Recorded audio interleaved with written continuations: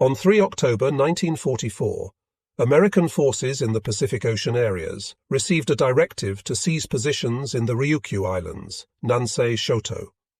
Okinawa is the most important island of the Ryukyu group, the threshold of the 4 main islands of Japan. The decision to invade the Ryukyus signalized the readiness of the United States to penetrate the inner ring of Japanese defenses. For the enemy, failure on Okinawa meant that he must prepare to resist an early invasion of the homeland or surrender. The Strategic Decision Operation Iceberg, as the plan for the Okinawa campaign was officially called, marked the entrance of the United States upon an advanced stage in the long execution of its strategy in the Pacific. Some 4,000 miles of ocean and more than 3 years of war separated Okinawa from Pearl Harbor. In 1942 and 1943, the Americans had contained the enemy and thrown him back. In 1944, their attack gathered momentum, and a series of fierce island campaigns carried them toward the Japanese inner stronghold in great strides. The Allied advance followed 2 main axes, one through the islands of the Central Pacific, the other through the South and Southwest Pacific. Navy task forces and some other elements operated on both fronts as needed. The result was unremitting pressure against Japanese military and naval might, a major objective of American strategy. Near the close of 1943, a thrust at the Gilbert Islands from the Central Pacific, in which Tarawa, Makin, and Apamama were seized, paved the way for the assault on the Marshalls on 31 January 1944. American forces captured Kwajalein, Majuro, and Eniwetok, and their fleet and air arms moved forward. At the same time, American carriers heavily attacked Truk, and that formidable enemy naval base in the Carolines was thenceforth immobilized. Saipan, Tinian, and Guam in the Marianas fell to American arms in the summer of 1944, and, in the First Battle of the Philippine Sea, the United States Navy administered a crushing defeat to the Japanese fleet that tried to interfere with the American push westward. In September and October, the Americans occupied Ulithi in the Western Carolines for use as an anchorage and advanced fleet base, and took Angkor and Peleliu in the Palau Islands, situated close to the Philippines. Meanwhile, American forces in the South and Southwest Pacific were approaching Mindanao, southernmost of the Philippine Islands, by advances through the Solomons and New Guinea, in which Japanese armies were neutralized and isolated on Bougainville, New Ireland, and New Britain. The capture of Wakta on the northeastern coast of New Guinea in May 1944 was followed by the seizure of Biak and Noemfur. During the summer, a Japanese army attempting to break out from Wewak in Australian New Guinea was subdued. The invasion of Morotai in September placed American forces within 300 miles of Mindanao. The ultimate goal of American operations in the Pacific was the industrial heart of Japan, along the southern shores of Honshu between the Tokyo Plain and Shimonoseki. American strategy aimed to reach this objective by successive steps and to take advantage on the way of Japan's extreme vulnerability to submarine blockade and air bombardment. Throughout most of 1944, Army and Navy staffs in the Pacific Ocean areas had been planning for the invasion of Formosa, Operation Causeway, in the spring of 1945. On the basis of the Joint Chiefs of Staff Directive of March 1944, the general concept of this operation had been outlined, the availability of troops considered and reviewed many times, and the assignment of task force commanders announced. On 23 August, a joint staff study for Causeway had been published. It was clear that Admiral Chester W. Nimitz, Commander-in-Chief, United States Pacific Fleet and Pacific Ocean areas, intended to invade Formosa after Southwest Pacific forces had established positions in the central and southern Philippines. Causeway, in turn, was to be followed by operations against the Ryukyus and Bonins, or against the China coast. Either course would lead eventually to assault on the Japanese home islands.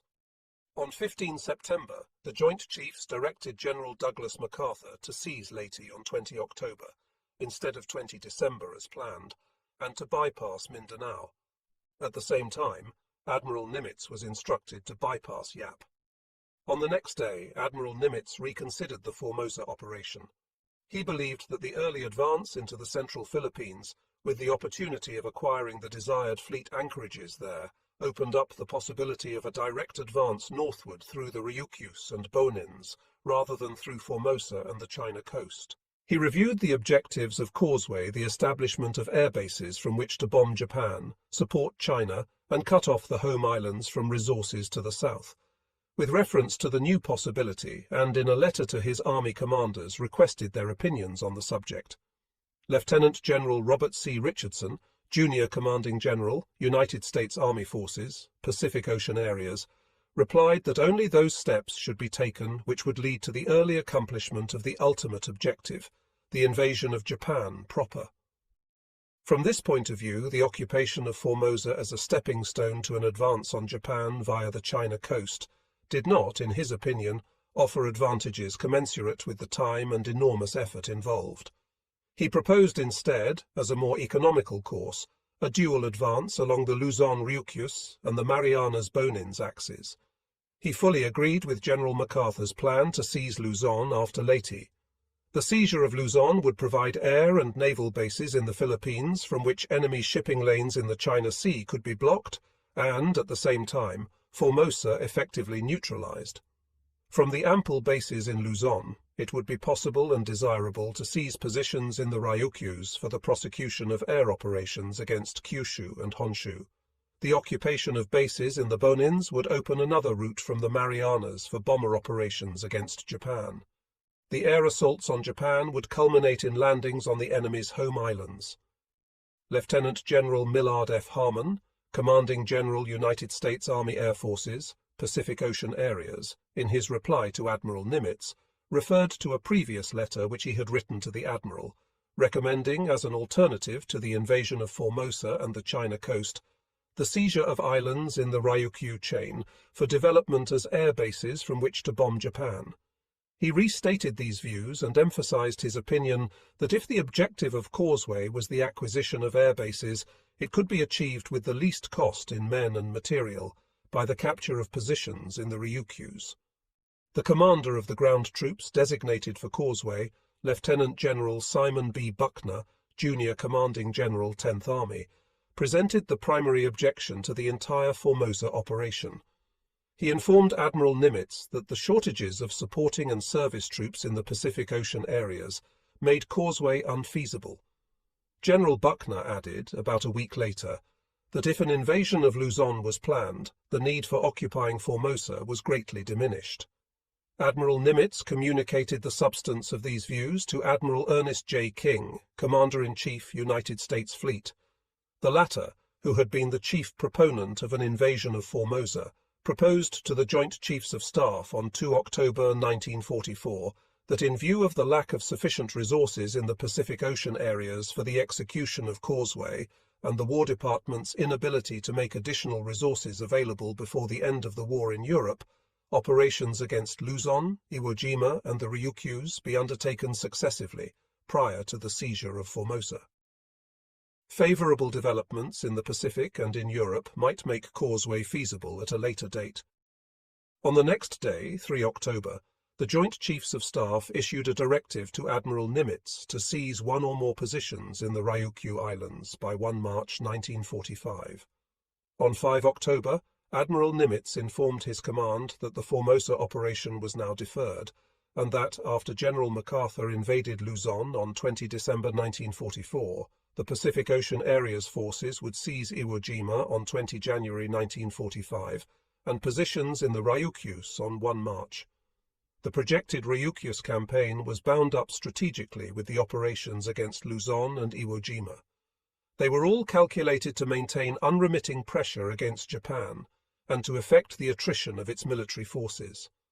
The Luzon operation in December would allow the Southwest Pacific forces to continue on the offensive after taking Leyte. The occupation of Iwo Jima in January would follow through with another blow and provide a base for fighter support for the B-29s operating against Japan from the Marianas.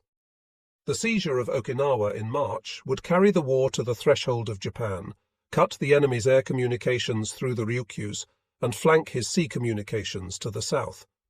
Okinawa was, moreover, in the line of advance both to the China coast and to the Japanese home islands. The direct advance to the Ryukyus-Bonin's line from the Luzon-Marianas was thus conceived within the framework of the general strategy of destroying by blockade and bombardment the Japanese military forces or their will to resist. The Ryukyus were within medium bomber range of Japan, and it was estimated that 780 bombers, together with the necessary number of fighters, could be based there. An advanced fleet anchorage was available in Okinawa.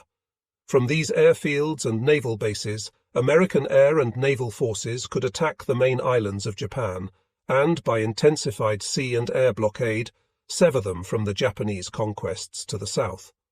The captured bases could also be used to support further operations in the regions bordering on the East China Sea. Finally, the conquest of the Ryukyus would provide adequate supporting positions for the invasion of Kyushu and, subsequently, Honshu, the industrial heart of Japan.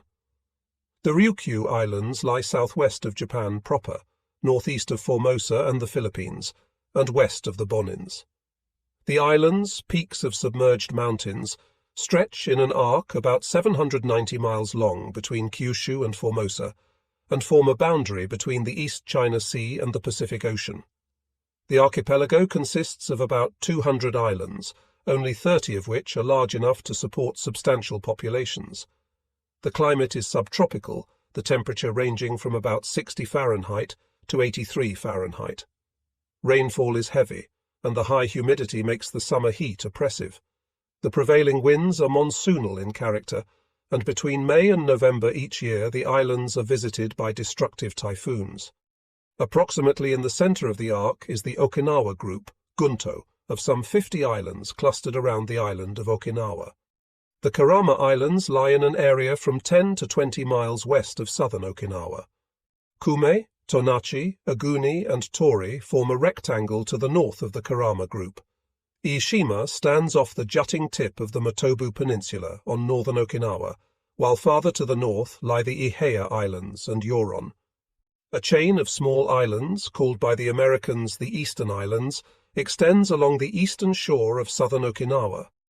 Lying in the path of the Japan Current, the entire Okinawa group is surrounded by seas warm enough to allow the growth of coral, and hence all the islands are surrounded by fairly extensive reefs, some of which extend several miles offshore. Okinawa is the largest of the islands in the Ryukyus. Running generally north and south, it is 60 miles long and from 8 to 18 miles wide, with an area of 485 square miles. It is entirely fringed with reefs. On the western side, the reef lies fairly close to shore and is seldom over a mile wide. On the eastern side, where the coast is more sheltered, the reef extends for some distance offshore, the widest and shallowest points being north of Nakagusuku Bay. When Commodore Perry's ships sailed into Naha Harbor on 26 May 1853, Okinawa was a semi-independent country, paying tribute to China and Satsuma. It was annexed in 1879 by Japan, which integrated the Okinawan people almost completely into the Japanese governmental, economic, and cultural structure. The racial origins of the Okinawans are similar to, but not identical with, those of the Japanese, and the Okinawan stock and culture had been subject to extensive Chinese influence. While the Okinawans generally resemble the Japanese in physique, they differ appreciably in their language, the native Lukuan tongue. The predominant religion among the Okinawans is an indigenous animistic cult, of which worship of fire and the hearth is typical. Veneration of ancestors is an important element in this religion and the burial tomb. The most characteristic feature of the Okinawa landscape, a feature which the Japanese were to convert into a formidable defensive position. The standard of living of the Okinawan people is low. The Japanese made no attempt to raise it, regarding the Okinawans as inferior rustics. Most of the inhabitants subsist on small-scale agriculture. When the invading Americans climbed up from the beaches, they found every foot of usable land cut into small fields and planted with sugarcane, sweet potatoes, rice and soybeans. In 1940, the population of the island was 435,000. The terrain in northern Okinawa, the two-thirds of the island above the Ishikawa Isthmus, is extremely rugged and mountainous. A central ridge, with elevations of 1,000 feet or more, runs through the length of the region, The ridge is bordered on the east and west by terraces which are dissected by ravines and watercourses, and it ends at the coast in steep cliffs. About 80% of the area is covered by pine forests interspersed with dense undergrowth. Troop movements are difficult in the region, as the use of vehicles is confined to the poor road that hugs the western shore. The Motobu Peninsula, which is nearly square in shape and juts to the west, has also a mountainous and difficult terrain. Two mountain tracts, separated by a central valley, run east and west the length of the peninsula. Successive coastal terraces are well developed on the north, east, and west of the peninsula. About 3½ miles off the northwest end of the Motobu Peninsula is the small flat-topped island of Ieshima, with a sharp pinnacle about 500 feet high at the eastern end. The southern third of Okinawa, south of Ishikawa, is rolling, hilly country, lower than the north but broken by terraces, steep natural escarpments, and ravines. This section is almost entirely under cultivation and contains 3/4 of the population of the island. Here, too, are the airfields and the large towns, Naha, Shuri, Itomen, and Yonabaru. It was in this area that the battle for Okinawa was mainly fought. The limestone plateau and ridges are ideal for defense and abound in natural caves and burial tombs, easily developed into strong underground positions. Generally aligned east and west, the hills offer no north-south ridge line for troop movement, and thus they provide successive natural lines of defense, with frequent steep slopes created by artificial terracing. Rice paddies fill the lowlands near the coasts. The roads are more numerous than in the north, but with the exception of those in Naha and its vicinity, they are mostly country lanes unsuited for motorized traffic. Drainage is generally poor, and heavy rains turn the area into a quagmire of deep clay-like mud. South of Zampa Point on the west, there is a 15,000-yard stretch of coastline, which includes nearly 9,000 yards of beaches, divided by the Bishi River. These are known as the Hagushi Beaches, deriving their name from a small village at the mouth of the river. The beaches are not continuous, but are separated by cliffs and outcropping headlands. They range from 100 to 900 yards in length, and from 20 to 45 yards in width at low tide, and some are completely awash at high water. A shallow reef with scattered coral heads borders the entire stretch of beach, and in many places is almost a barrier reef, with deeper water between its crest and the shoreline than immediately to seaward. The beaches are for the most part coral sand, and most have at least one road exit.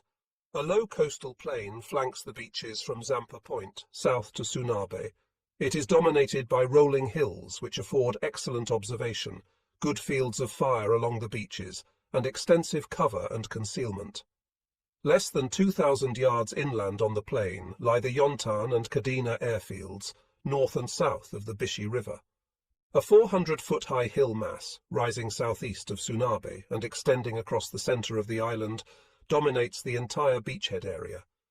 Composed of innumerable sharp ridges and deep ravines, it is a major obstacle to rapid troop movements and can be used effectively for a strong delaying action.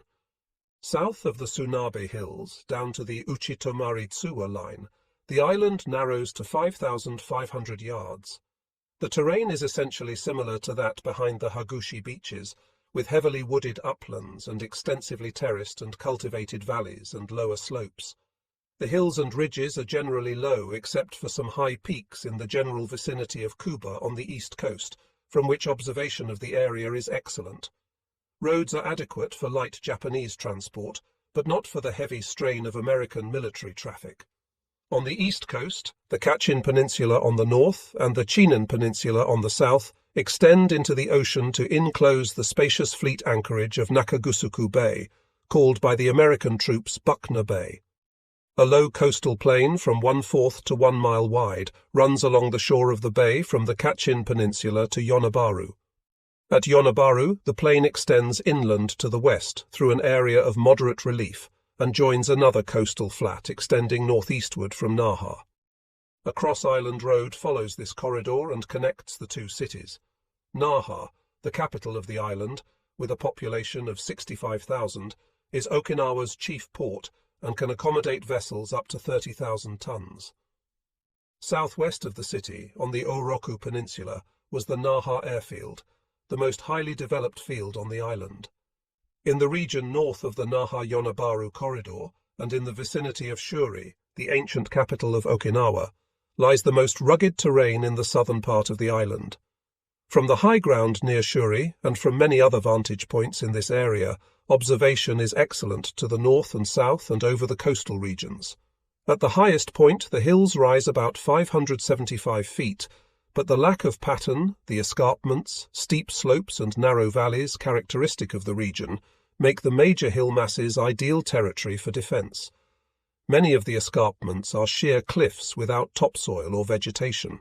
The low ground is filled with twisting ridges and spotted with small irregular knolls, rendering observation difficult and providing excellent locations for minor infantry and anti-tank positions. The most prominent features of the region are the strong natural defensive line of the Uraso-Mura escarpment, rising from the west coast above the Makinato airfield and running for 4,500 yards across the island in a southeasterly direction, and the chain of hills through Tanabaru and Minami-Webaru to the east coast southwest of Tsuwa. South of the strong Shuri positions, the terrain is rough, but there are few large escarpments. There are some broad valleys and an extensive road net which would facilitate troop movements. The terrain in the southern end of the island consists of an extensive limestone plateau surrounded by precipitous limestone cliffs. The northern side of the plateau is a 300-foot escarpment which rises vertically from the valley floor in a jagged coral mass. On the top of the plateau, major hills Yuza Dake and Yeju Dake cover all approaches from the north, east and west.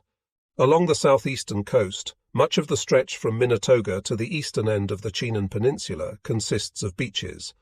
These are dominated by the rolling dissected terrace forming the body of the peninsula, and by the high plateau to the southwest. American intelligence of the enemy. American knowledge of the enemy and of the island of Okinawa was acquired slowly over a period of many months and in the face of many difficulties. With Okinawa isolated from the world by the Japanese, information of military value concerning this strategic inner defense line of the empire was scarce and difficult to obtain. Limited basic intelligence was garnered from documents and prisoners captured on Pacific Island battlefields, from interrogation of former residents of the Ryukyus, and from old Japanese publications. The great bulk of the data was obtained through aerial photographic reconnaissance. This, however, was often incomplete and inadequate, particularly for terrain study and for estimating enemy strength and activity. The distance of the target from American air bases, 1,200 nautical miles, necessitated the use of B-29s and carrier planes for photographic missions. The former afforded only high-altitude, small-scale coverage, while the latter depended on the scheduling of carrier strikes. The relatively large land masses involved and the prevalence of cloud cover added to the difficulty of obtaining the large-scale photographs necessary for detailed study of terrain and installations. The target map prepared by American intelligence represented all that was known of the terrain and the developed facilities of the island. This map, scale 1:25 Thosuand, was based on aerial photographs obtained on 29 September and 10 October 1944 and was distributed about 1 March 1945. Incomplete coverage, varying altitudes of the plains, and cloudiness over parts of the island at the time prevented clear delineation, and certain portions of the map, including that of the high ground north of Shuri, had either poor topographic detail or none at all. Additional photographic coverage of the island was obtained on 3 and 22 January, 28 February, and 1 March 1945. That of 22 January was excellent for the proposed landing beach areas. To supplement aerial photography, a submarine was sent from Pearl Harbor to take pictures of all Okinawa beaches. The submarine never returned. Hydrographic information was complete, but its accuracy could not be checked until the target was reached. As the data agreed with a captured Japanese map, they were presumed to be accurate. The most reliable information on the depth of the water over the reefs was obtained from sonstrip photography and was made available to the troops in March. The first estimate of enemy strength, made in October 1944, put the number of Japanese troops on Okinawa at 48,600, including 2 infantry divisions and 1 tank regiment. In January 1945, this estimate was raised to 55,000, with the expectation that the Japanese would reinforce the Okinawa garrison to 66,000 by 1 April 1945. At the end of February, however, the January estimate was still entertained. All these figures were based on interpretation of aerial photographs and on the use of standard Japanese tables of organization. There was no documentary evidence corroborating the estimate of the number of troops on the island. It was believed that the Japanese had moved 4 infantry divisions to the Ryukyus during 1944. These were identified as the 9th, 62nd, 24th, and 28th Divisions. Army intelligence learned that one division, perhaps the 9th, had been moved from Okinawa to Formosa in December 1944. In March 1945, American intelligence estimated that the Japanese forces on Okinawa consisted of the following troops, which included 26 battalions of infantry, Headquarters 32nd Army, 625 24th Division, triangular, 15,000 to 17,000 62nd Division square, 11,544th Independent Mixed Brigade, 6,001 Independent Mixed Regiment, 2,501 Tank Regiment, 751 Medium Artillery Regiment, 2 mortar battalions, 1 anti-tank battalion, 3 anti-tank companies and anti-aircraft units, 5,875 air-ground personnel, 3,500 service and construction troops, 5,000 to 6,000 naval ground troops, 3,000 total, 53,000 to 56,000. It was considered possible that elements of the 9th and 28th Divisions might also be present on Okinawa proper. Enemy forces were known to be organized under the 32nd Army, commanded, it was thought, by General Watanabe with headquarters at Naha. Shortly before the landings, the estimate of Japanese troops was raised to 65,000 on the basis of long-range search plane reports of convoy movements into Naha. Calculations based on Japanese tables of organization indicated that the enemy could be expected to have 198 pieces of artillery of 70mm or larger caliber, including 24 150mm howitzers. The Japanese were presumed to have also about 100 anti-tank guns of 37mm and 47mm caliber, in addition to the guns carried on tanks. The tank regiment on Okinawa had, according to Japanese tables of organization, 37 light and 47 medium tanks, but one estimate in March placed the total number of tanks at 90. Intelligence also indicated that rockets and mortars up to 250mm could be expected. Aerial photographs disclosed 3 main defense areas on Okinawa, centering in Naha, the Hagushi beaches, and the Yonabaru-Nakagusuku Bay area on the east coast. Prepared positions for 4 infantry regiments were noted along the bay, for 1 regiment behind the Hagushi beaches, and for 1 battalion along the beaches at Machinato above Naha. It was believed that a total of 5 or 6 battalions of troops would be found in the northern part of Okinawa and Lashima, and that 2 divisions would be concentrated in southern Okinawa. The main strength of the Japanese artillery was believed to be concentrated in 2 groups, one about 2 miles east of Yontan airfield, and the other about 3 miles due south of Shuri. The probable presence of guns was deduced from the spoil which had been deposited in front of cave or tunnel entrances on the slopes of ridges in a manner suitable for gun emplacements. At the end of March 1945, intelligence indicated that there were 4 operational airfields on Okinawa at Naha, Yontan, Kadena, and Machinato. The first 2 were the best. All were heavily defended with numerous anti-aircraft and dual-purpose gun emplacements. The Yonabaru Strip, which had been in an initial stage of construction in October 1944, was reported as having been abandoned by February 1945. Apparently not intending to defend Ieshima very determinedly, the Japanese, in the latter part of March, were reported to have rendered the airfield there unusable by digging trenches across the runways. Land-based enemy aircraft on Okinawa was not expected to constitute a danger. The Americans fully expected that the airfields would be neutralized by the time they invaded the island. It was reported on 29 March, however, that enemy fighter and transport planes were being flown in at night to the Kadena airfield.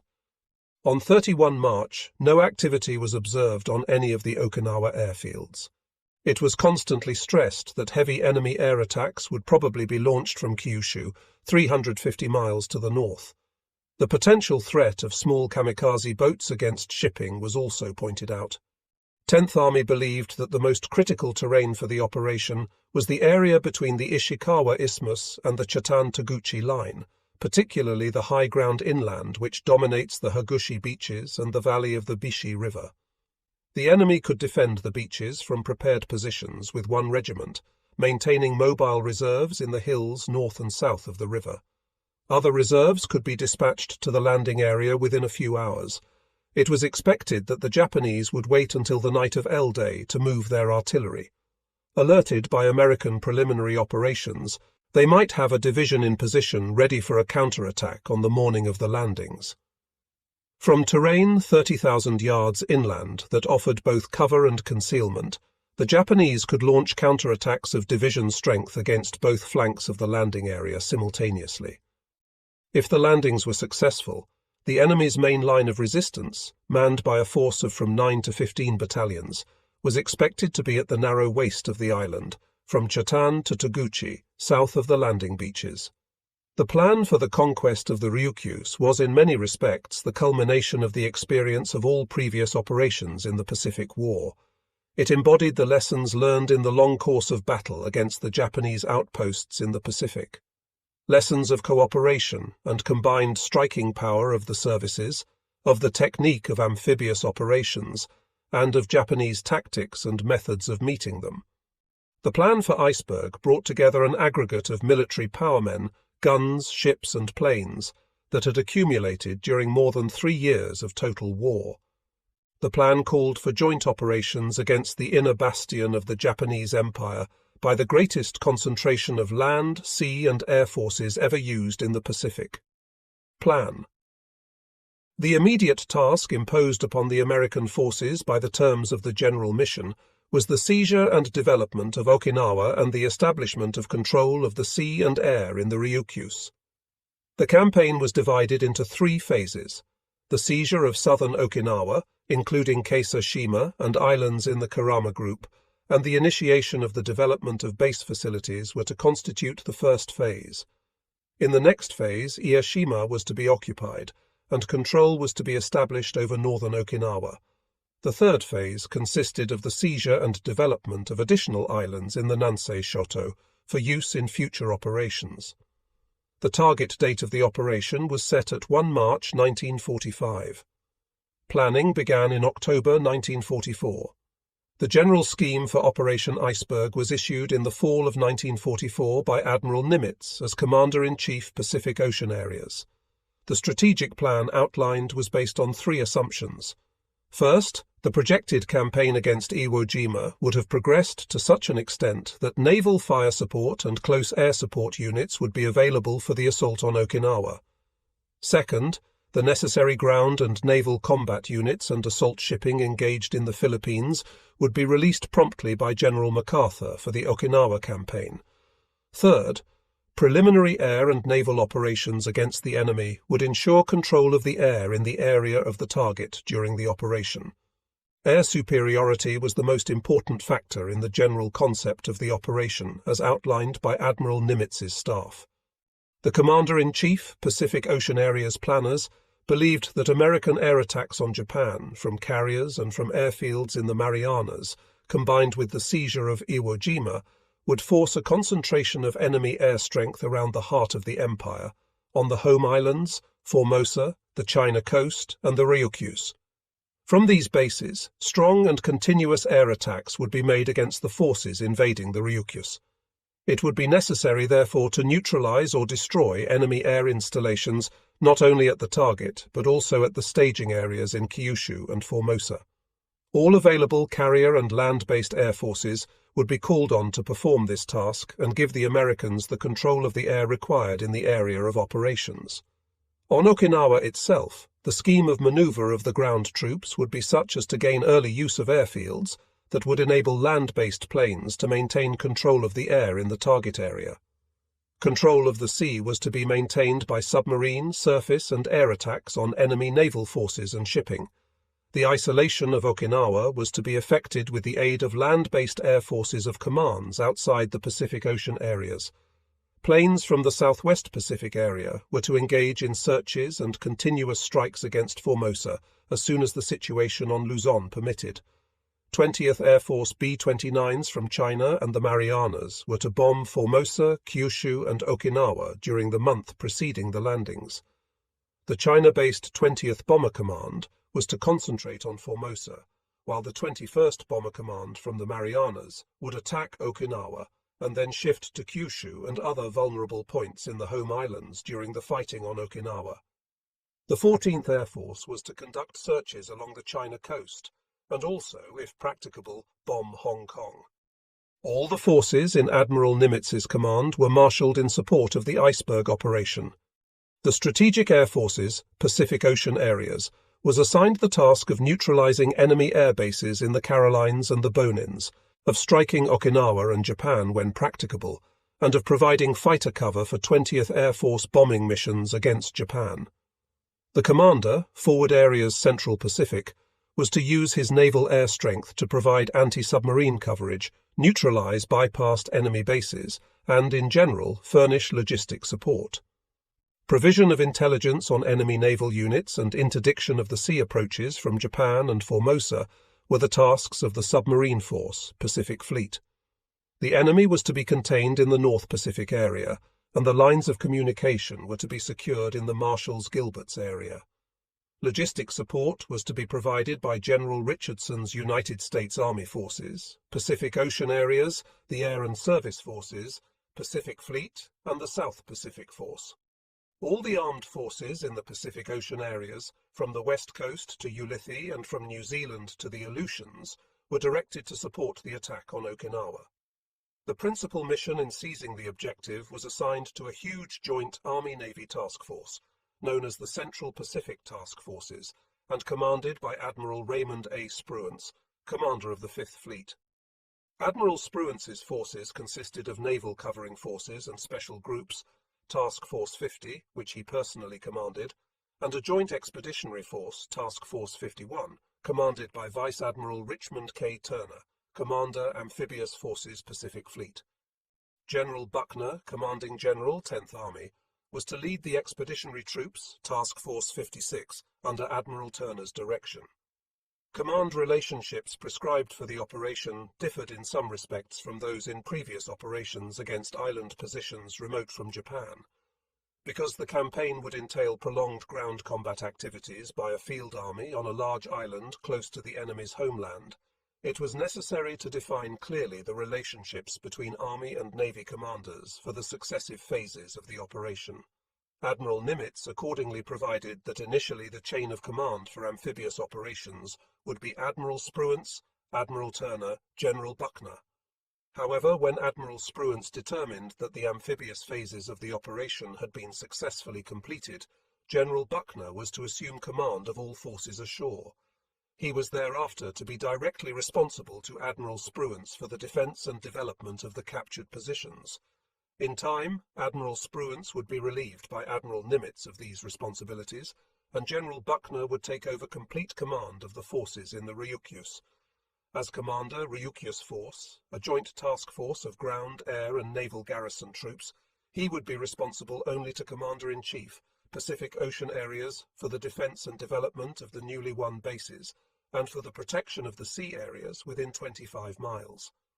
Admiral Spruance, as commander of Task Force 50, had at his disposal Vice Admiral Mitcher's fast carrier force, Task Force 58, a British carrier force, Task Force 57, special task groups for aerial search and reconnaissance and anti-submarine warfare, and fleet logistic groups.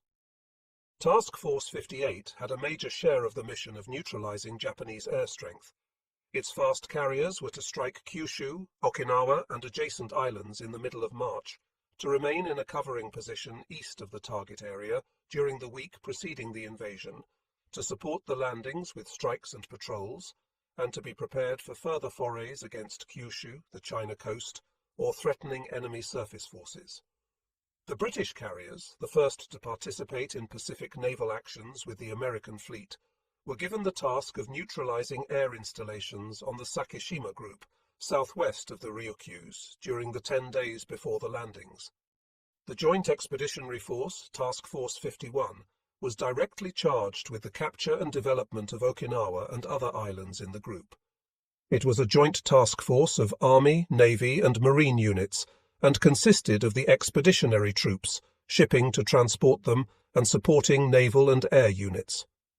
Direct naval and air support for Task Force 51 was to be furnished by its amphibious support force, Task Force 52, made up of escort carriers, gunboat and mortar flotillas, minesweepers and underwater demolition teams, and by the gunfire and covering force, Task Force 54, of old battleships, light and heavy cruisers, destroyers, and destroyer escorts.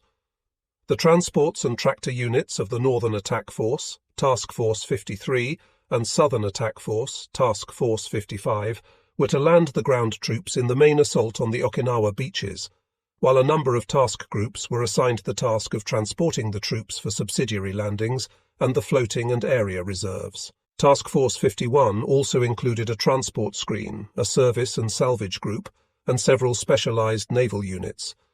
The troops who would assault the objectives constituted a field army, the 10th Army, which had been activated in the United States in June 1944, and shortly thereafter had opened headquarters on Oahu. General Buckner formally assumed command in September 1944, having come to the new assignment from the command of the Alaskan Department, where for 4 years he had been organizing the American defenses in that area. His new staff included many officers who had served with him in Alaska, as well as some from the European Theatre of Operations. The major components of 10th Army were 24th Army Corps and 3rd Amphibious Corps, Marine. The former consisted of the 7th and 96th Infantry Divisions, and was commanded by Major General John R. Hodge, a veteran leader of troops who had met and defeated the Japanese on Guadalcanal, New Georgia, Bougainville, and Leyte. 3rd Amphibious Corps included the 1st and 6th Marine Divisions, and was headed by Major General Roy S. Geiger, who had successfully directed marine operations on Bougainville and Guam. 3 divisions, the 27th and 77th Infantry Divisions and the 2nd Marine Division, were under the direct control of 10th Army for use in special operations and as reserves. The Area Reserve, the 81st Infantry Division, was under the control of Commander-in-Chief Pacific Ocean Areas. Also assigned to 10th Army for the purpose of defense and development of the objectives were a naval task group, the Tactical Air Force, and the Island Command. A total of 183,000 troops was made available for the assault phases of the operation. About 154,000 of these were in the 7 combat divisions, excluding the 81st Division, which remained in New Caledonia. All 7 divisions were heavily reinforced with tank battalions, amphibian truck and tractor battalions, joint assault signal companies, and many attached service units. The 5 divisions committed to the initial landings totaled about 116,000. The 1st and 6th Marine Divisions, with 26,274 and 24,356 troops, respectively, each carried an attached naval construction battalion and about 2,500 replacements in addition to their other supporting combat and service units. The reinforced 7th, 77th and 96th Divisions averaged nearly 22,000 men per division, but each was about 1,000 understrength in organic infantry personnel. The 27th, a reserve division, was reinforced to a strength of 16,143, but remained nevertheless almost 2,000 understrength organically. The 2nd Marine Division, also in Army Reserve, numbered 22,195. 10th Army, as such, had never directed any campaigns, but its corps and divisions had all been combat tested before the invasion of the Ryukyus. 24th Corps had carried out the conquest of Leyte, and 3rd Amphibious Corps had captured Guam and Peleliu. The 7th Division had seen action on Attu, Kwajalein, and Leyte, the 77th on Guam and Leyte, and the 96th on Leyte. The 27th had taken part in the battles for the Gilberts and Marshalls and for Saipan. The 1st Marine Division had been one of the first to see action in the Pacific on Guadalcanal, and had gone through the campaigns of Western New Britain and Peleliu. The 6th Marine Division had been activated late in 1944, but its regiments were largely made up of seasoned units that had fought on Guam, the Marshalls, and Saipan. The AD Marine Division had participated in the fighting on Guadalcanal, Tarawa, Saipan, and Tinian.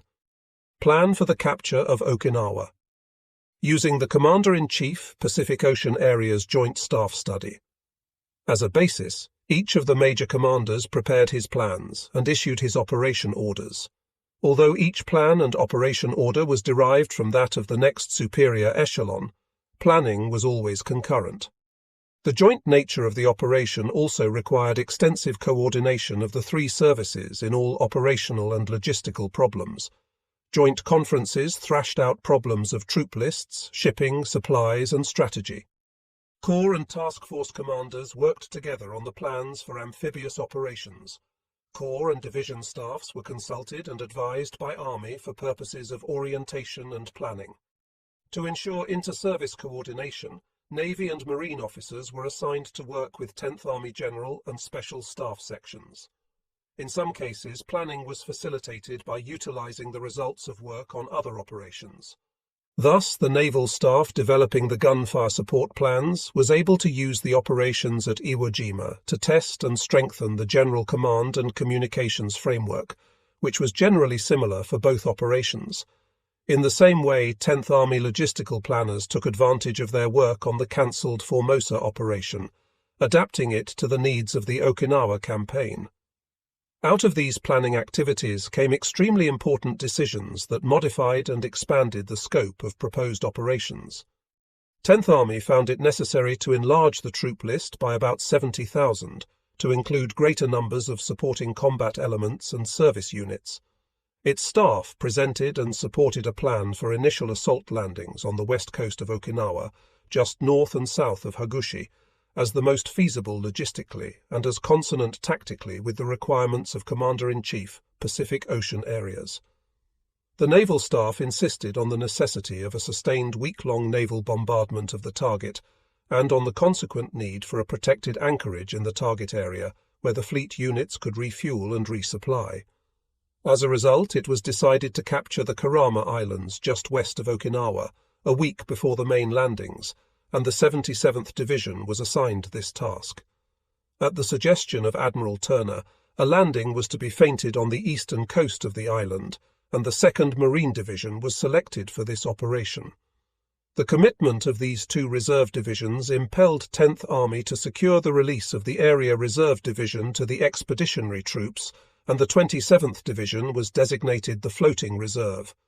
In its place, as Area Reserve, the 1st Division was ordered to stand by in the South Pacific. Finally, Commander-in-Chief, Pacific Ocean Areas was twice forced to set back the target date because delays in the Luzon operation created difficulty in maintaining shipping schedules, and because unfavorable weather conditions appeared likely in the target area during March.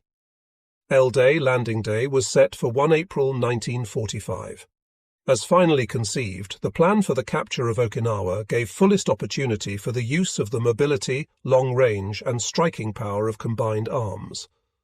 After the strategic isolation of Okinawa had been effected by land and carrier-based aircraft, the amphibious forces were to move forward to the objective. Task Force 52, the Amphibious Support Force, and Task Force 54, the Gunfire and Covering Force, assisted by the fast carriers of Task Force 58, were to begin operations at Okinawa and the Kurama Group on L-8 24 March. They were to destroy the enemy defences and air installations by naval gunfire and airstrikes, clear the waters around the objective and the beaches of mines and other obstacles, and provide cover and protection against hostile surface and air units to ensure the safe and uninterrupted approach of the transports and the landings of the assault troops. After the landings, they were to furnish naval support and air cover for the land operations. Minesweepers were to be the first units of the amphibious support force to arrive in the target area. Beginning on L-8, they were to clear the way for the approach of the bombardment units, and then to sweep the waters in the landing and demonstration areas to the shoreline. Underwater demolition teams were to follow the minesweepers, reconnoiter the beaches, and demolish beach obstacles. Naval gunfire was to support the capture of Okinawa by scheduled destructive bombardment in the week before the landings, by intensive close support of the main and subsidiary landings and the diversionary feint, and thereafter by delivering call and other support fires. The fire support ships with their 5 to 16-inch guns were organized into fire support units, each consisting of 2 old battleships, 2 or 3 cruisers, and 4 or 5 destroyers that were to stand off the southern part of the island in accordance with definite areas of responsibility. In view of the size of the objective and the impossibility of destroying all targets, fire during the pre-landing bombardment was to be laid on carefully selected targets. The principal efforts were to be directed to the destruction of weapons threatening ships and aircraft, and of the defences opposing the landings. Profitable targets were at all times to be sought by close observation, exploratory firing, and constant evaluation of results. Covering fires were to be furnished in conjunction with fire from gunboats and mortar boats in support of mine-sweeping operations and beach demolitions. On L-Day, beginning at 6 a.m., the naval guns were to mass their fires on the beaches. Counter-battery and deep supporting fires were to destroy the defence guns and keep enemy reinforcements from moving up to oppose the landings. As the assault waves approached the beaches, the fires of the big guns would lift to targets in critical areas inland and to the exterior flanks of the troops. Mortar boats and gunboats were to lead the boat waves to the shore, delivering mortar and rocket fire on the beaches. All craft would begin 40mm fire on passing the line of fire support ships and would fire at will until H-hour. After the landings, scheduled fire on areas 1,000 yards inland and on the flanks would be continued, but top priority would be given to call fires in direct support of the assault elements. All scheduled bombardments until H-35 minutes were to be under control of the commander of Task Force 52. After that time, because of the size of the landing forces and the extent of the beaches, the commanders of the northern and southern attack forces would assume control of the support of their respective landing forces. The commander of Task Force 51 was to remain responsible for the general coordination, as well as the actual control of bombardment in the Army zone. By 3 p.m. each day, he would allocate gunfire support vessels for the succeeding 24 hours, in accordance with approved requests from Army and Corps. Air support was to be provided largely by the fast carriers of Task Force 58 and by the escort carriers of Task Force 52. The fast carriers were for the first time to be available at the target area for a prolonged period to furnish support and combat air patrols. They were to cover mine-sweeping operations, hit targets on Okinawa which could not be reached by naval gunfire, destroy enemy defences and air installations, and strafe the landing beaches. The escort carriers would provide aircraft for direct support missions, anti-submarine patrols, naval and artillery gunfire spotting, air supply, photographic missions, and the dropping of propaganda leaflets.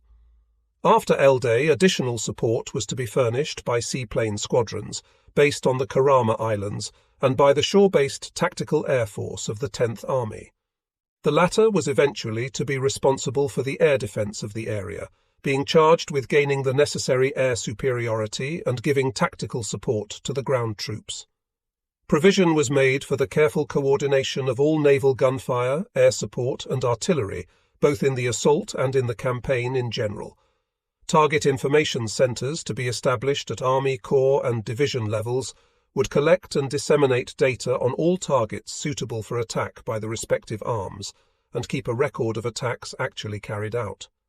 In addition, at every echelon, from battalion to army, representatives of each support arm, artillery, naval gunfire and air were to coordinate the use of their respective arms for targets in their zones of action and advise their commanders on the proper employment of the various types of supporting fires. Requests for support would thus be coordinated and screened as they passed up through the various echelons for approval. Under cover of the sustained day and night attacks by the naval and air forces, the first phase of the campaign, the capture of the Kurama and Kiza Islands and of the southern part of Okinawa was to begin. On L-6, the Western Islands Attack Group was to land the reinforced 77th Division on the Kurama Islands. The seizure of these islands was designed to give the Joint Expeditionary Force, prior to the main assault on Okinawa proper, a base for logistic support of fleet units, a protected anchorage, and a seaplane base. 2 regimental combat teams were to land on several of the islands simultaneously, and to proceed from the southeast end of the group to the northeast by island-hopping maneuvers, capturing Kaiser Island by L-1. All hostile coastal defense guns that could interfere with the construction of the proposed naval bases were to be destroyed. Organized enemy forces would be broken up without attempting to clear the islands of snipers. 2 battalions of 155mm guns were to be emplaced on Kaiser, in order to give artillery support to the landings on the coast of Okinawa. Then, after stationing a small garrison force in the islands, the division would re-embark and be prepared to execute the 10th Army's reserve plans, giving priority to the capture of Ieshima. While the 77th Division was taking the lightly held Kurama Islands, the preliminary operations for softening up Okinawa would begin. They would mount in intensity as L-Day approached. Beginning on 28 March, fire support units would close in on the island behind the minesweepers and demolition teams. The northern and southern attack forces would arrive off the west coast early on L-Day and land their respective ground forces at H-hour, tentatively set for 8:30 a.m. 3rd Amphibious Corps would land 2 divisions abreast. On the left flank, north of the town of Hagushi at the mouth of the Bishi River, 24th Corps would land 2 divisions abreast, on the right flank, south of Hagushi. The 4 divisions in landing would be in the following order from north to south: 6th Marine Division, 1st Marine Division, 7th Division, and 96th Division. The 2 corps were then to drive across the island in a coordinated advance. The 6th Marine Division was first to capture the Yontan airfield, and then to advance to the Ishikawa Isthmus, the narrow neck of the island, securing the beachhead on the north by L+15. The 1st Marine Division was to head across the island and drive down the Kachin Peninsula on the east coast. South of the Corps' boundary, which ran eastward from the mouth of the Bishi, the 7th Division would quickly seize the Kadena airfield and advance to the east coast, cutting the island in 2. The 96th was required initially to capture the high ground commanding its beaches on the south and southeast. Then it was to move rapidly down the coastal road, capture the bridges near Shatan, and protect the right of the Corps. Continuing its attack, it was to pivot on its right flank to secure the beachhead on the south by L+10 on a line running across the isthmus below Kuba and Futima. The choice of the beaches north and south of Hagushi for the initial assault was made after a study by 10th Army of all the landing beaches in southern Okinawa and a survey of several plans of action. The various plans were weighed in the light of the requirements of the Commander-in-Chief, Pacific Ocean Area's Joint Staff Study, and considerations of tactical and logistical feasibility. The preferred plan was finally chosen for a number of reasons. First, it would secure the necessary airfields by L+5. Second, it would provide the unloading facilities to support the assault. The Hagushi beaches were considered the only ones capable of handling sufficient tonnage to sustain a force of 2 corps and supporting troops, and this seemed to outweigh the disadvantages of not providing for the early capture of the port of Naha and the anchorage in Nakagusuku Bay. Third, the plan would result in separating the enemy forces. Fourth, it would concentrate the troops on one continuous landing beach opposite the point where the greatest enemy resistance was expected. Fifth, it would use the terrain least advantageous for enemy resistance to the landings. Finally, it would permit maximum fire support of the assault. The scheme of maneuver was designed to isolate the initial objective, the southern part of the island, by seizing the Ishikawa Isthmus, north of the landing beaches, to prevent enemy reinforcement from that direction. At the same time, the establishment of a general east-west line from Kuba on the south would prevent reinforcement from the south. Thereafter, the attack was to be continued until the entire southern part of the island was occupied.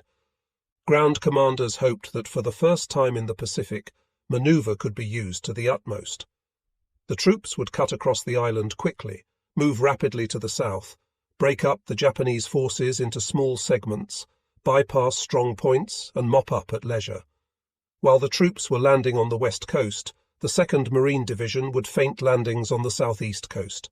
This demonstration, scheduled for L-Day and to be repeated on L+1, would be as realistic as possible in order to deceive the enemy into believing that landings would be made there as well as on the Hagushi beaches.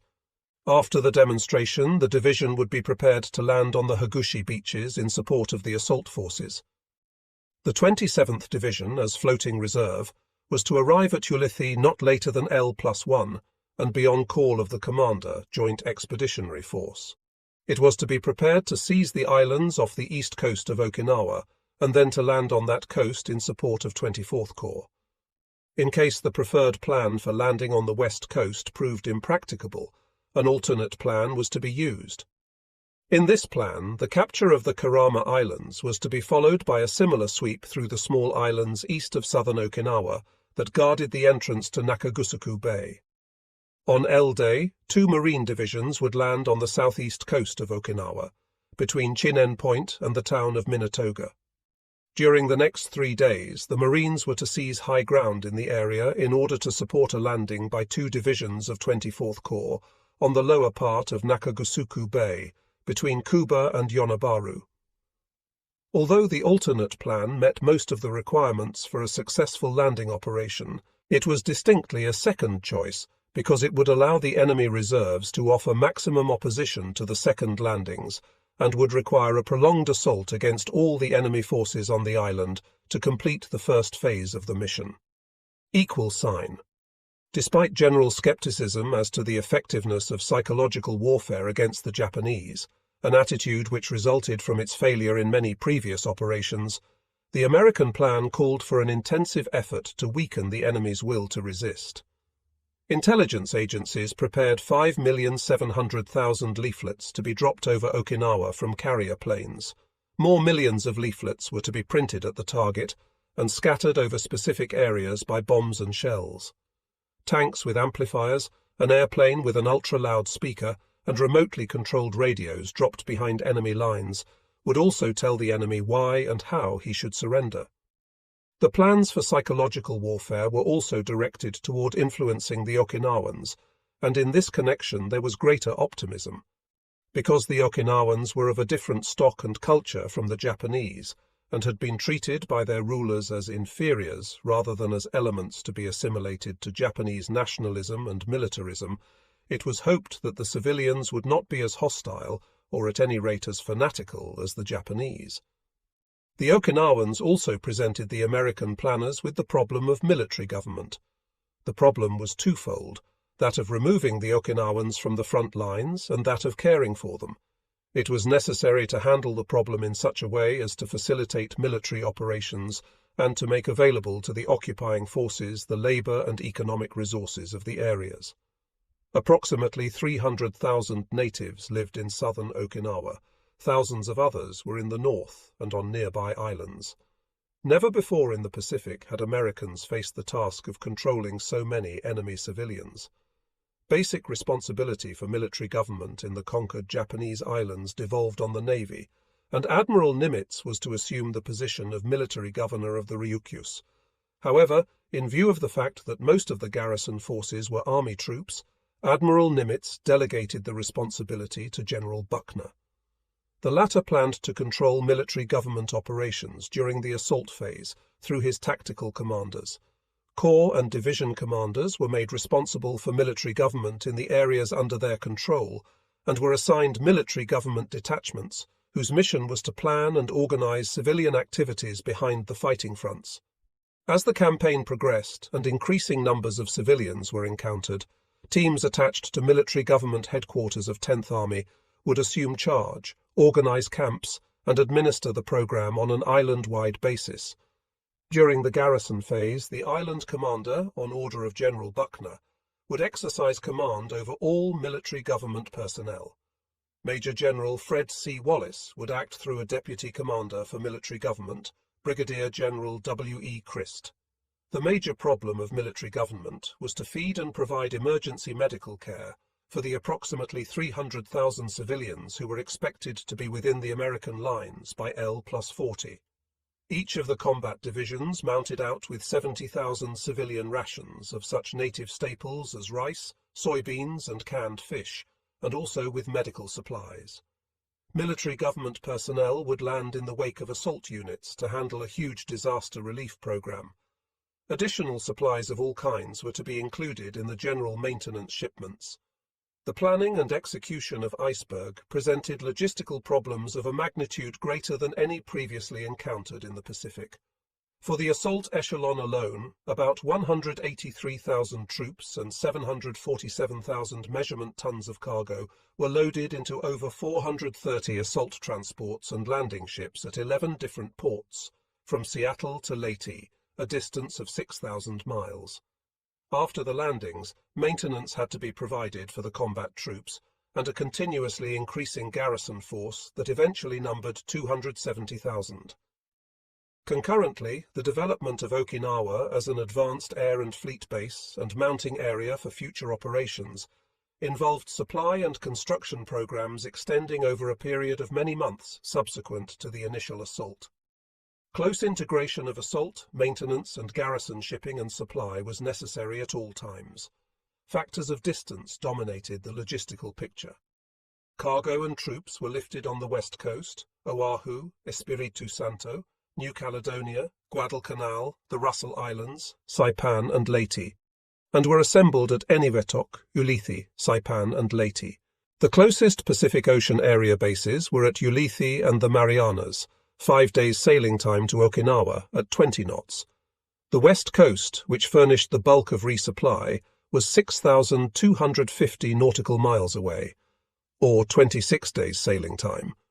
Allowing 30 days to prepare and forward the requisitions, 60 days for procurement and loading on the west coast, and 30 days for sailing to the target, the planners were faced with a 1,120-day interval between the initiation of their calculations and the arrival of supplies.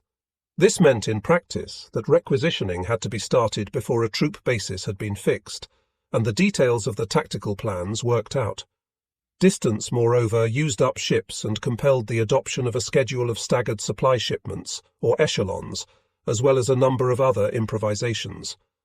Mounting the troops where they were stationed, in the scattered reaches of the Pacific Ocean and Southwest Pacific areas, required close and intricate timing to have them at the target at the appointed moment. Broad logistic responsibilities for the support of Iceberg were assigned by Admiral Nimitz to the various commanders chiefly concerned. Admiral Turner, as commander of the Amphibious Forces Pacific Fleet, furnished the shipping for the assault troops and their supplies, determined the loading schedules, and was responsible for the delivery of men and cargo to the beaches. General Buckner allocated assault shipping space to the elements of his command, and was responsible for landing the supplies and transporting them to the dumps. The control of maintenance and garrison shipping, which was largely loaded on the west coast, was retained by Commander-in-Chief Pacific Ocean areas. Responsibility for both the initial supply and the resupply of all Army troops was assigned to the Commanding General Pacific Ocean areas, while the commanders, Fleet Marine Force, Service Force and Air Force of the Pacific Fleet were charged with logistic support of Marine, Navy and Naval Aviation units. The initial supplies for the troops mounting in the South Pacific and the Southwest Pacific were to be furnished by the commanders of those areas.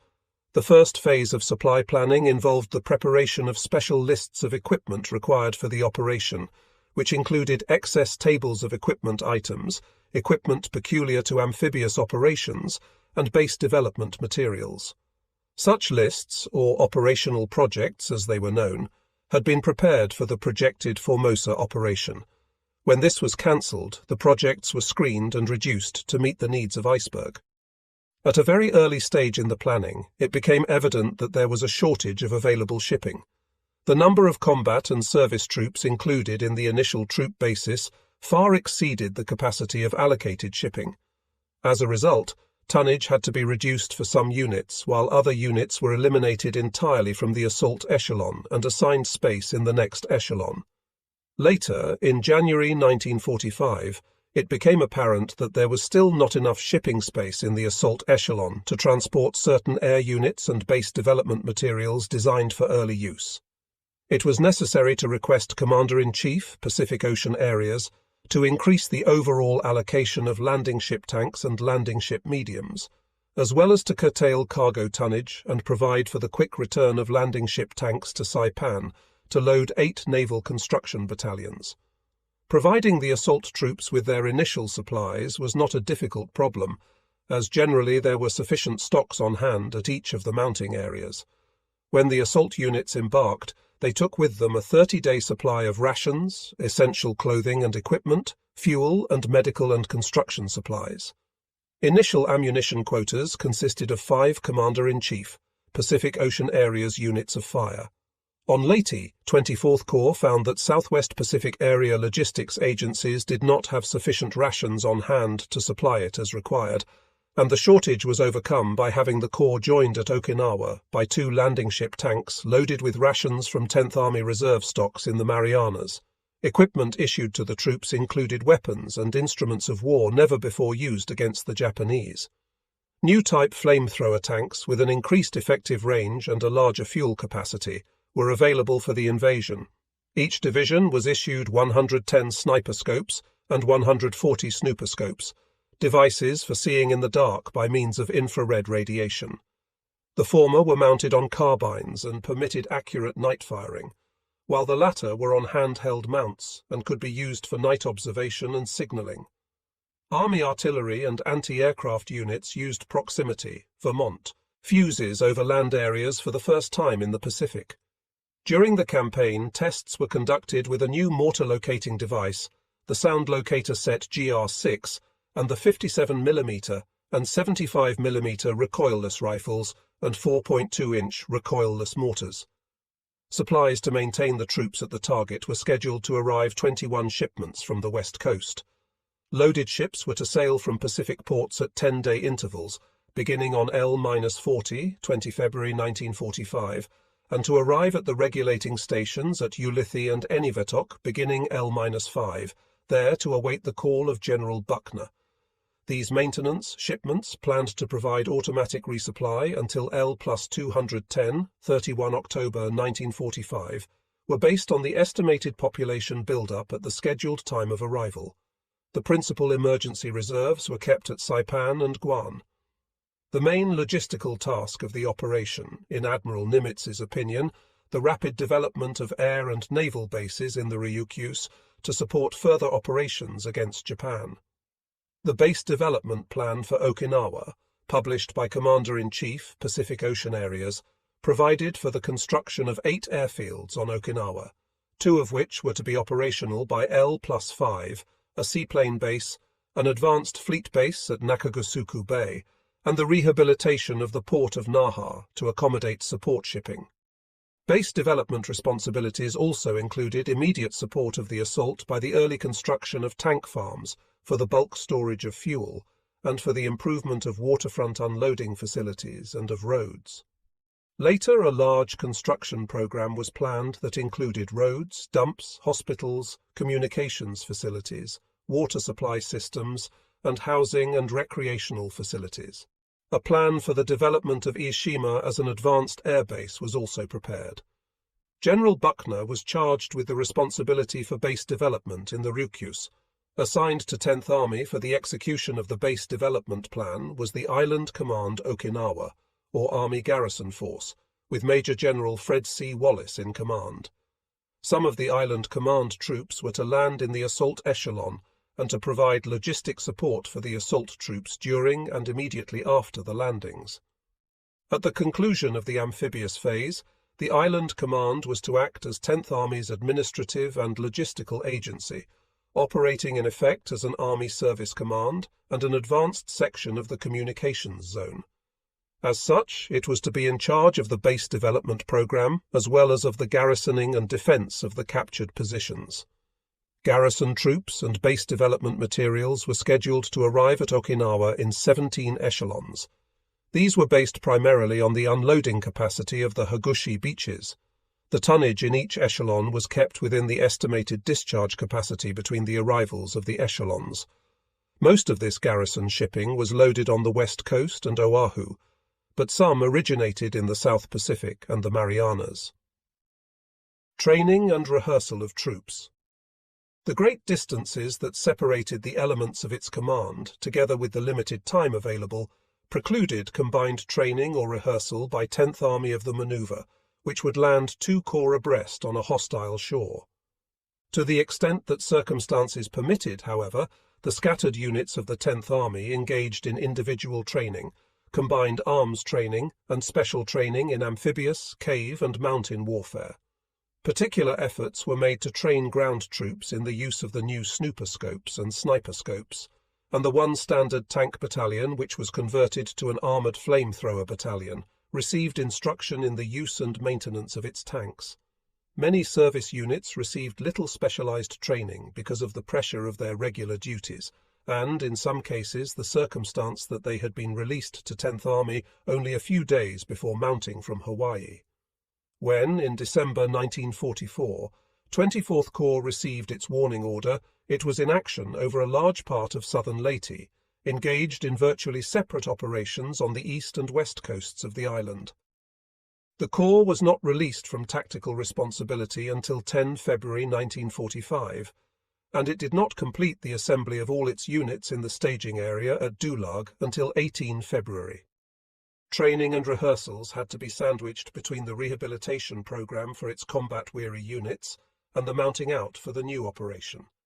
The 7th, 77th and 96th Divisions were able to engage only in a very limited amount of training specifically oriented to the Okinawa operation, but all managed to train in the use of the sniper scope and of flamethrowers. The Corps was, however, able to engage in a full-scale non-firing rehearsal with the 7th and 96th Divisions and amphibious elements of the Southern Attack Force in Leyte Gulf from 15 to 19 March 1945. In addition to training in the techniques of amphibious landings, the troops practiced the breaching and scaling of seawalls. Assault regiments of the 2 divisions landed and moved inland for 1,000 yards in a simulated attack, after which critiques were held and the exercise repeated. The 77th Division conducted practice landings separately in Leyte Gulf from 9 to 16 March. The 27th was able to engage in intensive training in Espiritu Santo between October 1944 and 25 March 1945, when it embarked for the target. 4 landing rehearsals were also held between 20 and 25 March. All the Marine divisions scheduled for the Okinawa campaign had several months in which to train and rehearse. The 1st Marine Division, finding training facilities restricted in the Russell Islands, arranged for each of its regiments to take a month's training on Guadalcanal, where adequate artillery, mortar and small arms ranges were available. The 6th Marine Division trained on Guadalcanal, conducting numerous division problems and field exercises. On Saipan, the 2nd Marine Division had the advantage of practicing against the Japanese, still holed up in the hills. The 3rd Amphibious Corps conducted a combined rehearsal with the 1st and 6th Marine Divisions at Guadalcanal from 2 to 7 March. Full-scale problems were worked out, troops and token supplies were landed, and a communications net established. Mounting out responsibility for the loading of the assault units was decentralized through delegation to the commanders at the various mounting points. The commanding general, 10th Army, however, retained control of the mounting of units from Oahu. The commanders of the 3rd Amphibious Corps and 24th Corps were responsible for embarking their respective troops in the South Pacific and Leyte. The 2nd Marine Division supervised the loading of its own troops and other units mounting from Saipan. Units which originated on the west coast were moved to the assigned mounting points for integration with the assault echelon. All loading was conducted according to the transport doctrine of the Amphibious Forces Pacific Fleet and the logistical directives published by 10th Army. 1 transport squadron of 15 APAs transports and 6 AKAs cargo ships, together with the requisite number of landing ship tanks and landing ship mediums, was allocated to each division, and additional allocations were made for Corps and Army troops. Altogether, 111 APAs, 47 AKAs, 184 landing ship tanks, and 89 landing ship mediums were loaded in mounting the Joint Expeditionary Force. Transport quartermaster teams were activated and assigned to Army units to load their troops and equipment, while Marine units used the teams which had functioned in previous operations. Admiral Turner also sent 2 combat loading teams, trained in embarkation procedures and familiar with the policies of his command, to aid in the loading of the 2 corps at Leyte and the Guadalcanal-Russell's area, and of the 27th Division at Espiritu Santo. All loading plans and operations were subject to the approval of the captain of each ship, as well as of the transport squadron commander concerned. 10th Army Headquarters and most of its attached troops mounted out of Hawaii, while the 7th, 77th and 96th Divisions embarked at Leyte, where the largest number of ships was loaded. Each division did its own loading under general supervision of the Corps. The chief difficulty encountered was the necessity of loading across the open beaches in the Dulag area on the east coast of Leyte. Piers were non-existent or of too flimsy a construction to withstand the battering which they took in the high surf and tide. Landing ship tanks and landing ship mediums were beached as near shore as possible, and vehicles had to be driven through the water. 105mm artillery was loaded by means of Duke AWs and pontoon causeways. Transports were loaded in the stream by ship's boats, tank landing crafts, and landing ship mediums. Many lighters and landing craft on Leyte had been diverted to the needs of the Luzon campaign in February when loading began, and a hurry call was sent to 10th Army for additional lighterage. Loading plans also went awry because of the lack of accurate advance information on the characteristics of ships to be loaded. Much time was consumed by the necessity of unloading newly arrived supplies across the open beaches and reloading them in the assault shipping. The 27th Division loaded separately at Espiritu Santo, where it met difficulties of transportation and misunderstandings with naval officials. 3rd Amphibious Corps and its units mounted out in the Guadalcanal-Russell's area. Loading was out in the stream but was facilitated by an ample supply of lighterage and by excellent sandy beaches. Assault troops were embarked on transports initially and were transferred to landing ships at the staging point at Ulithi, a method which shortened the time to be spent in the uncomfortable, crowded landing ship tanks and landing ship mediums. Movement to the target got underway on 18 March 1945, when the slow tractor group carrying the assault troops which were to take the Karama Islands left San Pedro Bay, Leyte. Transports with other 77th Division troops sailed from Leyte 3 days later, and the remainder of the division followed on 24 March. The tractor groups of the Southern Attack Force sailed from Leyte on 25 March, and the faster transports followed 2 days later. The course from Leyte was approximately northeast by north to a point about 300 miles south of Okinawa, when it was changed to north by northwest directly to the target. Units of 3rd Amphibious Corps in the Northern Attack Force sailed from the Guadalcanal area on 12 March, arriving on 21 March at Ulithi, where 4 days were spent in topping off supplies and effecting the transfer of troops to landing ships. The Northern Tractor Flotilla left from Ulithi on 25 March. The tractor groups carrying the 2nd Marine Division to the demonstration beaches left Saipan the same day. This state of affairs makes everyone very happy, even the gunners, who, although anxious to try their skills, laboriously and noisily acquired shooting at towed sleeves, are reasonably acquainted with the laws of chance, and have no desire to see their happy home messed up by a bomb dropped from a Val, who, ignorant of the Hornet's reputation at sleeve shooting, refuses to cooperate by getting itself shot down. Despite conscious efforts at recognition training, some mistakes were inevitable. During June 19, shipboard gunners shot down 1 or 2 Hellcats, including Ensign P.A. Neal off the Wasp. Progressed against 58.2 as 2 more Judys selected Bunker Hill, broad on Wasp's starboard beam. Their bombing was decent, with hits close aboard that inflicted 76 casualties, though just 3 were killed. Bomb splinters and concussion caused a variety of damage, blowing a VF-8 Hellcat overboard and igniting 3 small fires.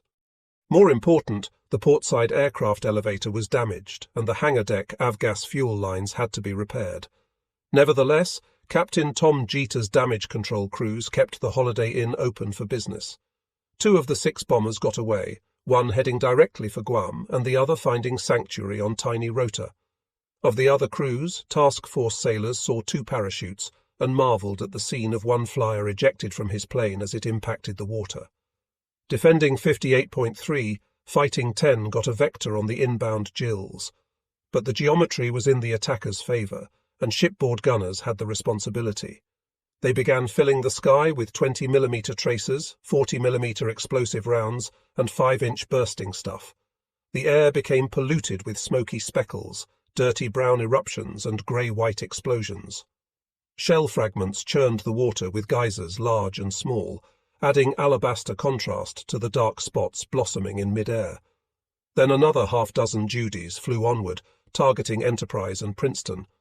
Lookouts saw them coming, resulting in a lively several minutes as Blackjack Reeves directed his group's evasive dance.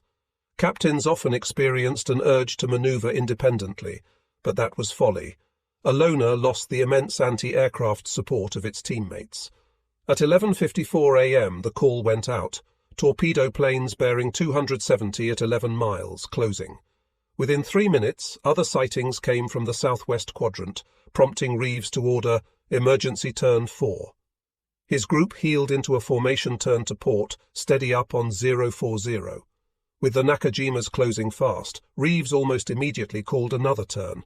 Mike Corpon 150, my course 150, informing the group that Lexington was veering into a hard reversal to starboard. At that moment, apparently, he lost contact with his escort commander, as there were repeated requests for Destroyer Squadron 50 to acknowledge. A Judy was first to attack, closing the Big E's starboard quarter from 3,000 feet. He released his bomb and recovered at about 1,500 feet, where automatic weapons tagged him. Emitting smoke, targeted by at least 3 carriers, the D4Y limped about 2 miles before crashing ahead of the ship. Gunners on Enterprise, Princeton, and Lexington all cheered the splash. But at 12:03 p.m., Japanese fish were swimming toward American hulls at 40+ knots. The warning came over the command net. Look out for torpedoes on starboard hand. More evasive turns followed, varying between 060 and 100 degrees. Then more gills glided in for torpedo runs. Enterprise gunners noted with disapproval that their ship was the sole objective, with the B-6Ns disregarding the Princeton, which was 2,000 yards on our starboard beam. The Tenzan attack was pressed home, but accomplished nothing, thanks to sharp ship handling and straight-shooting gunners. In a concussive cacophony, the 5-inchers and quad 40s deterred or destroyed the gills before they could launch their torpedoes in a full spread. The lone Type 91 known dropped had boiled toward Enterprise, but the 240-kilogram warhead detonated in her wake. It was a situation well known to the Japanese naval arsenal, which willingly accepted the trade-off of reliable detonators in exchange for the low hit probability of an up-the-kilt shot. The torpedo explosion may account for the report of a mysterious bomb 750 yards astern, while no bombers were observed. The Big E's 40mm mounts contributed to the splashing of 2 of the gills, while her 5-inch put the kill on the last plane. The pilot chose a high-angle approach that placed him in the zone of Gun Group 3rd, the starboard-aft battery, whose crews were ready. In its straight, slanting dive, the anti-aircraft directors quickly obtained a firing solution at 5,500 yards. The first 3 shells burst close by. The next severed the starboard wing. Now, with asymmetrical lift, the Jill rolled over and careened into the water as its wing fluttered down behind it. While her teammate was dealing with bombers and torpedo planes, Princeton was evading 3 attackers. Captain William Baraka had to dodge violently to avoid the floating wreckage of another B-6N. It was over in 6 minutes. During the attack aboard Lexington, Lieutenant Junior Grade Sims was eavesdropping on the Japanese strike coordinator, who had just expressed his intention to attack after he surveyed the results of his subordinates. Despite damage to some American ships, perhaps the best performance on Raid 2nd was provided by a non-shooter, Taiho's lone D4 Yonsei dropping aluminum chaff. The window Judy skirted the northwestern edge of the task force, penetrating the combat air patrol to a point some 35 miles north. It was a gutsy move, as the solo deception bird, San's escort, stood little chance of escape if intercepted. Nevertheless, the D4Y came hard about and, shortly before noon, began a 7-minute run to the southwest. Along the way, it released 15 bundles of aluminum deceiving paper that strobed on American radar scopes. The 58.4 controller was sufficiently impressed to pull 14 Cowpens fighters off the inbound raiders and divert them in the opposite direction.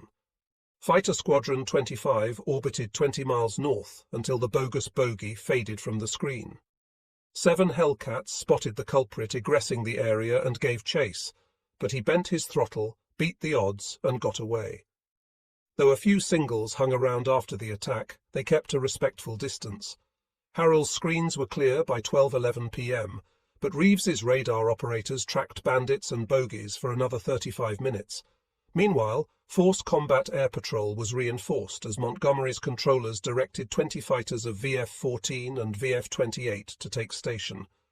Monterey's Fighting 28 claimed 6 Jills and a Zeke, with the hard-nosed skipper bagging 2.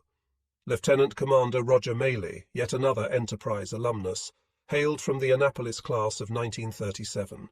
He barely tolerated reservists, but he knew his way around the Pacific. His first kill had been near Wake Island in February 1942. His United States Navy reserves included Ensign George J. Barnes, who also splashed 2 Jills, while Lieutenant Raymond G. Thorpe claimed a Zeke. 4 more VF-28 aviators split the remaining pair. As was customary, returning fighter pilots taxied past the island and displayed the appropriate number of figures for their kill claims. When Alex Vrasiu taxied up Lexington's deck, he glanced at the flag bridge. The new ace of aces flashed 6 fingers, drawing an immediate response. He had barely touched the deck when a ship's photographer arrived, asking him to repeat the victory gesture. Vrasiu didn't even have time to pull his gloves off. The photo went into history as the most enduring image of the battle. Despite the adrenaline high, Vrasiu was tugged in another direction. When he leaned down to unlock his wings prior to folding, he discovered that the handle was not seated. He glanced out at the port wing stub and saw the small red barrel protruding, a visual check item prior to launch. He had flown the best mission of his life with his wings only partly secured.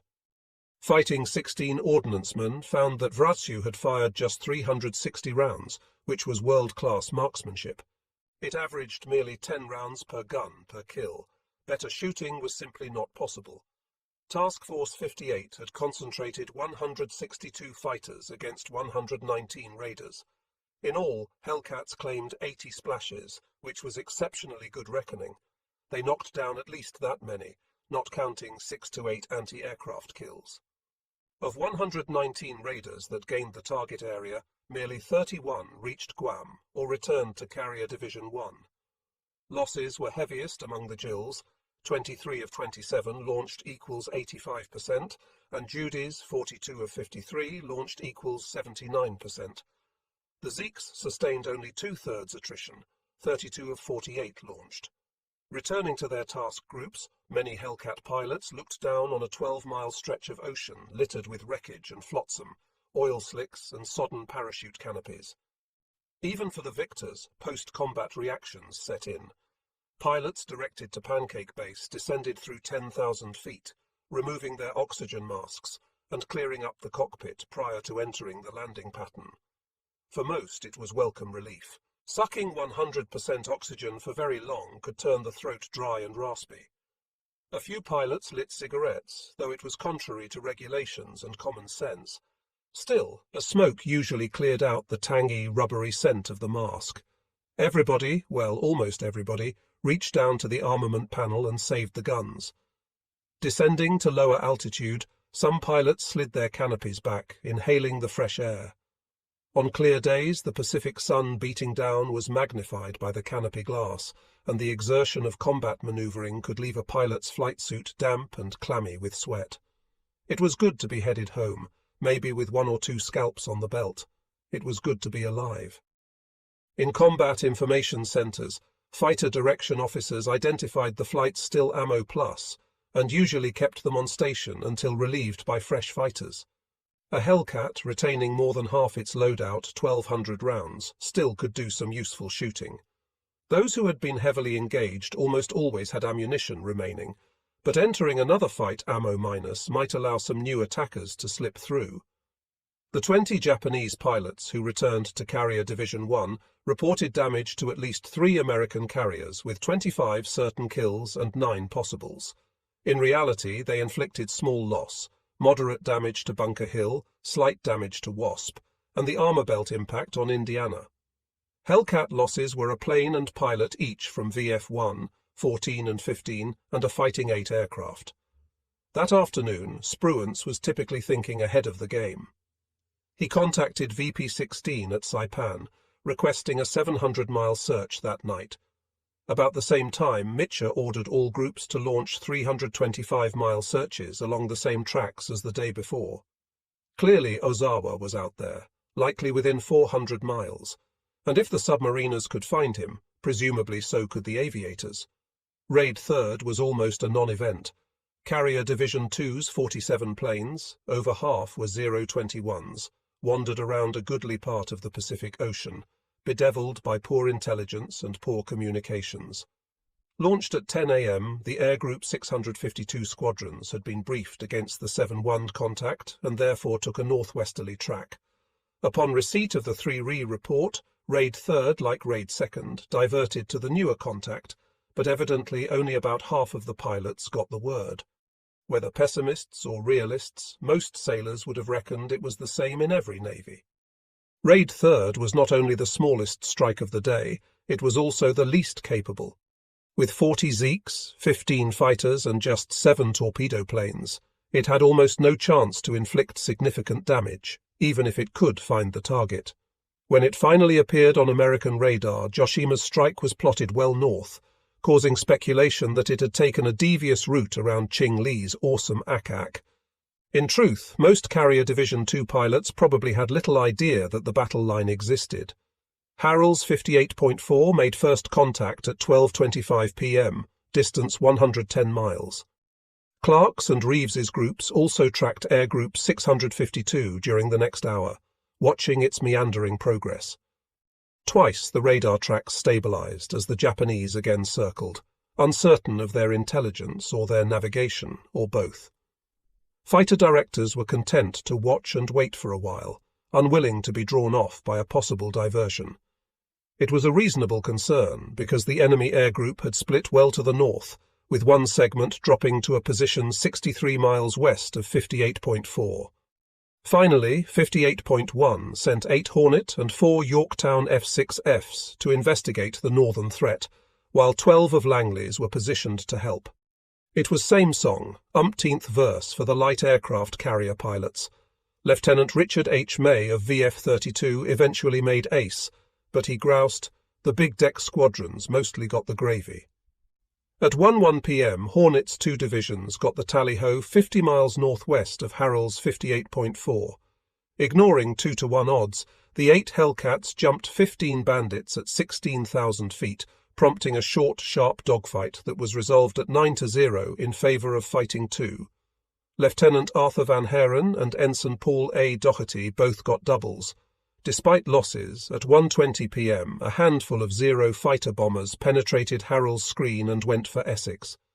Just one reached an attack position, but his bomb fell 600 yards wide. The inept but courageous rookie was chased by 2 Langley fighters. Lieutenant Junior Grade Jerome D. Kaiser and his wingman split for a bracket, making the Mitsubishi the meat in a Grumman sandwich.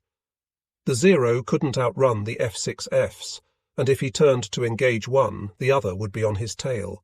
Kaiser's second burst flamed him. Pursuing some strays, VF-1 claimed 6 kills, but returned minus a night fighter pilot, Ensign Warren F. Wolfe. Happily, he was retrieved by a 58.1 destroyer later that afternoon. The 2-phase intercept netted 15 victory claims by Fighting 1 and 2, while actual Japanese losses were 7. Raid 3rd had ended, or had it? Shortly, 58.1 sent other Yorktown Hellcats chasing a phantom radar contact. They found nothing, and subsequently the pilots suspected that radar returns had shown a large cloud. In another episode that day, a stationary blip hovering around longitude 145 was determined to be Guam. It was not an isolated incident. 50 years later, with much better equipment, air traffic controllers still were mistaking moisture and mountains for airplanes. After the 10 a.m. launch, Carrier Division 3 hastily organized its remaining planes for a follow-up strike. The senior fighter pilot, Lieutenant Kenji Nakagawa, counted 5 of his Zeeks and 9 Zeros, plus 5 Tenzen torpedo planes, 19 in all, though a fighter spun in on takeoff. However, the mission was scrubbed due to returning survivors of Raid 1 and an uncertainty as to how much fuel could be allotted. As Raid 3rd petered out, Lieutenant Junior Grade Berkholm remained afloat in his raft near the site of Raid 1's demise. He heard aircraft engines and looked up in time to see 3 Judys headed west at an estimated 180 knots. Abruptly, one of them exploded for no apparent reason. Berkholm craned his neck, looking for some Hellcats, but there were none. Bill Berkholm went back to musing on his prospects for rescue. At 11:20 a.m., a new player injected himself into the game. A Liberator patrol bomber out of Los Negros in the Admiralties had flown a 1,000-mile search northward. It was worth the trip. The VB-101 crew spotted Carrier Division 1 some 450 miles west of Guam. The 2 big CVs were Shokaku and Zukaku with cruisers and destroyers, but the report afforded no new info. It merely confirmed the previous submarine action. At 11 p.m., Carrier Division 2 began launching 64 planes, 27 Vals and 9 Judys plus 10 Zero bombers and 18 escorts. Carrier Division 1's contribution was 14 Zuikaku fighters, 10 Zeros, and 6 Jills orphaned from Taiho. It totaled 84 aircraft, the second largest raid of the day. Their target, the errant 15 Re contact some 120 miles south of Task Force 58. The scene that morning was not so different from the December launch against Pearl Harbor. The carriers bore into the easterly breeze, steam spouting from a vent in the flight deck forward, so helmsmen on the bridge could hold the wind straight down the deck. From catwalks and islands, sailors waved their summer-weight combat air patrols in wide circles, cheering each Imperial aviator on his takeoff run. Based on what little they had heard so far, they believed they were winning the battle. The pilots ran up their engines to max revolutions per minute, then released the brakes and were on their way. With seats elevated for better visibility, the planes launched in turn. The simple elegance of the Zeros, archaic fixed gear on the Vals, the rakish tails of the Jills, gaping radiators for the Judy's big liquid-cooled engines. Lieutenant Zenji Abe led the bomber division from Carrier Division 2, composed of his own Junyo squadron, plus Hios and Ryuhos. He sent 3 Val squadrons ahead, under Lieutenant Miyauchi, then followed with his 9 faster Suizes and 6 Zeros. The Americans called it Raid 4th. En route to the rendezvous, Abe grew increasingly nervous. He felt rusty after 40 days out of the cockpit, as if I were flying with another pilot's plane. Additionally, aborts plagued his formation. 2 element leaders reversed course, unable to retract their landing gear. Then a Zero developed engine trouble and turned back. Abe pressed on, cruising at 18,000 feet.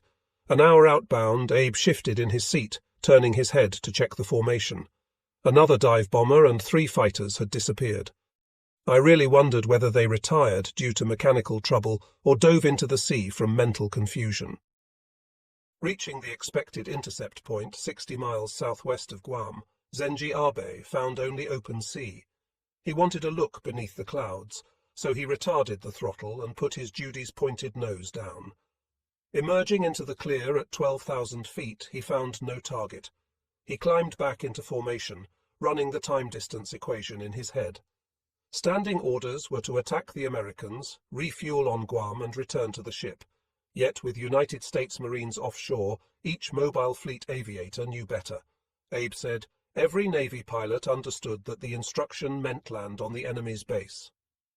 With fuel dwindling, Abe had little time to conduct his own search. It was almost a mirror image of Lieutenant Commander Wade McCluskey's dilemma 2 Junes previously, off Midway. Reaching the expected contact point, the Enterprise Air Group commander found only empty ocean, so he began a methodical box search. His reasoning was perfect, leading him to Kido Butai and the turning point of the war. But Raid 4th had no such luck. After searching fruitlessly, the squadrons split up. Zuikaku's 18 planes turned for Auspicious Crane, while the Air Group 652 squadrons proceeded to Guam and Rota. Task Force 58 had to be to the north. There was no reason for the Americans to take their carriers south, away from Guam and Saipan. But with reduced forces and diminishing fuel, Zenji Abe turned his Suisei's pointed nose toward the northeast, beginning a letdown to Guam. Abruptly, the intercom burst into life. "Sir, big enemy formation left forward." Ensign Nakajima's voice crackled over the circuit. Looking toward 10 o'clock, Abe saw a whole ring formation of ships was starboarding the helm with distinct white wakes. He wasted no time. The Grummons would pounce any moment. Command was given to all aircraft to commence attack. Then I myself accelerated immediately. It was a bold move. At that point, he personally led 6 Judies and 2 Zeeks toward Task Force 58. Another 8 aircraft were nearby, but apparently out of sight. Of course, the Americans saw them coming. At 1:20 p.m., Monterey made first contact in 58.2, the Southern Carrier Group. Several minutes later, Alabama's sharp-eyed radar watch got a 150-mile contact to the south-southwest. Bama consistently made the earliest or longest hits during the day. However, because the bogies did not come straight in, it was uncertain whether they were friendly or hostile. The identification friend or foe transponder that printed 3 small dots around friendly blips was not always reliable, and its range was variable. Consequently, Air Group 652's small contingent got an unexpected reprieve. 16 Judies and Zeeks lived long enough to reach an American carrier group. The defenders were beset by complications. Since Monterey had the first contact, her controller tried to alert his own VF-28, but could not establish contact. It was one of the few communication failures of the battle, and while it did not lead to serious problems, it showed how important reliable comm could be. Unable to talk to Fighting 28, Monterey's fighter direction officer called Wasp's VF-14 with no better results. Consequently, even though Monterey had the best radar picture, control of the intercept passed to Wasp. The resulting lapse allowed Abe's group to close the distance. He was not confirmed as hostile until 2:13 p.m., barely 50 miles south of Montgomery's group. Now events accelerated. With Raid 4th distressingly close, more fighters were scrambled. Cabot launched 2 standby divisions whose Hellcats clawed for altitude. At 2:20 p.m., an hour after United States radar first painted the wandering Japanese, Monterey fighter pilots called the tally-ho. But VF-28's 3 divisions were out of position, being held as high combat air patrol against the last known enemy altitude, 25,000 feet, while the raid came in at 12,000. Wasp's fighters had the only shot at Raid 4th. Fighting 14 knocked down 2 Zeeks and a Jill, but it was too little, too late. And for some obscure reason, the Iron Angels failed to report the bandits' altitude, information the fighter direction officer badly needed. 2 minutes after the intercept, Yokosuka dive bombers rolled in over 58.2.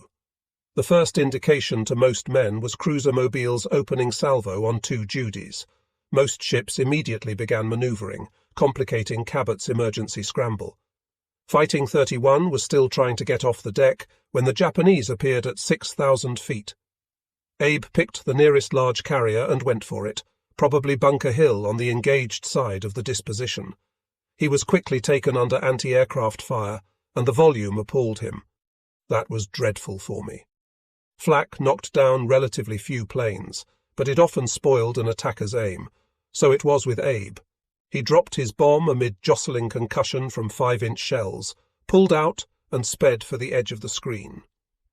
Air Group 652's bombing left something to be desired. Bunker Hill plotted 3 hits between 50 and 200 yards off the mark, but the ship's high-speed maneuvering caused problems. A Hellcat parked near the deck edge went over the side with the plane captain in the cockpit. The youngster went for a wild ride, but providentially he was rescued.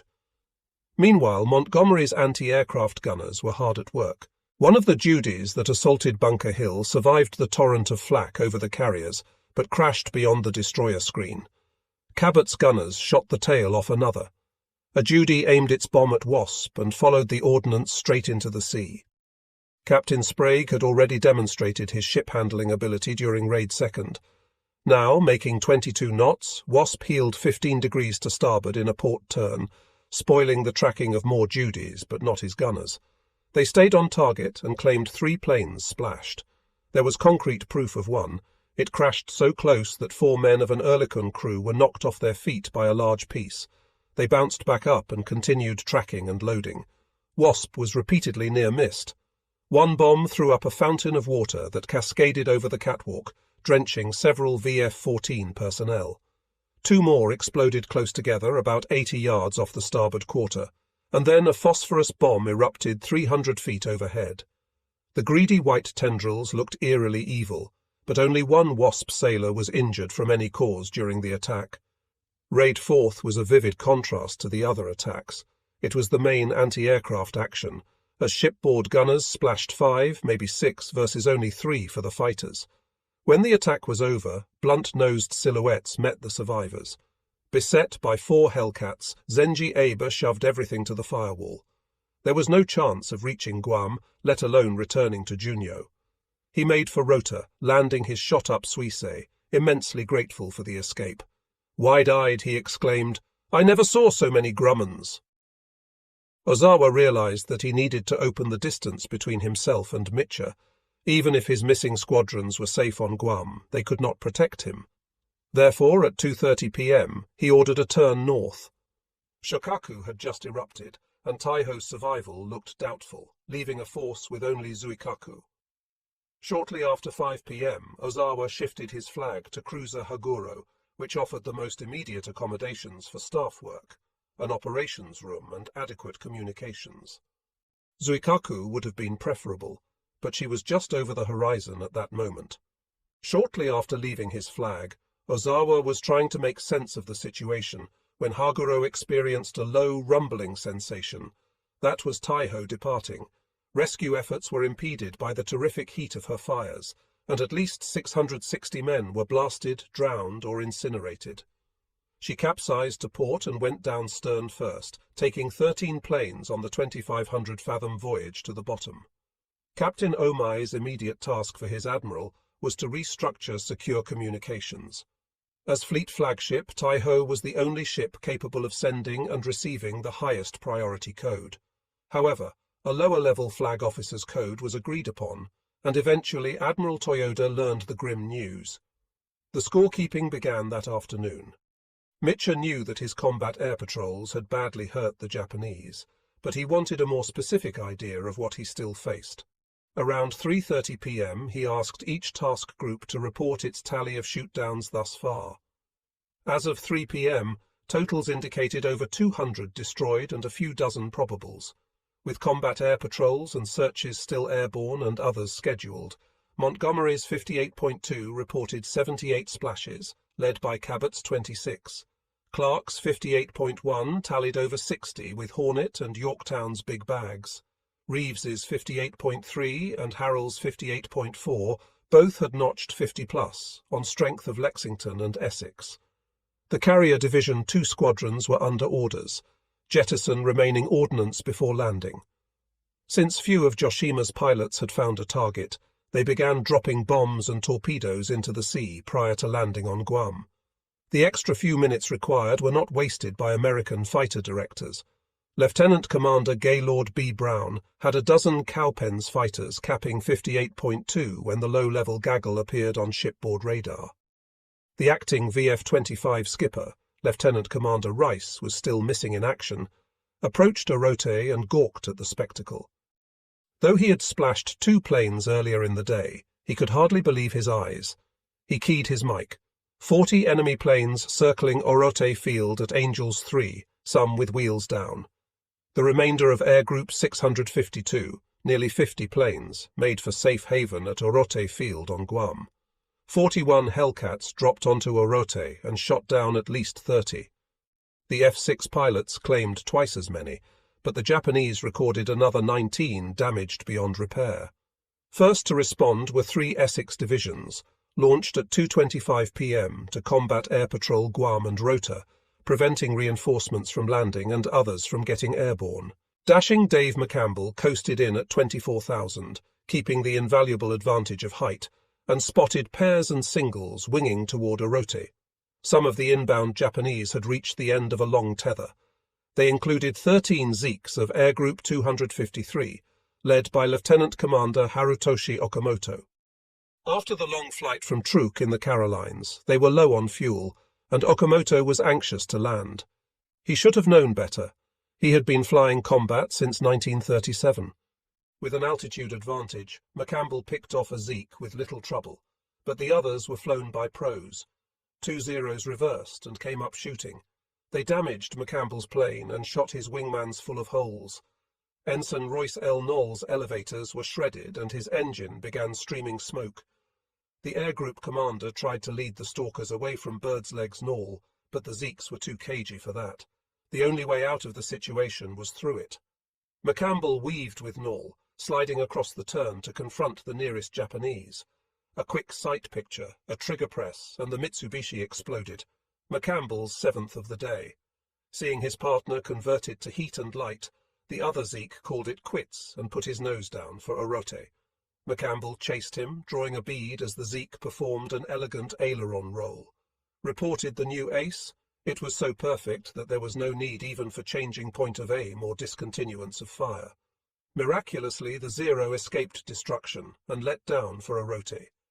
McCampbell declined to pursue. He went looking for Knoll and gathered up other errant Hellcats. At dawn, McCampbell's score had been 2, now it was 9. One of the errant Essex pilots was the fighter exec, Lieutenant Commander James F. Rigg. He had a frustrating mission, plagued by gun malfunctions. He shot at 5 Vals and a Zeke, getting hits on each, but could claim only probables. As if that weren't enough, he drew the attention of a competent Zeke pilot who thoroughly perforated the Hellcat. Rigg decided to trap aboard Enterprise in 58.3, rather than risk the longer flight to 58.4. Another senior VF-15 pilot was Lieutenant Commander George Duncan, erstwhile floatplane aviator. Sticking in the low-level dogfight, he gunned 3 Zeeks, all flamers. His wingman, Ensign Wendell V-12s, splashed 2 with deflection shots barely 200 feet off the water. Known as Does for dozen, 12s was a soft-spoken Mormon who had just turned 23, a long way from Spanish Fork, Utah. But he and Duncan proved a potent team. Both finished their tour with 13 victories. One of 12's victims apparently was 24-year-old warrant officer Sadamu Komachi, who had claimed 18 victories in most of the major battles since 1942. Known as a wild character, Komachi was a survivor. He had flown at Coral Sea, Eastern Solomons, Santa Cruz, and Rabaul. In the low-level scrap with VF-15, his Zero took hits in the fuel tank and burst into flames at 150 feet.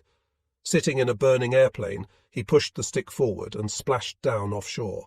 Badly burned, he was evacuated by air a few days later. Close behind McCampbell's slipstream were 2 Hornet divisions led by Lieutenant William K. Blair. All 8 VF-2 pilots scored, Blair and 3 others claiming doubles, while Ensign William H. Vaughan Jr. got a triple for a total of 15. Hornet produced 2 instant aces that day, including Ensign Wilbur Spider Webb, barely 24 but no tyro. Before winning his wings and joining VF-2, he had been a scout observation backseater at Pearl Harbor, Coral Sea, and Midway.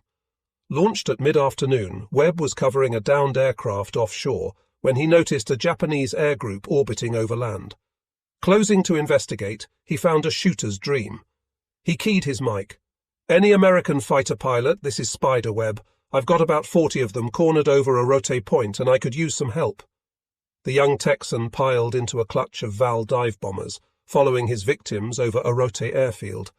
Then, despite malfunctioning guns and heavy return fire from Japanese rear gunners, he systematically attacked 8. By the time he pulled away, his F-6F was full of holes.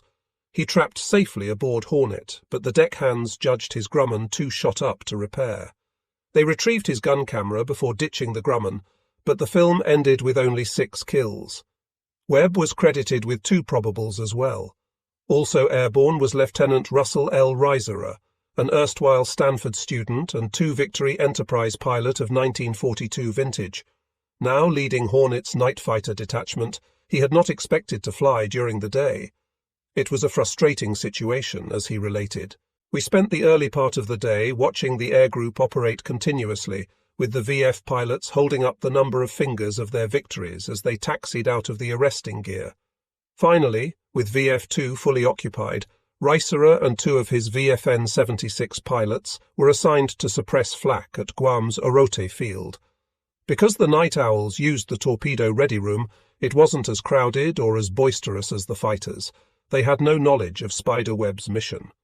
However, Reiserer's trio flew Fighting II aircraft, including Skipper Bill Dean's pet photobird. When Reiserer pulled up from his strafing run, he noticed an SOC taxiing out of the bay with downed flyers on board. He directed Lieutenant Junior Grade Fred Dungan and Ensign William Levering to photograph Orote while he contacted the duty rescue team. While orbiting, Reiserer noticed in the distance a large number of planes coming in and circling Orote field prior to landing. That was meat on the table. He went to gate speed, engaging water injection for a temporary boost in power, and called a quick mayday to Hornet. Years later, Reiserer recalled, "Spider and I must have hit the group at the same time, because the formation was intact as I fired at a 0 and went on through as fast as I could. As I pulled up to make a turn for another run, I noticed a group of 7 or 8 vals turning to the right, away from the field. I looked around and couldn't believe my luck. The rest of the formation was all over the sky, but my group stayed together." Reiserer tagged onto the rear of the val formation and hauled into range. While strafing, he had switched off his 2 inboard guns as get-me-home insurance and chased the Ikes at treetop level. The first 2 fell within 5 miles of each other. The third was more elusive. After several minutes of a lethal game of tag, in and out of the clouds, Reiserer dropped it from dead astern. With ammo remaining, the veteran pilot caught 3 more Ikes at the island's southern tip. He dropped wheels and flaps to avoid overshooting them, and killed one with the last of his ammo. Another evaded, but the remaining bomber fled out to sea. Reiserer made a few dry runs, hoping to force his quarry into the water. It worked. The val splashed down in a successful ditching 3 miles offshore. As the instant Ace flew past, he glimpsed the pilot and gunner shaking their fists at him. Back aboard ship, Reiserer found that his wingmen, Buck Dungan and Scoop Levering, had added a Zeke, a Kate, and a Val between them. But both of their VF-2 loaners were badly shot up, Levering so badly that it was jettisoned, while Commander Dean was peeved at Dungan for bringing back such a wreck. The episode that began with Russ Reiserer's spotting the SOC ended later that afternoon. He had called fellow night fighters from Enterprise, as Lieutenant Commander Richard E. Harmer's Corsairs provided Res Command air patrol, protecting rescue aircraft that retrieved downed aviators. 4 fighters were launched in the afternoon with 2 F-4Us capping a downed float plane, while Harmer and VF-10's executive officer flew a mixed section on similar duty. At 4 p.m., the Corsair and Hellcat found an SOC picking up 2 flyers off Guam. Burdened with 2 extra men, the float plane could not take off and elected to taxi the long miles out to sea. Approaching Orote Point, Harmer and Lieutenant Henry C. Clem heard a frantic call from the Curtiss biplane with the incongruous call sign Ace. He was being strafed by a Zeke, and though other F-6Fs tried to intervene, the Japanese proved elusive. As Clem bent his throttle to engage, Harmer arrived overhead the SOC, awaiting events. The Zeke pilot was Lieutenant Shinya Ozaki, leader of Air Group 343, who saw the threat and climbed. Clem, overly aggressive, pulled his stick back in a high-speed zoom, trying to get a shot. Watching from a distance, Chick Harmer feared the worst. An old hand in fighters, he knew the Reaper's exec was vulnerable. As the Hellcat bled off airspeed, Ozaki saw his chance. He was a veteran by 1944 standards, graduating in the 68th Naval Academy class 4 years before. He winged over, stooped like a hawk, and fired a well-aimed burst. Clem's F-6F stalled, nosed down, and went into the water. Ace also saw the short fight. They got one of our guys. Hama wasted no time. He shoved throttle, prop and mixture full forward and gave chase. Ozaki, seeing his chance, made for shore, offering the Corsair only a long-range shot. Firing from dead astern, Hama triggered his 5 guns and drew smoke from the bandit, which never slowed. Frustrated, Hama returned to his perch overhead Ace until relieved by Princeton Hellcats. Years later, it was learned that Chick Hama's parting shot had struck home. Lieutenant Ozaki was hit by a .50 caliber round, and though he crash-landed in a swamp, he died of his wound. Other Big E fighters were more heavily engaged. Lieutenant Richard O. Devine took his division to Guam, finding good hunting in the milling, low-level enemy formations. He selected from a smorgasbord of Japanese planes, ultimately reckoned to include Zeeks, Vals, Judys, Kates, and even an ancient Nate, an army type. The comparable Navy fighter was dubbed Claude. Whatever their types, they were ripe for plucking. Devine summoned help, then dived on Orote Field, trying to prevent more bandits from getting airborne. Devine screamed in downwind, spotting a Zeke ready to take off. His .50 calibers churned the runway. He raised his sights and spattered the A6M. Pulling up, he picked off a Judy and a Zeke, while Lieutenants Junior Grade Vernon R. Ude and Philip L. Kirkwood went after dive bombers. Ude dropped his without difficulty. Kirkwood's manoeuvred well, the rear gunner gamely popping away. But one 7.7 against 6.50s was no contest. Then Rod Devine caught sight of 2 Kates. Recognition may have been in error, and went after them. He hammered one and Kirkwood the other. Next, Devine climbed beneath a Val at 2,000 feet and executed it. But the Reapers weren't finished. When another Zeke and Kate cruised through the area, they were downed by Devine and Ude, respectively. It rounded out Devine's 4-plane flush, doubling his previous score. Ude reported that he dropped a fixed-gear Nate-cum-Claude fighter, but it was almost certainly a Val. Early in the fight, Devine's wingman became separated. However, Lieutenant Junior Grade James F. Kay formed up with Robert F. Kanzi and Peter Long, forming a dangerous trio. Kay sent a Val burning into the water, then claimed a Zeke. Long matched the toll with 2 fighters over Orote Field, where planes were still trying to land. Kanzi had the most cost-efficient kills. He gunned a Val, and when he aimed at its partner, the pilot abandoned ship. In something under 20 minutes, 7 Reapers claimed 16 shootdowns without loss. From 3:10 p.m. to 4:45 p.m., elements of 6 Hellcat squadrons had plucked the feathers of Air Group 652. Total claims amounted to 60 kills, and though only 30 were shot down, as many as 19 more were unserviceable on landing. Some piled up while landing on Orote's cratered runway, a residual of Task Force 58 bomber attacks earlier in the day. The lead Hellcat rolled wings level low in the groove as Essex's landing signal officer picked him up. Ordinarily, an approach below optimum glide slope would elicit a low signal, but Paddles knew better. After waving the air group for several weeks, he recognized each pilot's style. This was Commander McCampbell. Himself a former landing signal officer, Dashing Dave certainly knew the error of his ways, but he was air group commander and liked to do things his way. Low at the ramp, he took the perfunctory cut signal and snagged a wire. Upon reaching the fighter ready room, McCampbell found Nall safely back, reporting a kill. Meanwhile, Commander Charles Brewer was briefing another hop to Guam, and the air group commander told the fighter skipper to take his sweep in high and be extra cautious. On station at 6:25 p.m., Brewer spotted some planes landing at Orote. He led his wingman down to attack and bagged one for his 5th kill of the day. But he lost his altitude advantage, and high-flying Zeeks dropped on the Grumman pair, killing the commanding officer and Ensign Thomas Tarr. Other VF-15 pilots claimed 8 more kills, but considered it a poor exchange. San Jacinto also lost a pilot, Ensign Thomas E. Hallowell. As the scopes began to clear, Mitcher's Japanese linguist overheard a farewell on the enemy radio circuit.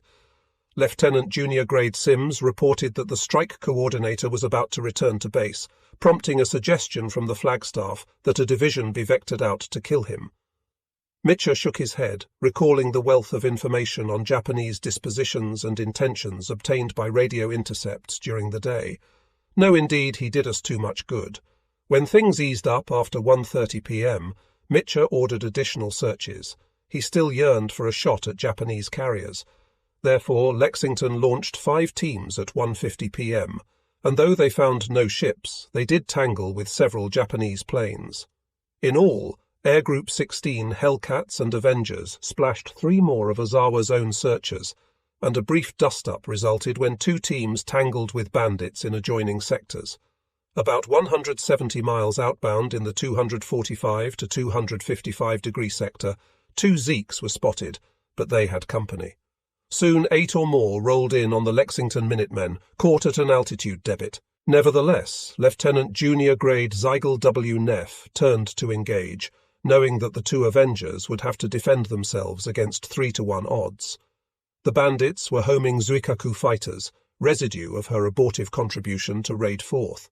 They had found no American carriers, but they seemed to have 3 Grummons at their mercy. The Hikotai 323 Zeeks executed low-side runs on the TBFs, attacking from starboard. Lieutenant Junior Grade Harry C. Thomas stood on his right rudder pedal and laid the stick over, meeting each pass nearly head-on. The Avenger, though big and heavy, had enormous wing area and could maneuver reasonably well. Foolishly, the Japanese recovered from their dives below and ahead of the Avengers, presenting almost no deflection shots. Thomas used his forward-firing .50 calibers to good effect, splashing one. His wingman, Ensign Earl P. Baker, also got some shooting, claiming another kill and a probable, while turret gunner aviation machinist's mate First Class Grady L. Stanfill scored another probable. The 2 cripples made off slowly, trailing smoke, a good 150 miles from the mobile fleet. While the TBFs were acquitting themselves so well, fighter pilot Neff also fought a lopsided battle. In succession, he gained the advantage on 2 Zeeks and shot them into the water, bringing the odds closer to parity. But more Zuikaku Zeeks still lurked around, and they wanted to fight. Consequently, welcome help arrived from the 235 to 245 sector, as Lieutenant Junior Grade Alexander Fiff McPhillips pitched in. During the milling-churning aerial furball, McPhillips got 3 Zeeks in his reflector sight and dropped each in turn. The Lexington Flyers had scored 6 kills and 2 probables in exchange for a 20mm round in one Avenger's tail. Less than half an hour after the dogfight, Ziggy Neff got another chance to shoot. His team encountered a Jake headed west at 1,500 feet, and he pounced on it. 3 kills during one search mission was some kind of record, nor was that all. Lieutenant Junior Grade John W. Bartol was escorting 2 TBFs in the next sector north when he found 3 Jills headed northwest about 1,000 feet off the water. With no threat to the bombers, Bartol gave chase and hauled within range of 2. Both went down. The survivor fled southerly 10 feet off the water.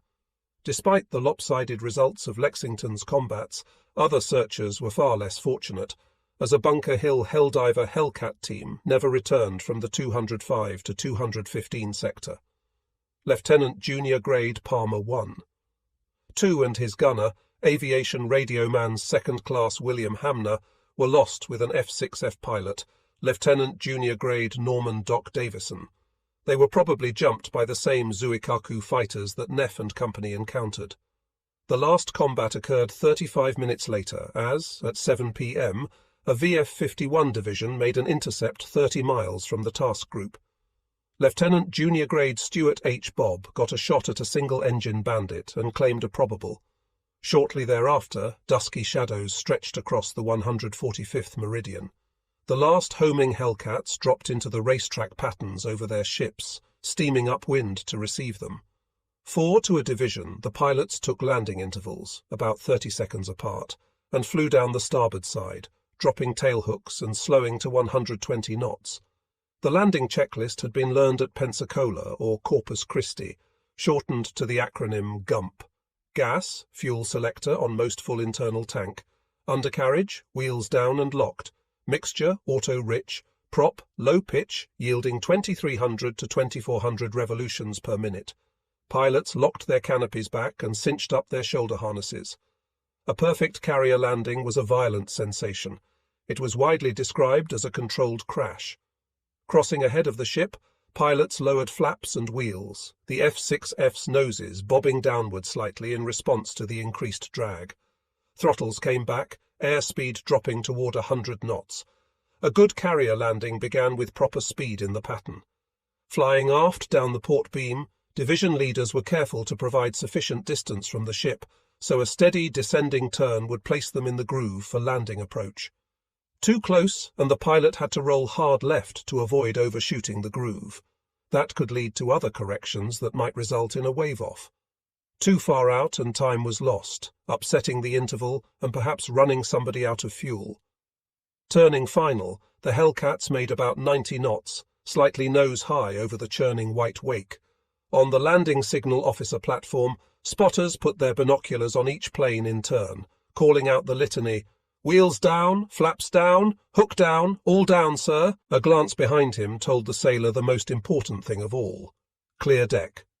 The landing signal officer extended his arms from his shoulders, beginning the pantomime routine with the Roger signal. Judging the approaching plane in the groove, the landing signal officer had seconds to signal any changes in attitude or altitude. With wings level, a quarter-mile out, the pilot lost sight of the ship beneath his nose. His focus was entirely on the landing signal officer, waiting for the slashing cut signal. When it came, the pilot chopped his throttle, bunted the nose slightly, counted one potato, and brought the stick back. If his timing was right, 7 tons of Grumman dropped onto the wood deck and the tailhook snagged a wire. The plane was lurched to a stop, tossing the pilot forward against his straps. Feet off the brakes, he allowed the aircraft to roll backward under tension of the retracting cable, while a teenaged hook runner sprinted from the catwalk to disengage the tailhook. Then the sternmost plane director was signalling in the come-on motion, directing the pilot out of the landing area, as the next aviator was rolling wings level half a minute behind him. The greatest air battle of the Pacific War was over. It was a lopsided victory for radar, communications, and the Grumman Hellcat. With victory came conflict. Amid the excitement of air attacks and the concern that Ozawa might escape, a command decision was required. A rare opportunity had developed. The Imperial Navy had been brought to battle, and pursuit was on everyone's minds. Therefore, Spruance had to decide whether to unleash the fast carriers from their Saipan tether to complete Ozawa's destruction. But Nimitz's orders were clear: defend the landing beaches, so his 2 subordinates sought a means of having their Japanese cake and digesting it too. The brown shoe aviators, from ensign to admiral, badly wanted to pursue the mobile fleet. Enemy air power had been shot to pieces, but thus far no American pilot had seen a flight deck covered with ancient pine. Raymond Spruance shared that sentiment, but he had other responsibilities.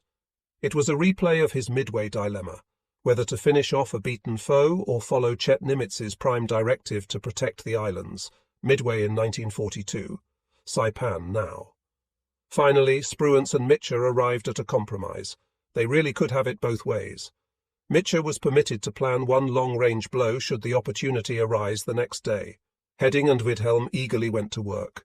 By 3 p.m. the task force had been bearing eastward since dawn, now drawing within 20 miles of Guam. The entire fleet, 5 task groups, could not simply put the rudder hard over and start chasing westward. It was still necessary to steam into the easterly wind to recover airborne planes, and hours would pass before each group could be ready. Even then, the task force would have to tack away from the pursuit, heading to launch and recover combat air patrols and searches. But 2 problems could be solved simultaneously. Spruance decided to allow Mitcher to detach 58.4 to cover Saipan while beating down Guam and Rota. Harrell had missed the chance to refuel his destroyers the day before, and that lapse offered Mitcher the excuse he needed to cut loose his least aggressive group commander. Though Ralph Ofsty's very productive Essex was included with Cowpens and Langley, Mitcher and his staff concluded that the force would move faster and more productively without William Keane Harrell. The mood in Flag Plot improved at 4:30 p.m. when Spruance signalled, "Desire to attack enemy tomorrow if we know his position with sufficient accuracy." The carrier brain trust went to work, doping out search patterns, allocating assets, using protractors and dividers to solve the 2-dimensional puzzle laid out on light blue charts with oceanic squares defined by grids of latitude and longitude. By evening of the 19th, it was apparent that a significant victory had been won. Task Force 58 had absorbed repeated air attacks, the most concentrated yet launched against United States carriers, and repulsed them all. Aircraft losses amounted to only 31, less than 1/10 of Ozawa's. 21 of the United States losses were Hellcats, including 4 in operational accidents. About 40 Japanese planes penetrated the combat air patrol during the day, 1/8 of those launched in the 4 raids. However, the actual proportion was somewhat higher, owing to the Japanese aircrews who never found Task Force 58. At the end of the day, Mitscher and Spruance tallied the results. 2 carriers, Bunker Hill and Wasp, had sustained minor damage from dive bombers, while battle wagons South Dakota and Indiana took bomb and kamikaze hits respectively. Cruiser Minneapolis was dinged by bombers, but the only other battle damage hardly scratched any ship's paint. In Lee's group, destroyer Hudson took some anti-aircraft hits from United States guns. At sundown, Ozawa's carefully crafted formations were shredded. Losses among his greatest asset, experienced formation leaders, were catastrophic. In addition to losing 8 of Rear Admiral Obayashi's 9 in Raid 1, the other 3 raids cost 9 of 14 leaders in Air Group 601, and only 5 of 12 in 652. Overall, Ozawa wrote off 22 of his 35 unit commanders, both pilots and observers. Additionally, Yunyo bomber leader Zenji Abe sat hors de combat for the duration on rota. Decades later he wrote, "I was snatched from the jaws of death." The Japanese airmen, though persistent and courageous, could make no headway against Task Force 58's layered defense. Said Commander Okumiya, "They never stood a chance against the determined defense of the Hellcat fighters and the unbelievable accuracy and volume of the ship's anti-aircraft fire." In air combat throughout the day, Zeeks claimed 25 Grummons shot down plus 9 uncertain. It was a far better assessment than normal with the Imperial Navy's Sea Eagles, as the actual figure was 17. Conversely, available Kaigan records acknowledge loss of 23 senior fighter pilots on the 19th. Then there were the carrier losses. Taiho took 18 planes to the bottom, including 3 Shokaku scouts and 4 Hayo fighters. Shokaku took 9 of her own on the 15,000-foot trip. The Japanese also lost at least 18 Guam-based aircraft in combat, and 60 or more bombed or strafed to destruction. A few of the missing Japanese turned up later. For example, 2 Shokaku scouts originally were unaccounted for, but a JIL managed to land at Guam, refuel, and find its way back to Carrier Division 1. The errant Judy eventually fetched up at Yap in the Carolines, 550 miles southwest. Task Force 58, ready rooms and wardrooms pulsed with an electric atmosphere. Fighter pilots, high-strung by nature, avidly recounted the day's hunting by shooting their wristwatches, the world over. The left hand is the bogey. Intelligence officers toted up the growing score, hard-pressed to jot down the backlogged narratives of combat air patrols, sweeps and searches. Pilots savoured their 2 bottles of beer, which were permitted on such occasions, though some flyers were still too young to drink. But in less public places, such as bunk rooms, fifths of Old Overholt and Jack Daniels appeared, officially forbidden but not unknown aboard aircraft carriers. Sometimes, however, amid the raucous celebrations and the chatter and the laughter, a few pensive men looked inward and remembered absent friends. A huge victory had been won. A bigger one lay in the offing, but 14 fighter pilots and 13 other flyers were missing or known dead. At least 30 sailors also were killed during the day. Wasp's sole casualty was her first death, gunner's mate Alfred B. Bridges, a popular 23-year-old New Yorker. His shipmates collected $2,352 for his wife and 6-month-old son as interim income before GI insurance kicked in. Bridges's young widow, June, wrote a heartfelt letter of gratitude, saying that her husband intended Alfred Jr. to have a college fund. She also exhorted the Stingers to keep up the fight.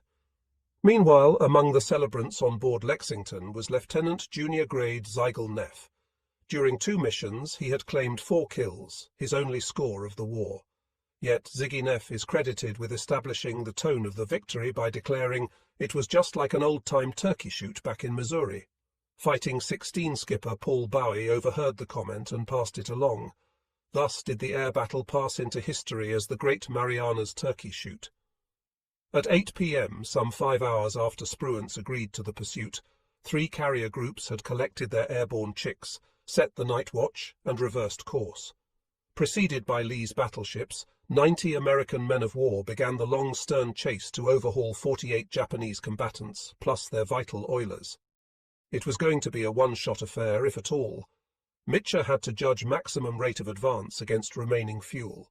Slowing to conduct unreps would cost any chance of getting within 250 miles of Ozawa, provided he could be found. Duke Heading consulted the engineers and reported to his boss, recommending 23 knots as the best compromise. At the end of the scull session, Pete Mitcher got up and stretched his wiry frame. Then he yawned and said, "Tomorrow I'm going to get a haircut."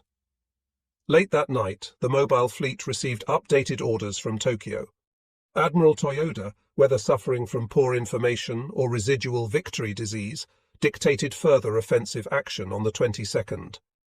Ozawa would continue attacking the United States Task Force, cooperating with the land-based air units. Thereupon, the mobile fleet would dispatch its aircraft to Guam for Kakuta's further use, while the carriers proceeded to home waters. As if that were not enough, the Navy commander exhorted additional efforts in mopping up operations around Saipan. It is not recorded how the orders were received in the mobile fleet, but Japan's German ally had a perfect expression for such perspectives. Soemu Toyoda clearly resided in the fabled Cloud Cuckoo Land. Just before midnight, the mobile fleet shaped course northwest. It took a while as Task Force 58 toted up the score, which originally ran more than 400 shoot-downs, including nearly 20 by anti-aircraft. With benefit of hindsight, it's possible to narrow the gap, though some discrepancies remain. Of Ozawa's 43 scouts in the 3 morning searches, only 22 returned. Nearly all the missing were destroyed, though a handful proceeded to Guam or even Yap. Nevertheless, American claims for known or likely recon aircraft amounted to only 19 during the day, so those figures were extremely accurate. The biggest diversion between United States claims and Japanese losses occurred on Raid 1. Elements of 7 Hellcat squadrons engaged 69 raiders and claimed 105 splashed. Excluding 15 probables, that was 2.5 times the 42 that failed to return to Carrier Division 2.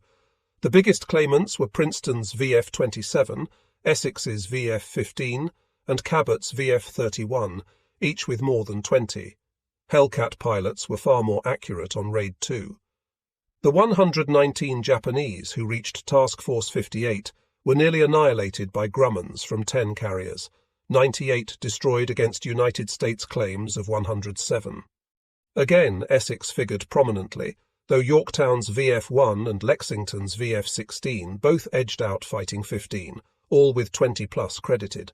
As noted, Raid 3 was largely a non-event, as Jocko Clark's VF-1 and 2 reported 15 splashes against 7 actual.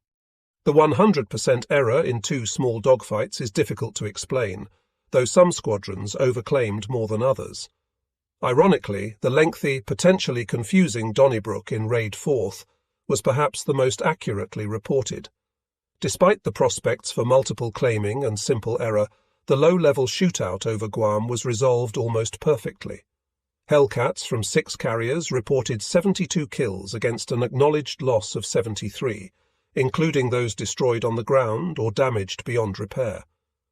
Hornet pilots, paced by instant aces Russ Reiserer and Spider Webb, got 29, while Essex and Enterprise each bagged nearly 20.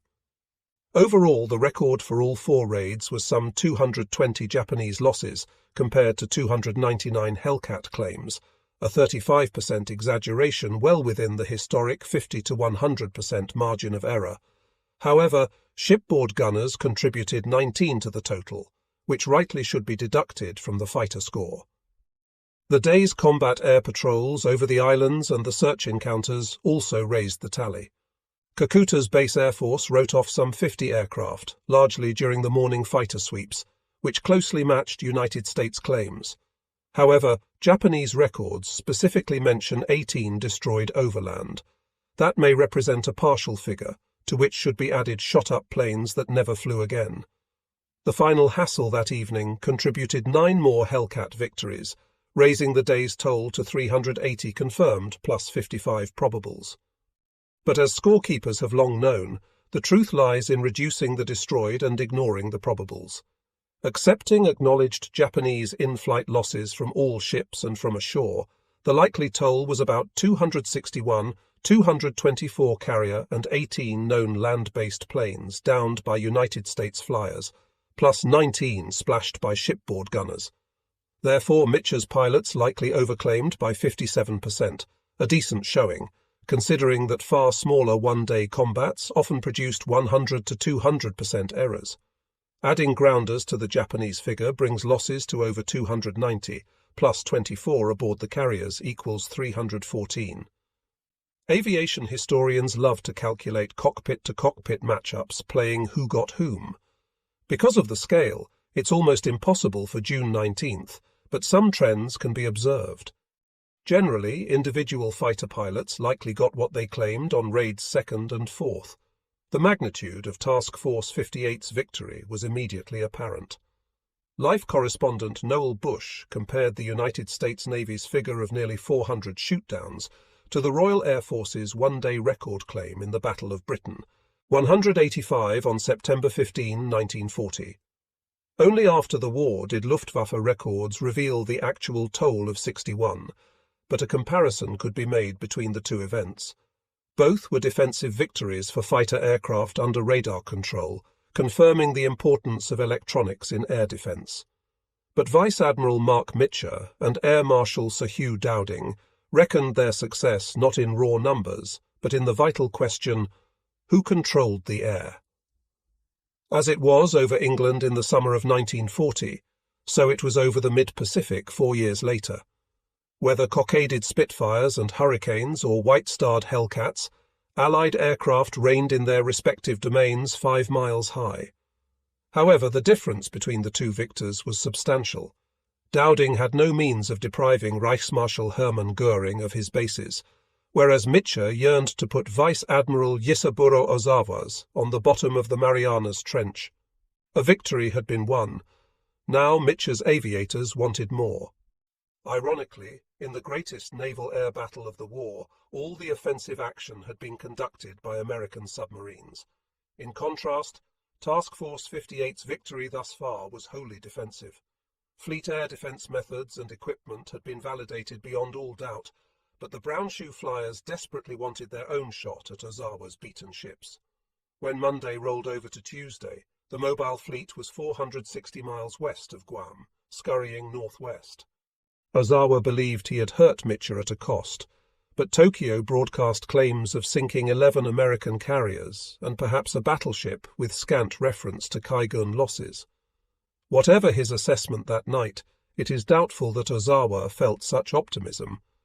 Having lost 2 flat tops, some 240 aircraft, and most of his formation leaders, he was in no position to resume the battle, even if he believed that Guam retained some air power.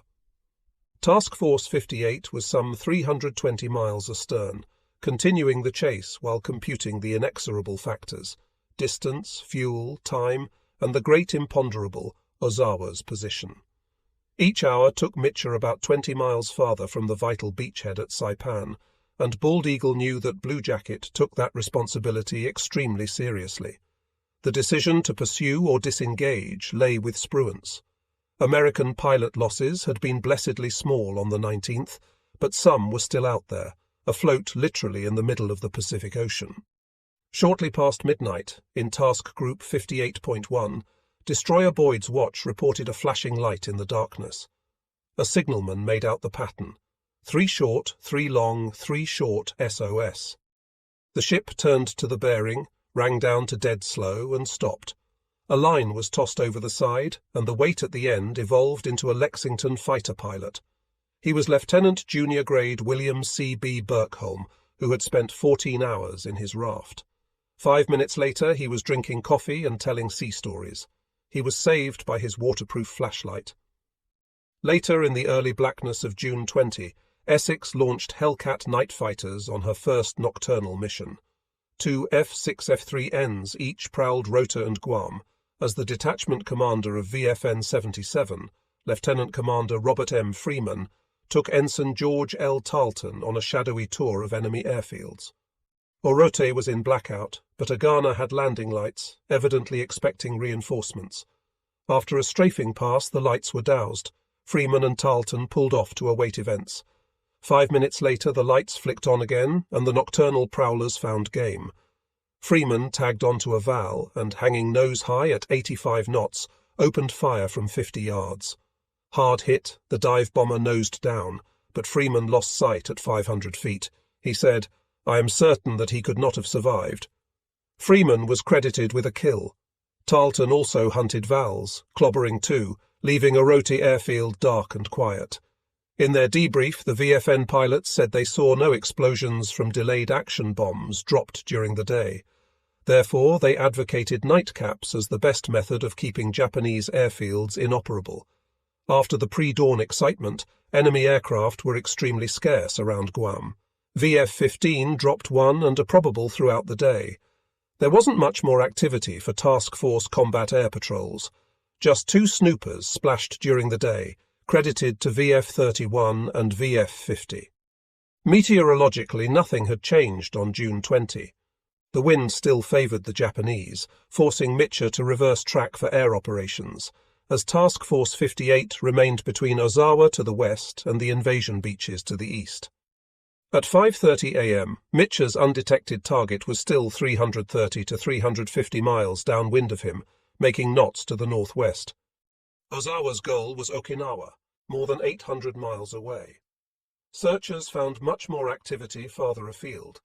During the morning, Hornet teams slew 5 Jakes, Kates, and Roofs, while Wasp's ensign Carl E. Smith, a naval aviator just 7 months, splashed a Jake about 250 miles out. After missing the fighter pilot's paradise the day before, Enterprise Air Group Commander Killer Kane put himself back on the flight schedule for the 5:30 a.m. launch. Rising with the sun, the Big E's 4 search teams stretched their wedge-shaped sectors to the west, hunting the mobile fleet. They found no ships, but Kane, escorting a section of TBFs, shot down a Jake and a Jill from 50 to 110 miles west of the task force. By the time the searchers returned, they had been airborne 5 hours. The mobile fleet also put up search planes that morning. Despite the grinding attrition of the day before, Kurita managed to fling 9 Jakes off battleship and cruiser catapults at 5:30 a.m., while Carrier Division 3 launched 6 carrier-based scouts. The search pattern afforded overlapping coverage of the 040140 sector, with float planes probing 300 miles and tailhook birds to 350. Like their American counterparts, the Imperial Navy searchers found no ships. However, several crossed paths with Grumman's search teams, resulting in 3 Jakes shot down. While the searchers were airborne, Ozawa proceeded with consolidating his forces.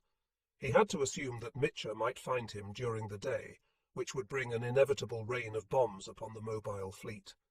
Consequently, at 8 a.m., A and B forces turned north to link up with C Force and the 2 oiler groups. At the same time, Mitcher, or at least his staff, was thinking 1 or 2 moves ahead. Like chess grandmasters, they anticipated their opponent's likely moves, but also needed to keep their fingers on their own pulse. The blood in their veins was Bunker C, and it was running low. Therefore, Task Force 58 requested that the oilers head west as soon as possible, with Harrell's 58.4 covering them. Spruance, still mindful of his responsibility off Saipan, granted cautious approval. From his flagship Indianapolis, he signalled, "Desire to push our searches today far to westward if possible. If no contact with enemy fleet results, consider it indication fleet is withdrawing, and further pursuit after today will be unprofitable." Being polite, he added, "If you concur, retire tonight towards Saipan." Mitcher and the melee-minded aviators still had their prospective chance. If only Ozawa could be found. Perhaps indulging in wishful thinking, Some staffers concluded that the enemy float planes encountered were from a cruiser force escorting the damaged Zuikaku. Kavala's attack on Shokaku had produced a juicy damage report, but her loss would not be confirmed for months. United States naval intelligence often had trouble with Nihon Kaigun ship names, occasionally assigning non-existent names to questionable ships. In this case, the analysts got the names right, but assumed that Zuikaku was first ship of the class. While the morning search was still out, Lexington's Air Group commander had an idea. Commander Ernest M. Snowden had huddled with Gus Widhelm about the damaged Zuikaku-class carrier and sought an audience with Mitcher. The Air Group commander proposed something novel: a dozen Hellcats, each toting a 500-pound bomb, to fly to the limit of their endurance, a butt-numbing 475 nautical miles. That was 150 miles beyond the normal maximum search range. However, if they found the reported cripple, they would have something to use against her. Mitcher thought it over, then agreed, adding, "You'd better take a bomber with you. Aside from extra navigation support, an Avenger could use its radar to extend the horizon." But the Admiral withheld immediate permission, preferring to see if the scheduled searches found anything. Snowden trotted off the flag bridge, headed for Fighting 16's ready room to find 11 volunteers. Addressing the Airedales, he said, "Chances are less than 50-50 you'll get back." He chalked a dozen numbers on the blackboard with his name in the first spot. 30 minutes later, he returned to find every slot taken. Ernie Snowden was part of the reason for Lexington's sky-high morale. Graduating in the upper half of the Annapolis class of 1932, he had married into a prominent Army family 5 years later. His wife of 7 years was Lois, née Arnold, daughter of General Henry H. Arnold, Chief of the Army Air Forces. Snowden's relationship with his 4-star father-in-law was marked by good-natured bantering along Army-Navy lines, as well as the exchange of favoured liquor. Both men appreciated fine whiskey, and Snowden frequently sent bottles of White Horse as a warrior's payment for marrying the chief's daughter. When the regular search teams turned up empty-handed, Snowden returned to flag country, suited up for flight. Confirming orders for the longest United States carrier-based search of the war to date, he headed below to man up and launch. As insurance, he had 8 VF-51 escorts from San Jacinto. Almost 6 hours later, headed back to Lexington, Snowden heard a faint radio report. Obviously it came from far away, but apparently an Enterprise team had found Japanese ships. Ozawa's fleet achieved rendezvous during the noon hour, but refueling was delayed. Part of the problem was his dispersed forces, as underway replenishment required orderly assembly for maximum efficiency, but communications also suffered. Ozawa and his staff transferred to Zuikaku around 1 p.m., where at last he began learning of the appalling losses among his Hikokitai from all 3 divisions. However, an excessively optimistic message from Kakuta on Guam led the fleet commander to believe that he retained useful assets there. Jisaburo Ozawa was willing to continue the battle, even though he was steadily drawing away from his surviving aircraft ashore. At the same time Ozawa and company transferred to Zuikaku, Obayashi's B-Force launched at least 3 scouts to cover the 100 to 130-degree sector to a distance of 300 miles. Most likely the searchers were Chitos and Zuiho Kates, though there's evidence that cruiser Maya contributed a float plane. About 80 minutes after Ozawa transferred his flag, at 2:20 p.m., Spruance reconsidered his options. He informed Mitcher, "Would like to continue pursuit of enemy to northwestward tonight, if this afternoon's operations give any indication it will be profitable." He also asked for amplification of the fuel situation. After checking with Heading and the operations shop, Mitcher responded that his small boys would be very low on fuel in the morning, but he could replenish them from the carriers while continuing the pursuit. Then he addressed an all-con to the task force. "Indication that our birdmen have sighted something big."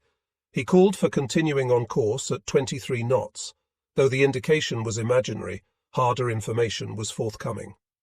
4 Enterprise search teams fanned out, each taking their assigned 10-degree sectors.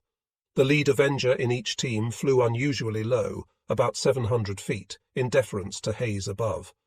The 2nd TBF and the F-6F escort were echeloned higher on either side, scanning the far horizon between breaks in the cumulus. There was little to report, at least nothing worth breaking radio silence for. In the southern sector, Lieutenant Junior Grade Charlie Henderson's team spotted a submarine that quickly pulled the plug.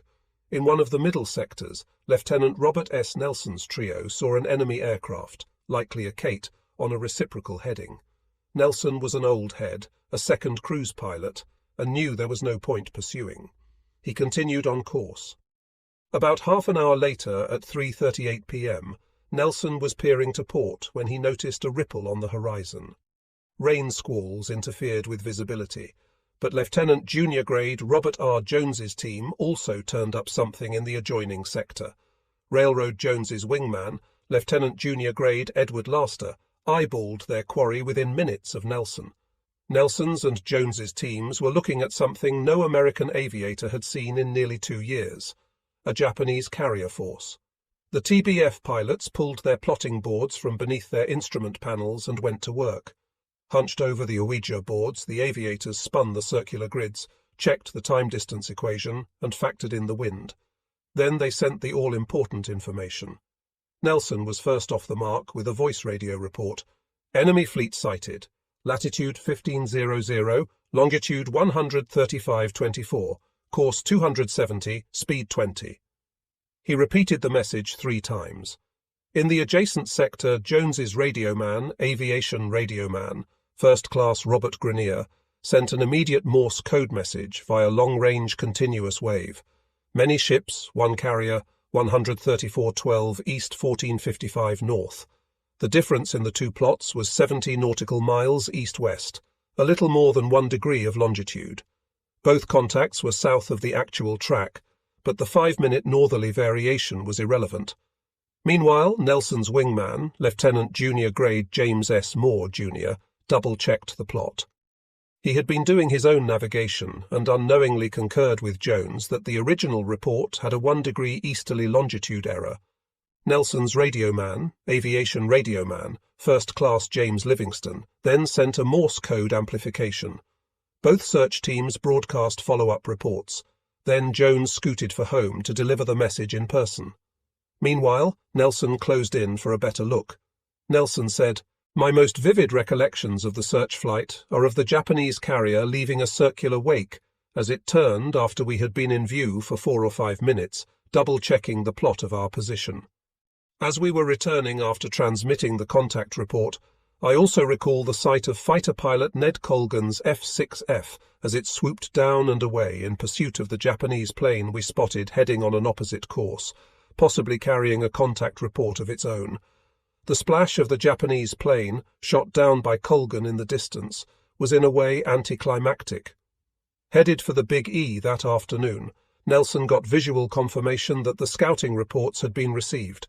Approaching the task force, he saw one air group after another passing high overhead, blunt noses pointed west. It was, he said, most impressive, and the most clearly remembered event of the day. Meanwhile, the mobile fleet was on to Task Force 58.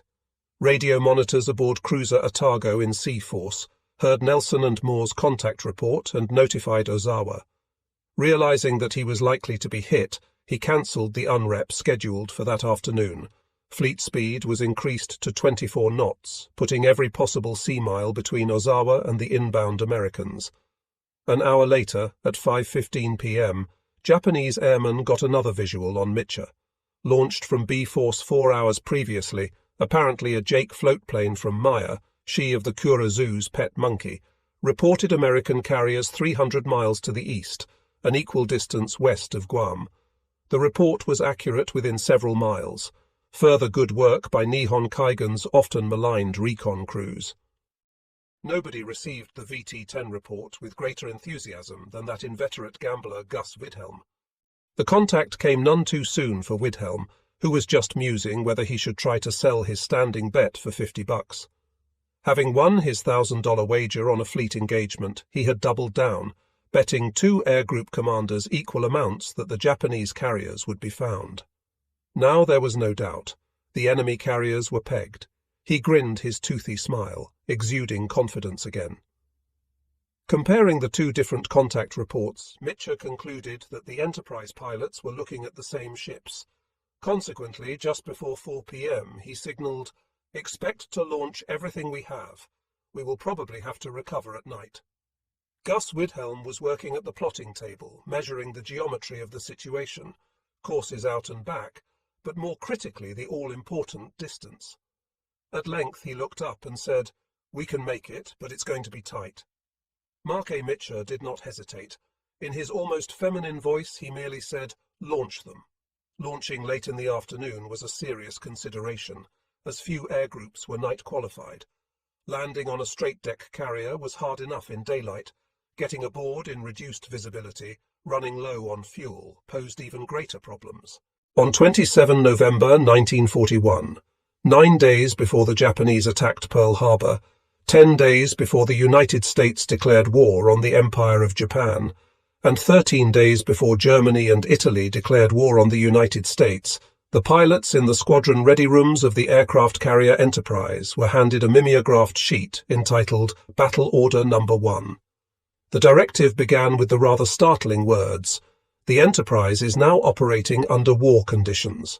At any time, day or night, we must be ready for instant action." The final words on the sheet read, "It is part of the tradition of our Navy that when put to the test, all hands keep cool, keep their heads, and fight. Steady nerves and stout hearts are needed now."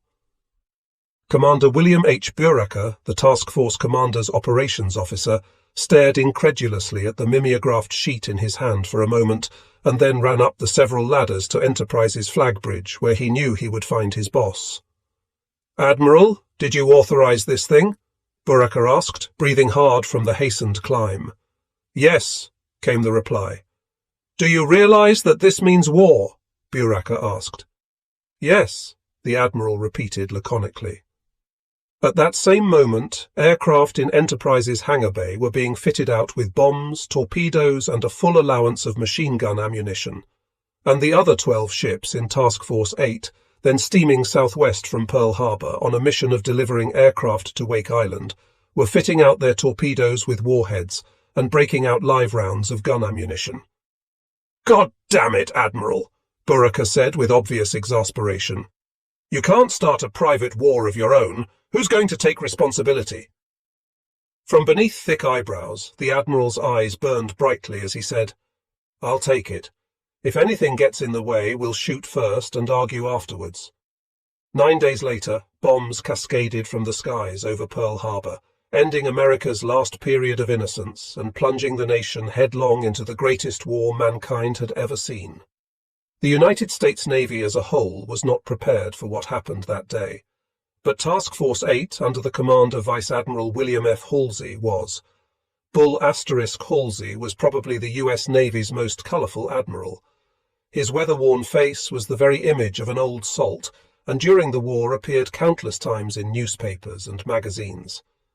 He was quoted time and again by the print media because his utterances were almost always humorous, inspiring, outrageous, or a combination thereof. One example occurred as Enterprise steamed slowly into Pearl Harbor just hours after the attack. Halsey had surveyed the incredible damage in silence for a while, then was heard to growl, "Before we're through with them, the Japanese language will be spoken only in hell." Some of his outspokenness seems a bit childish or even racist to a modern reader, but it was apropos for the early 1940s. He began early in the war referring to the Japanese as rats. "Kill Japanese, they're rats," he often said. As the war progressed, they became idiots for a while, and then he switched to monkeys. Finally, by war's end, the Japanese had become to Halsey lousy yellow rat monkey idiots. What had made Halsey such a popular figure did not rest merely upon his colourful statements or his hardened warrior appearance. His aggressive spirit was contagious and much needed in those early days of the war, when the American Navy had much to lament. With the pall of Pearl Harbor still shadowing the American fleet, Halsey led a carrier force deep into the Japanese-held Central Pacific in January 1942, striking Japanese installations in the Marshall Islands and causing minimal damage, but becoming an overnight hero as a direct result. Just 2 months later, he commanded the task force that struck Tokyo, a virtually meaningless attack in tactical terms, but of inestimable value psychologically. He was then sent in to relieve a failed naval commander at Guadalcanal, and there turned the tide of battle, more by the sheer weight of his personality than by any strategic or tactical measures he had taken. Halsey was a risk-taker and a leader of the First Order. It is difficult to imagine not wanting to follow a man who, upon hearing a Japanese radio broadcast tauntingly ask, "Where is the American Navy?" turned to an aide and said, "Send them our latitude and longitude." Admiral Arleigh Burke, himself a World War II naval hero of no small stature, wrote of Halsey, "I would follow Admiral William Halsey anywhere in this world or beyond, and so would thousands of other sailors, from the lowliest apprentice right up the line." In direct contrast to Spruance, Halsey was not an intellectual. One of his several biographers, James M. Merrill, writes that his speeches, private correspondence, and reports reveal that he often thought in clichés and that his vocabulary was narrow. Halsey's autobiography, written with the aid of a professional writer, began with the words, "This will not be an autobiography, but a report. Reports are the only things I know how to write." He later added that he would avoid fields like philosophy and politics, where I am easily lost. Like the equally iconoclastic Socrates of an earlier time, Halsey's admission of ignorance seems to say there is wisdom in knowing that one is not wise. Nimitz held Halsey in high esteem, often defending him when he got into hot water, as risk-takers inevitably do. Later in the war, when Halsey was being criticized for allowing his fleet to be caught in a vicious typhoon, and there were many who called for his censure, Nimitz responded by recalling the war's early days, when Halsey's aggressive spirit had served as counterpoint to the defeatism that had permeated the Navy. Nimitz said, "Bill Halsey came to my support and offered to lead the attack. I'll not be party to any enterprise that can hurt the reputation of a man like that." Nimitz thought so highly of both Halsey and Spruance, and considered each so capable of commanding at a tactical level that he could not decide who should lead the Pacific Fleet into battle. The problem was eventually solved by alternating the two. When Spruance was in command of what had become known generally as the Big Blue Fleet, it was officially called the Fifth Fleet. And when Halsey and his staff took the reins, it became the Third Fleet. Same ships, same crews, different commander. Halsey described this as, "Instead of the stagecoach system of keeping the drivers and changing the horses, we changed drivers and kept the horses. This arrangement had the advantage of allowing one admiral and his staff to plan for a future operation while the other admiral conducted the current one. It also served to confuse the enemy, causing the Japanese to conclude that there were two fleets to contend with, when in fact there was only one. But what a fleet that one was!"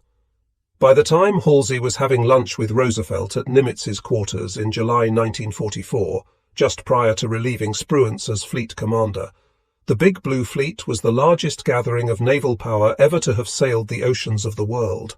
Its main striking power was concentrated in Task Force 38. Under Spruance, it was Task Force 58, which boasted no less than 14 aircraft carriers and more than 1,000 aircraft. Accompanying those aircraft carriers were 7 battleships, 8 heavy cruisers, 13 light cruisers, and 57 destroyers, all of which could serve as escorts to protect the carriers from air or submarine attack, or could be broken off into surface striking forces capable of providing shore bombardment during amphibious landings, or directly engaging Japanese surface forces similar in composition to themselves. This combat fleet was supported by the At-Sea Logistics Group, which consisted of many oilers, ammunition ships, escort aircraft carriers loaded with replacement aircraft, fleet tugs for towing disabled vessels, and a large screening force of destroyers and destroyer escorts. This support group travelled independently, rendezvousing with the main body of the fleet at designated points in order to replenish fuel, ammunition, repair parts, new aircraft, food, medicine, mail, and replacement personnel. All of this phenomenal mobile power was turned over to Halsey on 26 August 1944, when he relieved Spruance, causing Fifth Fleet to become instantaneously Third Fleet, and making Halsey commander Third Fleet less than a month after Halsey had taken command of the Third Fleet, Task Force 38 appeared just off the east coast of the Philippines, within sight of the deep green mountains of Samar. It was just days before the scheduled invasion of the Palau Islands, and Halsey believed he could best support those landings by striking at Japanese land-based air assets in the central Philippines to prevent retaliatory strikes that might emanate from that region. On 12 and 13 September 1944, Third Fleet carriers launched a series of strikes that brought only a desultory response from the Japanese, but yielded amazing results. 1,200 sorties were flown the first day, and an equal number the next. Halsey later recorded that when the last plane had returned. Our air combat intelligence officers showed me a box score that made me whistle. We had shot down 173 planes, destroyed 305 more on the ground, sunk 59 ships, and probably sunk another 58, besides tremendous damage to installations. Our losses: 8 planes in combat, 1 operationally, and 10 men. In addition to these impressive statistics, Halsey was further impressed by the intelligence brought back by an American fighter pilot from USS Hornet who had been shot down while flying a sortie over the central Philippine island of Leyte. He had linked up with Filipino natives on the island who had helped him evade capture. Upon returning to the American fleet, the Hornet pilot reported that there were no Japanese on the island. This contrasted with earlier intelligence that Leyte was well garrisoned with Japanese troops. Reconnaissance flights confirmed that the only visible military installations were some airstrips that appeared to be abandoned. Halsey sat in a corner of his flag bridge, contemplating what had just occurred. It seemed obvious to him that the Japanese were far weaker in the Philippines than had previously been thought, particularly after his airstrikes had decimated much of the Japanese air power there. He thought about how the South Pacific campaign had impressed us all with the necessity of being alert for symptoms of enemy weakness and of being ready to exploit them. If a stuck door yields unexpectedly, you may fall on your face. He likened the central Philippines to the vulnerable belly of the Imperial Dragon, termed it a hollow shell with weak defences and skimpy facilities, and wondered if he dared do what he was contemplating. He knew that the grand strategy of the Pacific was not his domain, that such things belonged to Nimitz as Sinkpak and to the Joint Chiefs of Staff. He knew that it was none of my business, and would upset a great many apple carts, possibly all the way up to Mr. Roosevelt and Mr. Churchill. But Halsey's dilemma did not last long. Soon the contemplative scowl was replaced by a look of bulldog determination. Halsey was, after all, a risk-taker. At the same time that Halsey's Third Fleet was pounding away at the Philippines, on the other side of the world, President Roosevelt and Prime Minister Churchill were meeting at a conference codenamed Octagon in Quebec, Canada. With them were their attendant military staffs, and the agenda for the meeting included another look at Pacific strategy. Since Roosevelt's return from the Pacific, he had applied pressure via Admiral Leahy on the Joint Chiefs of Staff to adopt MacArthur's plan for invading the Philippines. Without much enthusiasm, the Joint Chiefs had eventually compromised over the Philippines versus Formosa controversy by agreeing that MacArthur should invade Leyte in the central Philippines in late December as an interim measure. They would then subsequently decide whether to continue with the liberation of the remainder of the Philippines as MacArthur wanted, or go instead to Formosa, as Admiral King had long advocated. While the Octagon Conference was in progress, a message arrived from Admiral Nimitz on 13 September, forwarding a proposal he had just received from Halsey to cancel the next 3 operations scheduled and proceed directly to an early invasion of the Philippines at Leyte instead. Halsey's message detailed the destruction his forces had wrought in the central Philippines, and added that the enemy's non-aggressive attitude was unbelievable and fantastic. As later events would prove, he over-extrapolated the evidence at hand when he described Leyte as wide open, but the basic idea was sound and met no significant resistance from the Octagon conferees. All were weary of the indecisiveness that had persisted for so long, and since events in China * were making the Formosa alternative seem less feasible, even Admiral King put up no resistance to the proposal. One key piece to the puzzle was, of course, MacArthur, and the Joint Chiefs were not going to make any commitments until they had heard from him. A message was quickly sent off to Sinksospak headquarters in Hollandia, New Guinea, asking for MacArthur's concurrence. As it happened, the general was at sea at the time, about to invade Morotai, and was observing radio silence. His chief of staff, General Sutherland, could not always be certain of the unpredictable MacArthur, but this time he was fairly sure he knew what his boss would want. The proposal for MacArthur's accelerated return to the Philippines, as spelled out by the JCS to sink Sospak, included the proviso that Nimitz's forces would support the landing. Sutherland felt that this would compensate for any difficulties inherent to the accelerated schedule. Sutherland's reply, in MacArthur's name, accepting the proposed acceleration, but warning that Halsey was underestimating Japanese strength at Leyte, arrived at Quebec on the evening of the 15th, while the Joint Chiefs were being entertained at a formal dinner by their Canadian hosts. The dinner guests excused themselves from the table and adjourned to another room for a conference, a socially unacceptable move that could be excused only in wartime. 90 minutes later, Nimitz and MacArthur had received instructions from the Joint Chiefs to begin immediate planning for the invasion of the Philippines to take place at Leyte on 20 October, 2 months earlier than originally planned. General Marshall of the Joint Chiefs later wrote, "Having the utmost confidence in General MacArthur, Admiral Nimitz and Admiral Halsey, it was not a difficult decision to make. So Bull Halsey had played a key role in the sequence of events that was to lead the Americans back to the Philippines. But this grizzled old admiral's part in the unfolding drama was far from over. Little more than a month after he had dared to suggest a major change in the Pacific strategy, he would be embroiled in the greatest naval battle in history. And before the sailors in that battle had even had the chance to clean their guns in its aftermath, Bull Halsey would also be embroiled in one of the greatest controversies in American naval history. Vice Admiral Matomi Ugaki, commander of the 1st Battleship Division of the Imperial Japanese Navy, peered at the placid ocean from the bridge of his flagship.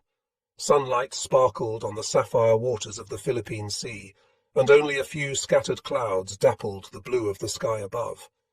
It was one of those days at sea that help sailors believe they are the keepers of a realm that other humankind have not earned. But, despite the beauty of the day, the Admiral bent to his diary, which he had faithfully kept since even before the war had begun, and wrote, "Utterly awakened from the dream of victory, found the sky rainy and gloomy.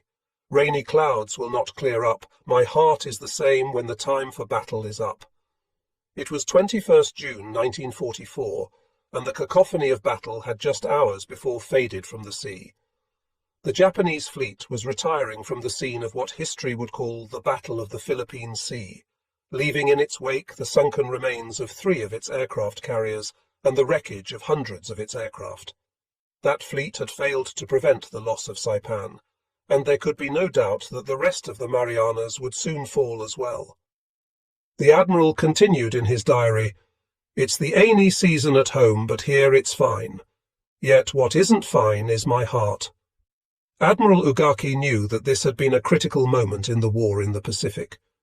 When he added to the diary, "The result of the decisive battle on which we staked so much was extremely miserable," he revealed an understanding of Japanese naval strategy that had been born of an intelligent mind and 2 years' service as Chief of Staff to Admiral Yamamoto, Commander-in-Chief of the Combined Fleet in the first years of the war. Ugaki knew that Japanese naval planners had believed, since long before the outbreak of war, that the way to defeat the American Navy was to lure the bulk of the US fleet into a major fleet engagement that would prove decisive. When originally conceived, the plan had merit, since the war had begun with the Japanese holding a decided numerical advantage over their American adversaries. But as the war progressed, that advantage had faded into the waters of the Pacific, as Japanese ships and aircraft were lost in battle, and American shipyards and factories began a virtual orgy of frenzied production that more than compensated their own battle losses and went far beyond Japanese industry's capability to keep pace. By the time the fight for Saipan had brought the adversarial fleets together, the hope of Japanese success in a decisive battle was greatly diminished. The numbers had changed so drastically that it was clearly the US Navy who held the advantage. But the numbers were not all that had changed. Almost without anyone fully realizing it, the face of naval warfare had changed. The role of aircraft carriers and their long-ranged broods of airplanes, had rendered the battleships and cruisers virtually impotent in the big battles. The outcome was not being decided by the fire-belching guns of these great behemoths, in which the maritime nations of the world had invested so much of their capital in the years leading up to the war. It was the diminutive but potent airplanes that were sending thousands of tons of shipping to the ocean floor. The great majestic dreadnoughts were left to steam about in frustration, swatting at their aerial adversaries with small-caliber weapons like an animal harried by the bites and stings of tiny flying insects, their once powerful main batteries vestigial reminders of a faded age. These magnificent monsters, which so recently had promised to rule the waves, which Japan had led the way in building, now served as mere escorts to the awkward-looking flat-topped vessels who had stolen their promised moment of glory. The Japanese had not been alone in their myopic emphasis on the big gun ship. All the significant navies of the world had run headlong down this mismarked path during the 1920s and 1930s, concentrating on the construction of battleships and cruisers, while dabbling in those experimental and rather improbable newcomers with the tiny airfields on top. The United States could afford such folly. Its huge industrial base had the flexibility to recover from such a grand miscalculation. But when the Japanese chose to build the world's largest battleships, they were making a decision that the limitations of time and resources would render irrevocable. So the great decisive battle on which we staked so much had come and gone, and the outcome had left Admiral Ugaki lamenting that the prospect of victory is fading out, and it's only natural that my heart becomes as gloomy as the sky of the rainy season. But what this commander of battleships could not have then foreseen was that the big gunships were not yet ready to leave the stage. In just a few short months they would appear for a final curtain call in which their great guns would at last be sighted on American warships. The Mariana's turkey shoot had dealt Japanese air power a severe blow, prompting Admiral Ugaki to write, "It will be extremely difficult to recover from this disaster and rise again." But the Japanese were far from defeated. With a measure of luck, they might still be able to deal the Americans a costly blow. Because Spruance had not pursued the Japanese fleet as it retired from the Philippine Sea, the Japanese Navy still had enough aircraft carriers to inflict a significant amount of damage, provided they could train enough replacement pilots and produce enough aircraft in time for the next confrontation. And their big gunships were still a potent force, if they could somehow get them in close to the American Navy to bring that potency to bear. The overall commander of the Japanese forces in the Battle of the Philippine Sea had been Vice Admiral Jisaburo Ozawa. He was one of the most experienced officers in the Imperial Japanese Navy, having held key commands and staff positions since 1935. He had been a professor at the Japanese Naval Academy in the mid-1930s and had an incisive mind that earned his opinions respect in most quarters of the Navy. As soon as his fleet had returned to safer waters following the battle, Ozawa commenced preparations for the next encounter with the United States Navy. Because of the damage that had been inflicted upon the carrier striking force and the terrible attrition of pilots, Ozawa took the carriers to the inland sea of Japan where they could be repaired and where he could train replacement pilots. He sent the bulk of his remaining forces, the cruise ERs and battleships under Vice Admiral Takeo Kurita, to a place in the south of the empire called Linga Roads, near Japanese-held Singapore. This was necessary because US submarines, by waging an effective campaign against the Japanese merchant fleet, had severely restricted the flow of oil from the southern oil fields to the home islands of Japan. Ozawa reasoned that the most effective way to guarantee that these ships would have the requisite fuel was to station them nearer to the source of supply. The repairs to the carriers were carried out with alacrity, but training replacement pilots proved a more difficult matter. By this stage of the war, Japanese manpower had been significantly depleted, and the once stringent qualifications for entry into the pilot training program had to be relaxed. The great rush to train pilots as quickly as possible was an obvious detriment as well. American naval aviators by this time were not entering combat until they had received 2 years of training, whereas their Japanese counterparts were being created in a matter of a few short months. And there was a further complication. When asked after the war whether it was the shortage of planes or pilots that caused the most significant problem for the Japanese, Captain Mitsuo Fuchida, Air Staff Officer to the Commander-in-Chief of the Combined Fleet, replied, "Fuel was the worst. We had plenty of pilots, but couldn't train them because of the lack of fuel." So at a time when US replacement flyers were arriving in the Pacific Theater with over 300 hours of actual flying time to their credit, their Japanese counterparts were fortunate to have more than a few hours of actual flying experience. Pilots were not the only aviation personnel who were feeling the bite of attrition in the Japanese Navy. As the islands across the Pacific fell, pilots and their aircraft were able to withdraw, to fall back within the shrinking perimeter. But maintenance personnel had no such luxury. They were left behind to wither on the severed logistical vine or to become prisoners of war. This eventually contributed to a gradual decline in the material readiness of Japanese aircraft. Coupled with a manpower shortage in the workforce manning the aircraft production factories, the quality of Japanese aircraft, once considered the finest in the world, declined significantly. At Linga Roads in the south, Admiral Kurita was feverishly training the crew of his battleships, cruisers and destroyers, hoping to overcome some of the disparities between him and his enemy. He emphasized night tactics because the Japanese had always fared better than their enemies in night engagements. Pragmatically recognizing the problems with Japanese air power, he also emphasized anti-aircraft gunnery practice and had additional smaller caliber weapons installed on his ships to increase their available anti-aircraft firepower.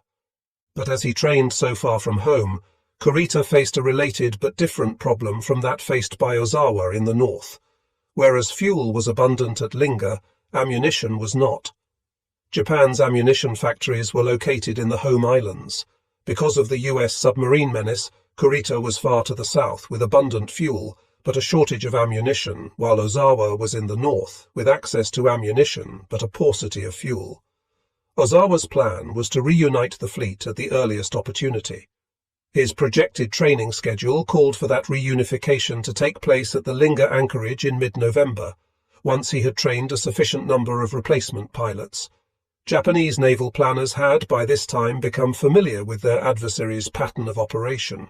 Judging from the past and from current conditions, they predicted that US forces would strike at the Philippines in late November. This was, of course, right on the money, until Admiral Halsey upset the apple cart by proposing that the schedule be jumped ahead to allow the landing in October instead. In retrospect, it becomes clear that Halsey's proposed acceleration was to have great significance because it meant that the Japanese would not be nearly as prepared to oppose the landing as they would have been had the original schedule stood. By landing in October instead of November, the Americans would preempt the planned unification of the Japanese fleet. In the aftermath of the Battle of the Philippine Sea, it was evident that the Japanese and American fleets were destined to meet one more time. The inevitable thrust of American power into the inner sanctum of the Japanese Empire left no alternative, and despite the problems confronting the Japanese and the growing power of the United States Navy, the Imperial Japanese Navy was not yet ready to concede defeat.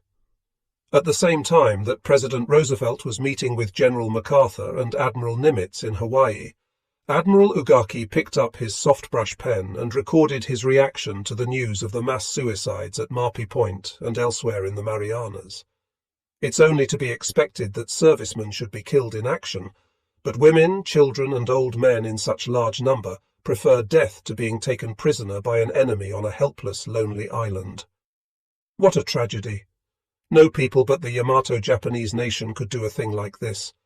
I think that if 100 million Japanese people could have the same resolve as these facing this crisis, it wouldn't be difficult to find a way to victory.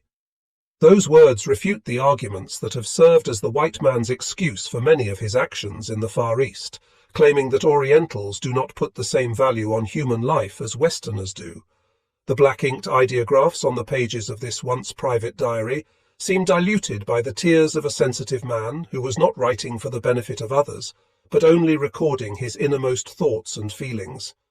Yet these words might also have been written in blood for all the fierce determination they record. The remorse here recorded is nearly eclipsed by the intensity of sincere pride and devotion that would allow this man to stand in the face of growing adversity and go forward, despite the threatening gale that blew in his face, warning of the coming maelstrom. Ugaki was not naive. His diary records a pragmatic realization of what was happening to him and his Yamato nation. He did not shrink from what lay ahead. A few pages later, Ugaki wrote of the gathering forces that threatened him and his way of life. Roosevelt visited Attu and Hawaii and met with the commanders. Such enemy news, such as there will be a big offensive against Japan shortly, etc., have been heard. The United Kingdom seems to be reinforcing her Far East fleet too, and then he wrote, "Come on, we will fight you all." The impending amphibious landing operation at Leyte Gulf was assigned the code name King II, and planning began as soon as the Joint Chiefs authorized the acceleration in schedule recommended by Halsey. That decision was made in mid-September, which left a mere 5 weeks before the 20 October landing. Because the ships that were to participate were so numerous and so widespread, 2 of those 5 weeks had to be allocated just for the distribution of the plan. This left only 3 weeks in which to put together an operation order for an amphibious landing that was the largest and most complex yet attempted in the Pacific. Only the D-Day landing in Normandy, several months before, rivaled it in all of history. One of the people whose destiny it was to play a key role in King II was a Navy captain named Charles Adair. He, like MacArthur, would be returning to the Philippines, and he too had left under rather unusual circumstances. When war broke in the Pacific, Adair was serving as aide and flag lieutenant to the commander-in-chief of the U.S. Asiatic Fleet, that outmoded and doomed collection of antique ships that had been guarding America's Pacific frontier for decades. Adair had escaped from Corregidor, not in a PT boat, as General MacArthur had done, and not in a submarine, as the President of the Philippines had done. Adair had sailed with 3 other U.S. naval officers, 1 Dutch officer, and a crew of 6 American and 12 Filipino sailors in a 2-masted schooner-rigged yacht. This unlikely representative of the U.S. Navy, christened Lanikai, displaced 150 tons, was 87 1/4 feet long, and was armed with 2.30 caliber machine guns and a 3-pounder cannon of Spanish-American war vintage. In a 1,000-mile odyssey, during which Adair and his companions sailed by night and hid the vessel close to shore by day, Lanikai eventually reached Australia. Adair was subsequently assigned to the staff of the Commander 7th Amphibious Force as Planning and Operations Officer, where he directed naval planning for MacArthur's amphibious assaults. On 18 September 1944, Adair and his boss, Vice Admiral Daniel E. Barbe, were summoned to a conference in Sydney, Australia. The meeting had been called by General MacArthur, and many of his subordinate commanders and staff members were present. Admiral Nimitz had come from his Pearl Harbor headquarters, and he too brought many members of his staff and several Central Pacific commanders. Adair arrived to a full meeting hall and wondered how in the world they could ever find so many people that weren't working. He later said, "I felt that with all those people there, we had almost enough to make an assault, and that we could have roughed out an assault plan by the time it took to get those people out of that hall. The conference had been called to kick off planning for the invasion of Leyte and to sort out the large-scale considerations of the operation. When the meeting was over, planners like Charles Adair went to work ironing out the myriad details of the assault. There were some major logistical problems to be considered. Because of the large number of ships that would be required, there was no single harbour large enough to accommodate them all. This meant that the ships would have to be staged at various locations in the Pacific and then brought together with precise timing at Leyte Gulf. Some of the ships would gather at Hollandia on the northern coast of New Guinea, a distance of 1,240 miles from Leyte. Others were to be staged at Manus in the Admiralty Islands, 1,565 miles from the objective, and still others would depart from Finschhafen on the southeast coast of New Guinea, 2,075 miles from Leyte Gulf. These great distances meant that the participating vessels would have to depart their respective harbours at various times well ahead of A-Day. The top speed of the LST's large, slow targets, as their crews had dubbed them, was a mere 8 or 9 knots, which meant that they could travel only about 200 miles a day, which meant they would need 6 full days, for example, to make the passage from Hollandia, the nearest of the assembly points. Finschhafen would require 10 days' passage. Time quickly became a commodity not to be squandered.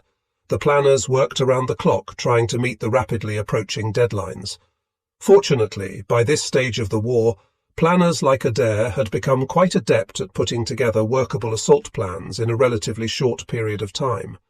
Experience is the best tutor, and the march to Tokyo had thus far provided much of that. When Adair and the others were finished their work, the resulting plan was more than an inch thick. It took 4 pages just to list who was to get copies. 6 more pages told the many commanders of vessels and men where they fit into the organization, 7 pages described their various tasks and functions, and 25 pages described the movement schedule for all units. There was a plan for planting buoys and setting up navigation lights to aid the invaders in their incursion into Leyte Gulf, and there was a 25-page communications plan that listed all the frequencies and call signs to be used. This gargantuan plan for the American invasion of the Philippines would bring together in this one corner of the vast Pacific more American sailors than had been in the entire United States Navy in 1938, less than 3 years before the attack on Pearl Harbor. Nearly 3 years earlier, and only 5 days after the Japanese had begun the war, a crusty-looking 53-year-old naval officer with bushy black eyebrows arrived on the devastated scene at Pearl Harbor. No record of his reaction exists, but Thomas Cassin Kincaid must have been sickened by the sight of those wrecked battleships, their twisted iron carcasses still hemorrhaging fuel oil, and their once pristine wooden decks splintered and smouldering in the aftermath of sudden war. Much of Kincaid's naval career had been spent in big gun ships such as these. It is probably a safe assumption that, among the many thoughts Kincaid must have had on that day, it did not occur to him that he would someday command 5 of these same ships when they faced the Japanese fleet in a great showdown at Leyte Gulf. Kincaid, like his father, was an Annapolis graduate, finishing in the middle of his class in 1908. He had sailed with Teddy Roosevelt's Great White Fleet when it made its historic around-the-world voyage, and had gone on to become an expert in naval gunnery, attending the Naval Postgraduate School's Ordnance course and spending all of his sea tours in ships whose main batteries were guns, from destroyers up through battleships. After Pearl Harbor, Kincaid participated in a fruitless raid on Wake Island while commanding a cruiser division and played a minor part in the Coral Sea and Midway battles. But it was in the Solomons that he stood out as a wartime commander. Ironically, the old gunnery man found himself commanding a task force centered around the aircraft carrier Enterprise, and acquitted himself well in 3 major engagements. He was then transferred to the far northern Pacific to command Task Force 8 in Alaskan waters, where he once again waged a successful campaign. His reputation solidified. Kincaid was sent to the Southwest Pacific Theater in June 1943 to replace the 7th Fleet commander, who was having trouble getting along with his immediate superior, General MacArthur. Kincaid had no such trouble. He and MacArthur hit it off well, so Kincaid remained, and it was to be his destiny to command the 7th Fleet when it carried the general and his troops back to the Philippines. Beneath his picture in the 1908 Lucky Bag, the college yearbook of Naval Academy graduates, Thomas Kincaid is described as a black-eyed, rosy-cheeked, noisy Irishman who loves a roughhouse. At Leyte Gulf, he was about to get one hell of a roughhouse. For the invasion of the Philippines, it had been decided to bring the bulk of American naval power in the Pacific to bear. This meant that the forces assigned to MacArthur and Nimitz would converge at Leyte. The Southwest Pacific naval forces were represented by the 7th Fleet, now commanded by Kincaid. Halsey's 3rd Fleet was at the heart of the Central Pacific's naval power. The 7th Fleet had been created in March 1943, more on paper than in actuality. MacArthur had been demanding ships that he could use to support his campaign in the Southwest Pacific, and Admiral King had created the 7th Fleet as a means of placating the general. At its inception, the fleet consisted of a handful of submarines and their one tender. As time went on, the few ships that could be spared from other theatres were added, but for most of the campaign the 7th Fleet, which had come to be known as MacArthur's Navy, was not a formidable force, consisting primarily of troop transports and escorting destroyers. For the Leyte landings, however, things would be different. Many ships were transferred to the 7th Fleet for the Leyte operation, including a surface combatant force of 6 battleships, 8 cruisers and a number of destroyers. The battleships were not the latest versions. Halsey retained the newer dreadnoughts as escorts for Task Force 38. All 6 of the transferred battleships had been built more than 2 decades before, and USS Mississippi was the only one of the 6 that had not been at Pearl Harbor on that infamous 7th of December. As Kinkaid had witnessed upon his arrival in the Pacific, Maryland, Tennessee and Pennsylvania had all been seriously damaged in the attack, and West Virginia and California were actually sunk and later resurrected.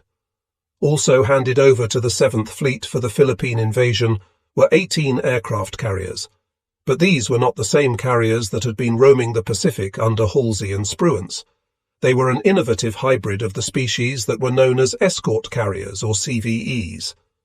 Those ships that made up the great striking power of Task Force 38 were the attack carriers CVs and their smaller brothers, light aircraft carriers CVLs. With her complement of 100 aircraft, the CV was the real powerhouse of naval aviation. These ships were 700 to 850 feet long, depending upon the class, and were manned by crews of nearly 3,000 men. The smaller CVLs were built upon hulls that were originally intended to be cruisers, but were converted when it became clear that more carriers were going to be needed. They were only 600 feet long, had a crew of approximately 1,500, and could carry half as many aircraft as the larger CV. The CVE, on the other hand, was built on a merchant hull, was about 500 feet in length, and carried a complement of only 27 aircraft. The CVEs had their origins before American entry into the war, when President Roosevelt and Admiral Halsey appear to have come up with the same idea at about the same time. Roosevelt proposed in October 1940 that a merchant hull be adapted to make a small aircraft carrier for convoy duty that would be capable of carrying 8 to 12 aircraft that could hunt submarines in the Atlantic. Admiral Halsey, then commander of Carriers Battle Force, simultaneously proposed a new class of auxiliary carriers designed to provide pilot training and to transport aircraft to the battle theatre. Several different models ensued until eventually the CVEs were in full production, rolling off the ways in just a few months and their numbers growing until, by war's end, a phenomenal 115 had been built. These diminutive carriers, nicknamed Jeep carriers, and sometimes referred to as combustible, vulnerable, expendable by the sailors who crewed them, provided anti-submarine escort in the Atlantic, as Roosevelt had envisioned, and functioned as aircraft transports in the Pacific, as Halsey had foreseen. But they also participated in amphibious operations in both theatres, providing close air support for Marines and soldiers ashore. It was in this role that they had been assigned to the 7th Fleet for the invasion of Leyte. Also transferred to the 7th Fleet were the amphibious components of the 3rd Fleet. This gave Kinkaid control of all amphibious forces in the operation, and left the 3rd Fleet a mobile striking force able to concentrate on the Japanese fleet, should it decide to make an appearance. With the reshuffling of ships for the Philippine invasion, the 7th Fleet was transformed into one of the most potent attack forces in the world. More than 700 ships now made up what had once been a poor stepchild of the Navy, including 157 combatants, 420 amphibious ships, 84 patrol, minesweeping and hydrographic craft, and 73 service vessels. For the actual assault, the 7th Fleet would be divided into 3 separate groups, 2 of which were tasked with the actual landing, and the 3rd with direct support. The Northern Attack Force, designated Task Force 78 and commanded by Rear Admiral Barbie, was made up of ships that had been operating with MacArthur's Navy all along. The Southern Attack Force, Task Force 79, was commanded by Vice Admiral Theodore S. Wilkinson and consisted of the amphibious forces that had been transferred from the 3rd Fleet. The direct support functions, most important, shore bombardment and coordinated airstrikes, were assigned to Task Force 77, which consisted of the battleships, cruisers, destroyers, and escort aircraft carriers now belonging to 7th Fleet. Command of Task Force 77 was retained by the Fleet Commander, Vice Admiral Thomas C. Kinkaid. Task Force 77 was further subdivided into numerous specialized task groups, the most significant of which were Task Groups 77 and 77. Rear Admiral Jesse B. Oldendorf commanded Task Group 77. The Fire Support and Bombardment Group, which contained the 6 old battleships, 5 cruisers, and 15 destroyers. Task Group 77 consisted of the 18 CVEs and their escorting destroyers, and was commanded by Rear Admiral Thomas L. Sprague. Added to all of this striking power of the 7th Fleet was the powerful punch of the 3rd Fleet under Halsey. After the transfer of amphibious assets to the Philippine Invasion Force, the 3rd Fleet consisted primarily of Task Force 38, the carrier striking force commanded by Vice Admiral Mark A. Mitcher. This massive task force was subdivided into 4 task groups, each of which typically contained 2 CVs and 2 CVLs. Escorting these carriers were 6 battleships, 15 cruisers, and 48 destroyers, all assigned to the 4 task groups in varying proportions. All of this American military power converging upon the Philippines would virtually seem to guarantee a successful return for General MacArthur and the United States. But military histories abound with examples of sure things that turn out to be anything but. There was, in fact, a proverbial crack in the American armor. The outcome of the approaching battle would be jeopardized, not by a poor American strategy, nor by bad tactics, and certainly not for want of a nail. What would ultimately offset the great advantage enjoyed by the Americans at Leyte Gulf was a weakness in the command structure, a weakness born of politics and exacerbated by the force of individual personalities. Creating 2 separate theatres in the Pacific had proven to be strategically advantageous, since the 2 campaigns frequently kept the Japanese off balance, trying to respond to moves made by first one, then the other. But now that these 2 theatre commanders were converging on the same objective, the need for coordination became essential. One of the simplest means of coordinating military elements, no matter how large, is to place them under a common commander. But, as has already been noted, one had to go all the way to Washington to find a common commander above General MacArthur and Admiral Nimitz. The plan for the employment of these 2 forces seemed workable. Kinkaid's 7th Fleet was actually the amphibious elements of both the 3rd and 7th Fleets, and was tasked with carrying out the actual assault on the Philippines. The remainder of the 3rd Fleet, which had been reduced to Task Force 38, was ordered to play a direct support role. Nimitz's actual orders to Halsey were that he was to cover and support forces of Southwest Pacific in order to assist the seizure and occupation of objectives in the central Philippines, and destroy enemy naval and air forces in or threatening the Philippines area. This was straightforward enough, and, despite the absence of a common commander, should not have proved difficult to carry out. But there was something else in Nimitz's directive, something that had not appeared in his previous operation orders, a caveat that was to have a great effect on the coming battle. Probably because of the controversy that had rattled on ever since Spruance had opted to stay at the landing area in the Marianas, rather than pursue the Japanese fleet, Nimitz's instructions to Halsey included the following sentence: "In case opportunity for destruction of major portion of the enemy fleet offers or can be created, such destruction becomes the primary task. The actual origin of that caveat is unknown. In an interview after the war, Admiral King said that he had instructed Nimitz to include it, but in a subsequent letter to U.S. Naval Academy Professor Emeritus E.B. Potter, King seemed less sure that it was he who had ordered it. Potter, in his biography of Halsey, noting that the grammatical construction of the sentence is not typical of either King or Nimitz, suggests that the caveat may have been added by a staff member. All of the other sentences in the operation order were either numbered or lettered in outline form. But this one sentence stands alone with neither number nor letter preceding, which suggests that it may indeed have been added as an afterthought. By whom remains uncertain. No matter who wrote the caveat, it was there, and Halsey seized upon it. He saw the 7th Fleet's role as essentially defensive and his own as offensive in nature, and he made his intentions for the upcoming battle clear when he wrote a letter to Nimitz at the end of September. "I intend, if possible, to deny the enemy a chance to outrange me in an air duel, and also to deny him an opportunity to employ an air shuttle against me. Inasmuch as the destruction of the enemy fleet is the principal task, Every weapon must be brought into play, and the general coordination of these weapons should be in the hands of the tactical commander responsible for the outcome of the battle.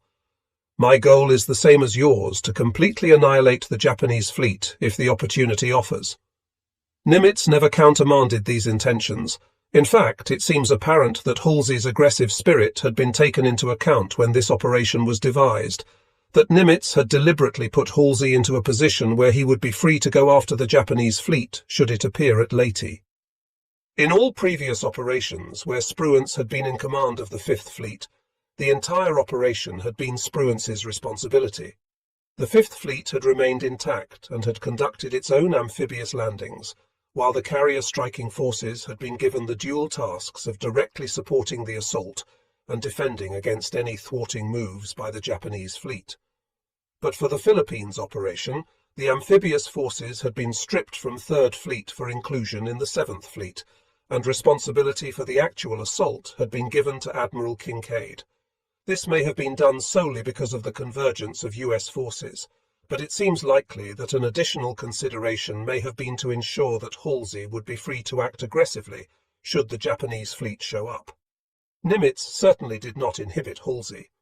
In a letter to Halsey, written just 12 days before the landing at Leyte, Nimitz made it clear that Halsey was free to exercise his own judgment in tactical matters. You are always free to make local decisions in connection with the handling of the forces placed under your command. Often it will be necessary for you to take action not previously contemplated because of local situations which may develop quickly and in light of information which has come to you and which may not yet be available to me. My only requirement in such cases is that I be informed as fully and as early as the situation permits. One other potential problem existed as a result of the improvised command setup for the Philippine invasion. With the Third Fleet now consisting essentially of only Task Force 38, the roles of Halsey and his task force commander, Admiral Mitcher, had become somewhat redundant. There were in essence two commanders of Task Force 38. If Halsey exercised tactical command of his fleet, and Halsey's aggressive nature made that inevitable, then there was little left for Mitcher to do. What effect this would have remained to be seen. Just after midnight on 18 October 1944, the sound of anchor chains rattling in hawse pipes drifted across the still waters of the Linga Roads anchorage as 7 battleships, 15 cruisers and 20 destroyers of the Imperial Japanese Navy made preparations for getting underway. Deep in the bellies of these great steel whales, young sailors, firing their boilers, turned huge valve wheels to regulate the flow of the oil that was now more precious than gold to the Japanese Empire. Other sailors, assigned as lookouts on the flying bridges of the many warships, peered into the darkness, accommodating their eyes to the special challenges of night vision. Months of training in the oppressive humidity of this equatorial anchorage was over, and the moment of truth had arrived for these sailors, so far from their home waters, as they sorted for a final showdown with the American Navy. Just after midnight on 18 October 1944, the sound of anchor chains rattling in hawse pipes drifted across the still waters of the Linga Roads anchorage as 7 battleships, 15 cruisers, and 20 destroyers of the Imperial Japanese Navy made preparations for getting underway. Deep in the bellies of these great steel whales, young sailors, firing their boilers, turned huge valve wheels to regulate the flow of the oil that was now more precious than gold to the Japanese Empire. Other sailors, assigned as lookouts on the flying bridges of the many warships, peered into the darkness, accommodating their eyes to the special challenges of night vision. Months of training in the oppressive humidity of this equatorial anchorage was over, and the moment of truth had arrived for these sailors, so far from their home waters, as they sorted for a final showdown with the American Navy. The ships slowly emerged from the complacent cocoon of the training anchorage and stood out to sea, propellers beating a steady cadence in the warm tropical waters, weapons bristling at the stars above. Most of these vessels were combat-hardened veterans of the Pacific War, many still pocked with the scars of battle, some partially debilitated by the ravages of war and long ocean transits. The cruiser Mogami had endured a horrific pounding at Midway, and a picture of her as a twisted wreck in the aftermath of the battle had become famous in the United States, symbolizing the American victory. Yet there she was, still afloat, still able to inflict great harm, underway now for the Philippines and a chance for revenge. The battleship Haruna, which had struck a German mine in the First World War and had been reported sunk time and again in this one, steamed out of the Linga anchorage, her shadowy form hauntingly vague in the subdued light of the distant stars. The destroyer Shigure, veteran of the Coral Sea, Solomons and New Guinea campaigns, had been the sole Japanese survivor at the battle in Leyte Gulf. Now, as her crew worked to bring her anchor into short stay, some of them surely wondered if their luck would continue through the coming engagement. Of all the ships making up this powerful force, the most formidable were the gigantic battleships Yamato and Musashi of Admiral Matome Ugaki's Battleship Division 1. They were the largest surface warships ever built. At the time that these two 862-foot, 70,000-ton behemoths entered service, they dwarfed the American 728-foot, 40,000-ton North Carolina class battleships. Even their closest rivals, the German Bismarck class, were only 823 feet in length and displaced a mere 45,000 tons. In the earlier decades of the 20th century, the Japanese had recognized that they could not hope to rival American shipbuilding capability in terms of units produced. Their solution was to try to make each individual class of Japanese ship superior to the equivalent in the United States Navy. Hence, Japanese cruisers were equipped with torpedoes, which gave them a decided advantage over their American counterparts. In that same vein of thinking, the Japanese decided to build battleships that would almost certainly prevail in an engagement with any American battleships they might encounter. Besides the obvious consideration of ensuring a tactical victory, the oversized dimensions of the Yamato class reflected an important strategic consideration as well. At the time that these ships were conceived, American isolationist politics seemed to guarantee that the United States Navy would not be built up to two-ocean status, and the American fleet would therefore have to rely on the Panama Canal in order to shift its assets from the Atlantic to the Pacific, or vice versa, depending upon the threat at hand. The huge dimensions of the Yamato class, much too large to allow passage through the Panama Canal, meant that the United States could not build a similar ship without restricting it to one ocean or the other. Building these super battleships was no casual undertaking. Naval harbours had to be dredged out to accommodate the giants, and a significant part of the Japanese national treasury had to be expended to expand the steel plate manufacturing facilities in order to make the armour envisioned for Yamato and Musashi. One plate of the side armour used on vital areas of the ship was approximately 16 inches thick and weighed 68.5 tons. A great deal of secrecy surrounded the building of Yamato and Musashi. The dock in Kure, where Yamato was built, was partially covered with a roof to prevent anyone from seeing what was happening from a nearby hill. Huge curtains made of sisal rope were also hung around the construction site to keep the emerging giant hidden from view. These curtains weighed 408 tons, and their construction caused a serious shortage of sisal, bringing a howl of complaint from local fishermen who needed it for nets and lines. The secrecy extended beyond the construction phase and was carried to such extremes that Admiral Kurita, commander of the fleet that included the two super battleships, later confided that even he was not permitted to know their top speed, nor the actual caliber of the huge guns that made up their main battery. Those guns actually had a bore of 18.1 inches and were, in fact, the largest guns ever used on a naval vessel. One turret, at the incredible weight of 2,774 tons, was more than the displacement of a heavy destroyer. So powerful was the blast from these guns that crew members exposed on the weather decks during firing ran the risk of having the clothing torn from their bodies and of being knocked unconscious. The ship's boats could not be stowed in the open without being damaged by the blast. They had to be kept in specially built hangars. Designers also faced a very serious problem in mounting the smaller caliber anti-aircraft weapons, where they could effectively defend the ship, yet not be damaged by the blast pressure of the gigantic main batteries.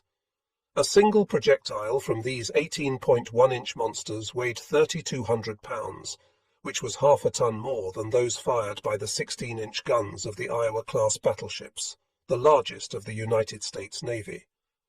There were three types of projectiles developed for these guns. A conventional Type HE high explosive was suitable for shore bombardment and non-armoured targets such as destroyers. For the armoured capital ships, the Type 91 armour-piercing shell was developed. This was less conventional in its design because it had been given a hydrodynamic shape that was meant to enter the water short of a target and continue on beneath the surface, ultimately striking the victim below the waterline, somewhat like a torpedo.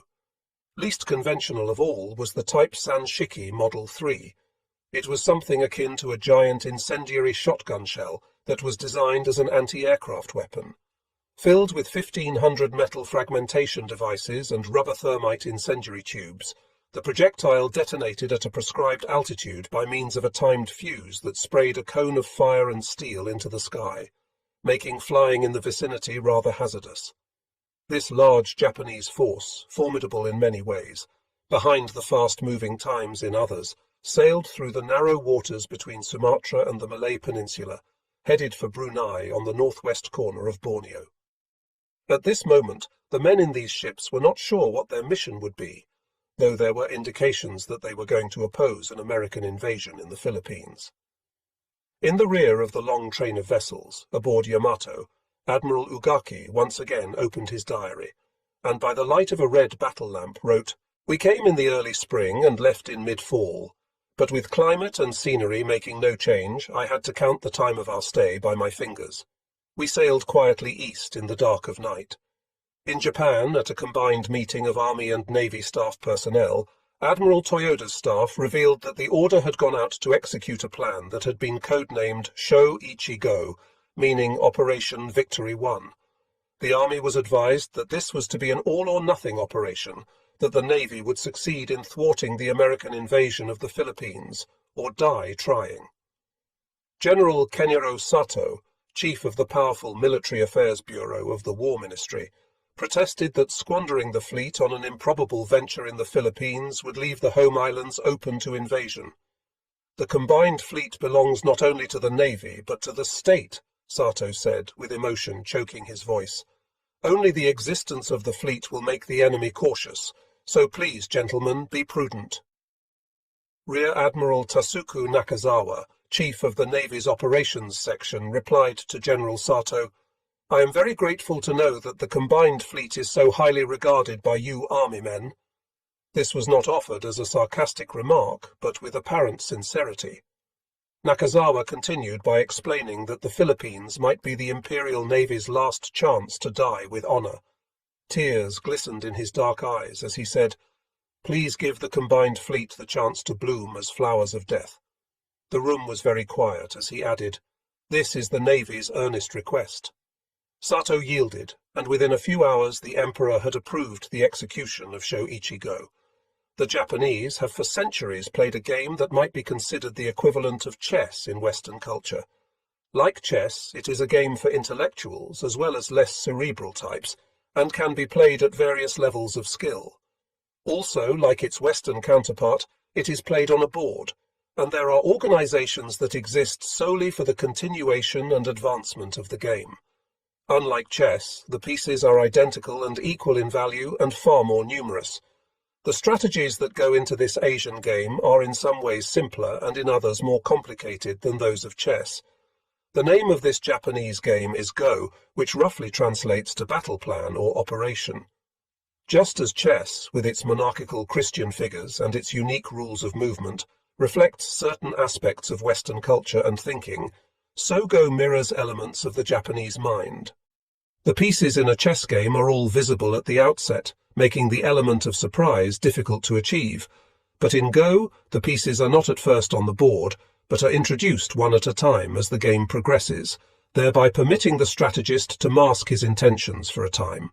The chess player's actions reflect mobility and response to an ever-fluid situation, while the master of Go patiently builds a complex and static structure that eventually overwhelms his opponent by the positioning of his pieces and by careful timing. All but the lowliest chess pieces may retreat and may even be resurrected from capture, whereas the pieces in Go, once committed to the board, must do or die. There is no provision for retreat, and once removed from the board, they are gone forever. Altogether, 13,030 of our men were taken off Guadalcanal, 832 of them Navy men, without a bit of opposition, in what our High Command called a tension-turned advance. American records list our RO-102 as being sunk on February 11, 1943. They are wrong. It was I-18, under Commander Tameichi Hara, lost in the Coral Sea on that date, the 2604th anniversary of our Emperor Jimmu's accession to the throne of Japan. Our belief is that Japan became a nation when that happened, and our calendar is based on it. I, like thousands of other men in 1939, had chosen February 11th for my wedding day, feeling that no other day could possibly be more auspicious for a marriage than Japan's 2600th anniversary. Commander Muraoka's boat I-18 was the victim of a combined air-sea attack. She was sighted by a scout plane from the American light cruiser, Helena. It dropped a bomb, then a smoke pot to mark the sub's location for destroyer Fletcher, which hurried to the scene, picked up I-18 on her sonar equipment, and laid down a barrage of depth charges. A short time later, the men in Fletcher's gun houses heard an explosion so great that they thought their ship had either blown out its own bottom with shallow-set charges or had been hit by a torpedo. Actually, it was the death of I-18, RO-100 was almost sunk. She was 30 miles south of Port Moresby on February 14th, when Lieutenant Kanemi Sakamoto sighted an enemy transport. He began manoeuvring to attack and became so engrossed in trying to make a kill that he neglected to observe the submariner's routine precaution, frequent sweeps of the entire seascape with his periscope. As a result, an American destroyer escort was able to approach him almost unnoticed. Sakamoto saw this onrushing ship at the last moment and dived. The DE dropped over a dozen depth charges. They smashed RO-100's periscope and caused other damage. Sakamoto, unable to continue on patrol, had to make for Rabaul. I was almost trapped too. I got word on February 16th of what happened to RO-100, and arbitrarily maintained radio silence for 4 days to avoid detection. On February 22nd, my navigator, Lieutenant Shigeshi Kondo, sighted a single-stack ship of about 4,000 tons displacement. She was obviously an old ship and appeared to be an easy victim. Still, something about her bothered me when I took over the periscope from Kondo. Her plimsoll line was well above the ocean's surface, and I could clearly make out the difference between her above water and below water paints. That ship is very nearly empty, I told Kondo, and if she is empty, it is because she is returning from a supply trip to Port Moresby. In that case, she would be heading east, but she is heading west. I don't like it. Let us wait a while before attacking.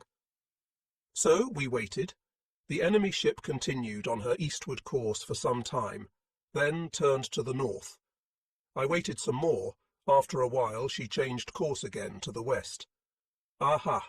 I cried out. A Q-ship, during World War I the British, whom the Japanese helped in escorting ships through the Mediterranean, in exchange for which Britain backed her demand for a mandate to the German islands north of the equator, had disguised and equipped old merchant ships with masked gun batteries and depth charge racks.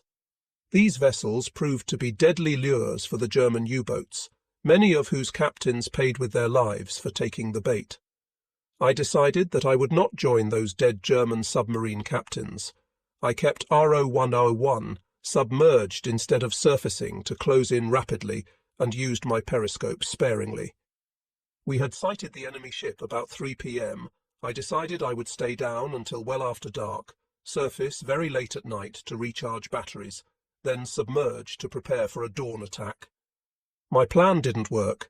At sunset, the enemy vessel suddenly picked up speed and ran away in the direction of Port Moresby.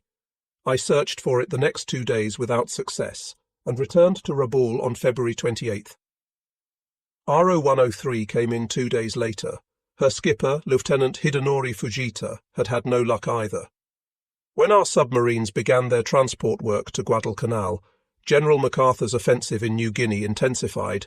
It became very difficult for Japanese surface ships to get in past MacArthur's air umbrella, so submarines were ordered to lend a hand there. Before I came on the scene, 9 submarines had made a total of 20 trips from Rabaul to New Guinea.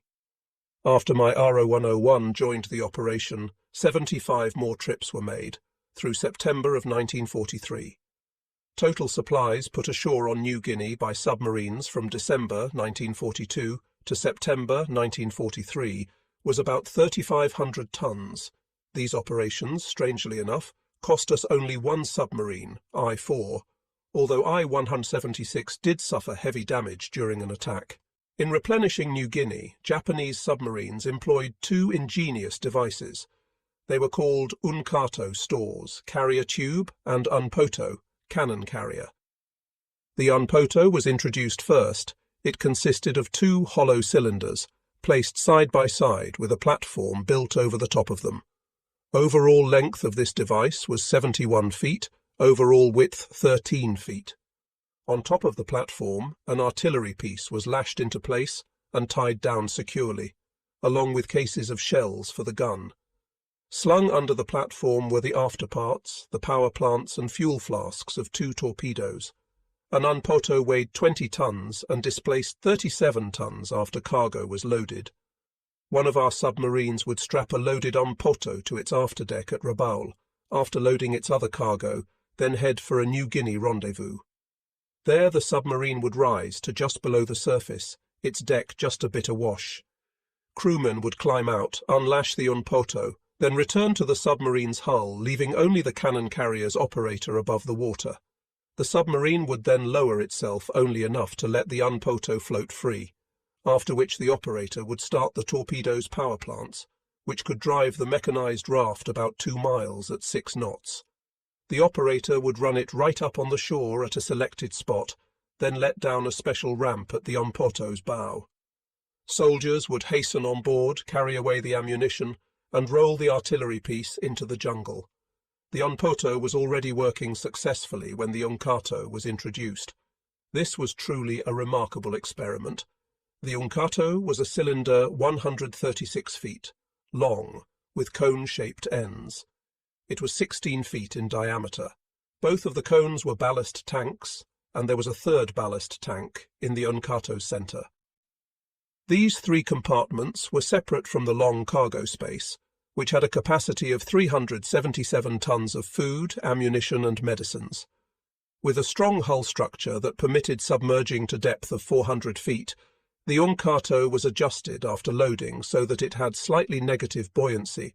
Then it would be towed out into the middle of Simpson Harbour and secured by a long tow line to the stern of a submarine. Once the submarine cleared Rabaul, it would cruise along the northern coast of New Britain to the point where its submerged run was to begin. When the submarine dived, the unkato would submerge with it. On arrival off New Guinea, the submarine would surface and release the unkato, which was then towed to the beach by men from the shore. I-21 was operating off Sydney when I arrived in Rabaul. During January and February, she was credited with a total of 6 ships. I-10 was in the south, also, her plane making reconnaissance over Noumea, Torres Island, and Auckland to report on enemy ship groupings. The Japanese army, meanwhile, had gotten into the submarine business too. It had decided it needed an underwater fleet to supply outlying posts. General Hideki Tojo was in on this plan, which he ordered kept secret from the Imperial Navy. If the Navy learns of army plans to build submarines, he said, it will surely oppose them. So don't tell the Navy, construct all submarines in secrecy. Later on, when the Navy learned of this work, it cooperated in the building of them, lent technicians and provided advice. However, we had nothing to do with the actual operation. These special submarines were called Maru-U, circle transport. The first word meant nothing. It was merely a security device. About 50 were built, but only 3 got into service, making supply and transport runs to the Philippines in late 1944. The rest were still undergoing shakedown and operational training when the war ended. Because so many records were burned in 1945, I have been able to learn nothing about these submarines except that they displaced 270 tons, had no torpedo tubes or torpedoes, carried a single 13mm machine gun on deck for armament, and were an awful waste.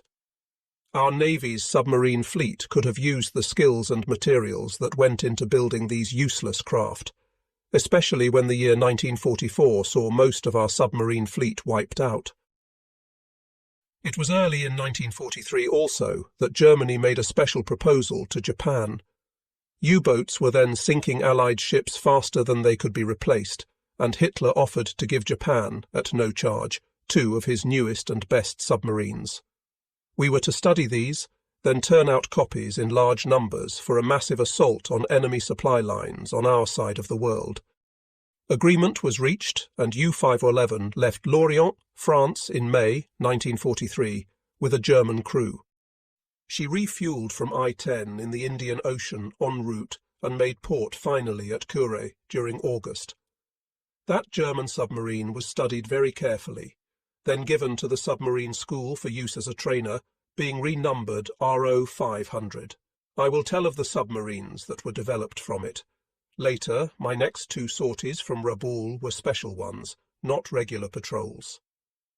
I got orders for the first one in the officers' quarters at Rabaul, halfway up the hill from Simpson Harbour. With me were the captains of RO 100 and RO 103, Lieutenants Sakamoto and Fujita. I was a lieutenant commander, having been promoted on my graduation from Submarine Commanders School. The date was March 3rd. Today is Hina Matsuri, Sakamoto was saying. He was referring to Japan's annual doll festival, its Girls' Day celebrated by everyone, although it is supposed to be a special day just for females. Let's have a sack party tonight. Fujita and I had just agreed that this was a fine idea when a sedan from submarine headquarters raced up and screeched to a halt. Its driver jumped out and came to attention. Captains Orita and Fujita are wanted at headquarters right away, he blurted out. We got into the car and headed for the dock where the flagship Aigen Jingei was moored. There Commander Miyoshi Horinuchi, Chief Staff Officer to Rear Admiral Harada, explained things while the Admiral looked on. The convoy that left here for Leh 2 days ago has been under heavy enemy air attack since yesterday. We have suffered very great losses in the Bismarck Sea area. Many soldiers and sailors have been cast into the sea, and no surface ships can get near enough to rescue them. Horinuchi was referring to 8 transports and 8 destroyers that had put out from Rabaul to make a mass reinforcement of New Guinea. The novel technique of skip bombing was employed against our ships in this action, and it worked excellently. Instead of dropping their bombs from high altitude, enemy bombers approached very low and half-dropped, half-flung their bombs at the sides of our ships, almost as though they were launching torpedoes. Even when a bomb missed, it exploded upon impact with the water and had the effect of a mine going off nearby. As a result, all 8 transports, plus 4 of the destroyers, were sunk. The enemy's watch is very close, said Horinuchi, so we plan to use submarines to make rescues. Orita, you will get RO 101 ready for sea at once. Fujita, you will get RO 103 ready and stand by to go out later. I had my boat running out of Rabaul by dawn of the next day. Being watchful for enemy aircraft made our progress cautious and slow, so we did not arrive in the disaster area until the evening of March 6th. The best chart of the area we had on board RO 101 was more than 50 years old. We had constantly to remain alert for uncharted reefs. It was dawn of March 7th when one of my lookouts finally sighted the first lifeboat. We approached and found some survivors in it. They waved feebly and tried to thank us, but did not have the strength. We later located 2 more boatloads. All were severely sunburned, and none had eaten for 4 days. When they managed to croak out a word, it was omizu, water. Once they received some, they began weeping and crying out, "The flag of our regiment is missing. You must search for it. This was insanity. I could not take time out to search for a flag, even though I knew how much it meant to them." In the Japanese army, it was a tradition that any unit losing its regimental standard died with that loss. The unit's name was stricken from army records, it was bad fortune, and survivors naturally lost face and felt accursed. Though it pained me, I had to ignore their pleas. I ordered RO 101 to submerge and stay below until after sunset. The 47 men we had picked up really cramped us. I wirelessed Rabaul that I had a full load and was returning. RO 103 left Rabaul then to continue the search. Fujita's submarine got into trouble on the evening on March 9th, running up on an uncharted reef. RO 103 wirelessed Rabaul for help, and I was ordered out to tow her free. Fujita was able to free RO 103 before I arrived by jettisoning all the food that could be spared and casting his torpedoes over the side.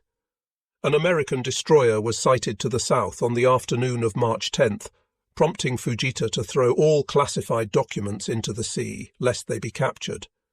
When the enemy ship steamed away, apparently without having spotted him, Fujita dumped more excess weight and was able to float free by morning of March 11th.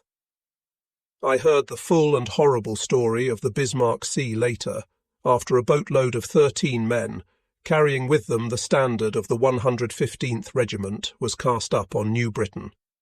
Private First Class Shotaro Tamura, official flag-bearer for Colonel Tarashi Endo's regiment, told its story. On March 2nd, he said, "We were met in the Sea of Dampier Strait by enemy bombers. They were waiting for us. The attack that day was not very severe. I saw flames rise from only one transport before it sank. Enemy reconnaissance planes kept following us after that. They dropped flares throughout the night, exposing every ship as if in daylight. No one got any sleep." At about 8 a.m. on March 3rd, we saw countless bombers coming at us from the direction of New Guinea. They were so thick that they looked like a flat black cloud, spreading wide on both sides. The wings of the planes seemed almost to touch one another. Tamura and his comrades aided the ship's gunners by opening up at the enemy planes with rifles, machine guns, and even pistols. It did no good. The first wave of planes on that second day did mortal damage. A second wave came in about 2 hours later, said Tamura. I could see many Curtiss, Bell and Lockheed fighters in it. The convoy was just about destroyed by then, so these planes concentrated on the survivors. They came in to strafe again and again, their guns like a great rake collecting leaves. We leaped from the lifeboats each time they approached, clambering back on board after we thought they had gone. Fighter groups kept coming at us every 30 minutes or so. Colonel Endo was killed in a lifeboat, the victim of 7 fighter planes. He was standing, telling us what to do, when bullets tore into him. 8 more of my comrades were killed that way, while still in lifeboats. Lieutenant Kondo, of my company, was also killed in this manner. About 7 a.m. The next morning, March 4th, we were strafed again. No one was killed, but several men were wounded. About 1 p.m., we sighted Japanese planes overhead and cheered. They didn't stay long, though, and at 2 p.m. more enemy planes appeared and strafed us. That time we saw them early and suffered no casualties because we all leapt into the water in time. There were 39 other men in the lifeboat with Tamura. Each one had a day's rice ration with him. There were also 16 katsuoboshi, a sort of salami-shaped stick of dried bonito fish. With rice, it could sustain a man pretty well for a short period. The men also found 20 sacks of hard biscuits in the boat, plus 2 small kegs of water. This, together with what each man carried in his water canteen, was the total of their food and water supply for 31 days. Of the 40 men in that lifeboat who were alive on March 4th, only 13 staggered ashore on a beach near the western end of New Britain in April. Of nearly 7,000 men, more than 3,000 had been killed. Most of these were slaughtered by low-flying enemy planes after they had safely abandoned ship, or by American PT boats that came out of New Guinea bases to mop up as American historian. Morrison puts it in his official history of the U.S. Navy in World War II. In 1948, I was called and interrogated by occupation authorities in the Ichioka case, which involved some Japanese submariners who had maltreated or machine-gunned ship survivors in the Indian Ocean. These men were tried and convicted of violating the rules of war. Since I had never operated in the Indian Ocean, and since nothing of that kind occurred in the Pacific, I was released after about 6 hours of questioning. On that occasion, and sometimes since, I have thought of the comparison between events in the Indian Ocean and what took place in the Bismarck Sea slaughter. I suppose war atrocities are committed only by the losing side. We suffered no submarine losses at all during the month of March 1943, although we very nearly lost I-176, the boat of Lieutenant Commander Tanabe, the hero of Midway. He had made the first and other successful supply run to Guadalcanal, and was making one to New Guinea when death reached out for him again. I have the story from Asakichi Araki, who later commanded Japan's first post-war division of submarines in our maritime self-defense force. In 1943, he was a lieutenant and the executive officer of I-176, which was standing about 400 yards off Ley on March 19th. She had a cargo of food and ammunition, and was taking advantage of evening twilight to unload them. The sea off Ley was still as a mirror, says Araki, and I could see the reflection of the setting sun in the western sky. The dark mountains of New Guinea were silhouetted against it. We were surfaced and waiting for some Daihatsu that had just put out from shore to come alongside. Captain Tanabe and I were on the bridge of the conning tower. On the main deck, our crewmen were wearing white hachimaki bandanas of determination about their foreheads. Two of the landing craft moored on each side of us, and our men began carrying bags of supplies from the hatches to these four craft. I-176 crewmen were experienced in this effort. Now and their precise, labour-saving moves reminded me of the works of a clock. Each grain of rice meant added life to the soldiers and navy men at Ley. They were half-starved, and the Daihatsu working parties gave a ragged cheer as their landing craft came close to us. For their part, our sailors were moved deeply by the sight of these brave men. They added small gifts to the cargo, each one welcomed by the Ley garrison, even if it were only a torn and creased newspaper. It became quite dark as the loading proceeded. The job was about half done when, suddenly, I saw red rockets rise above the beach and burst. This was the danger signal, emergency dive, shouted Captain Tanabe, but it was too late. 3 medium bombers swooped over a nearby hill, machine guns twinkling in their noses. They came in low and dropped a cluster of bombs. I dropped through the hatch into the conning tower just as I-176 took a great lurch to port, slamming me against a bulkhead. When the submarine remained in a listing position, I automatically shouted, "Blow the port main tank." I was sure our boat had been holed, and wanted to lighten her so she would roll back to an even keel. If she didn't, she might capsize. Reports of many leaks in the submarine began coming to the conning tower. I ordered them repaired. The next moment I looked up and saw Captain Tanabe trying to make his way down the ladder from the open bridge. "I am shot," he said feebly. "Take command, Araki." Our signals petty officer helped me get Captain Tanabe through the hatch, then closed it. As he did so, I could hear water sloshing about the open bridge. I-176 was already diving, a few moments more, and Tanabe would have been left up there to drown. Later on, I learned from men on shore that they'd seen a high pillar of fire rise from our stern, where a bomb had struck. I-176 had listed to one side and disappeared almost at once, making them think we had been sunk. Days after that, we learned from foreign news reports that enemy aircraft claimed to have sunk a destroyer at Ley that night. It was a good thing those planes thought they sank us in that first pass. Had they made another, they would have been sure to do the job. We found that Captain Tanabe had a bullet lodged near his heart. I had command. What to do now, surface? The enemy might be waiting. Remain submerged, impossible. I could hear air hissing from leaks all over the boat. We were taking on too much water. We would keep going right to the bottom unless something were done. Captain Tanabe was gotten to his berth, where I told him I intended to beach the submarine and try to make repairs. He could only nod. He was so weak. He knew the tide rise was enough so that if I put I-176 on the shore now, she could be floated off when the tide was full. I left his side and returned to the conning tower, where the water reached to my knees. I ordered the periscope raised to its maximum height and peered through it. Scanning the shoreline, I made out the mouth of a river. That was where I could beach our boat, I called out. Right full rudder. All engines ahead full. We had our main air pumps working, expelling air from the ballast tanks, and our depth gauge showed 60 feet. I received reports from time to time that the water leaks were being stopped. That was good news. Slow to standard speed, I ordered. Then stop engines. I-176 still had some way on and was coasting toward the shore. Just as I felt her hull scrape, I ordered all engines backed full a few seconds, then stopped them. Everything fell silent.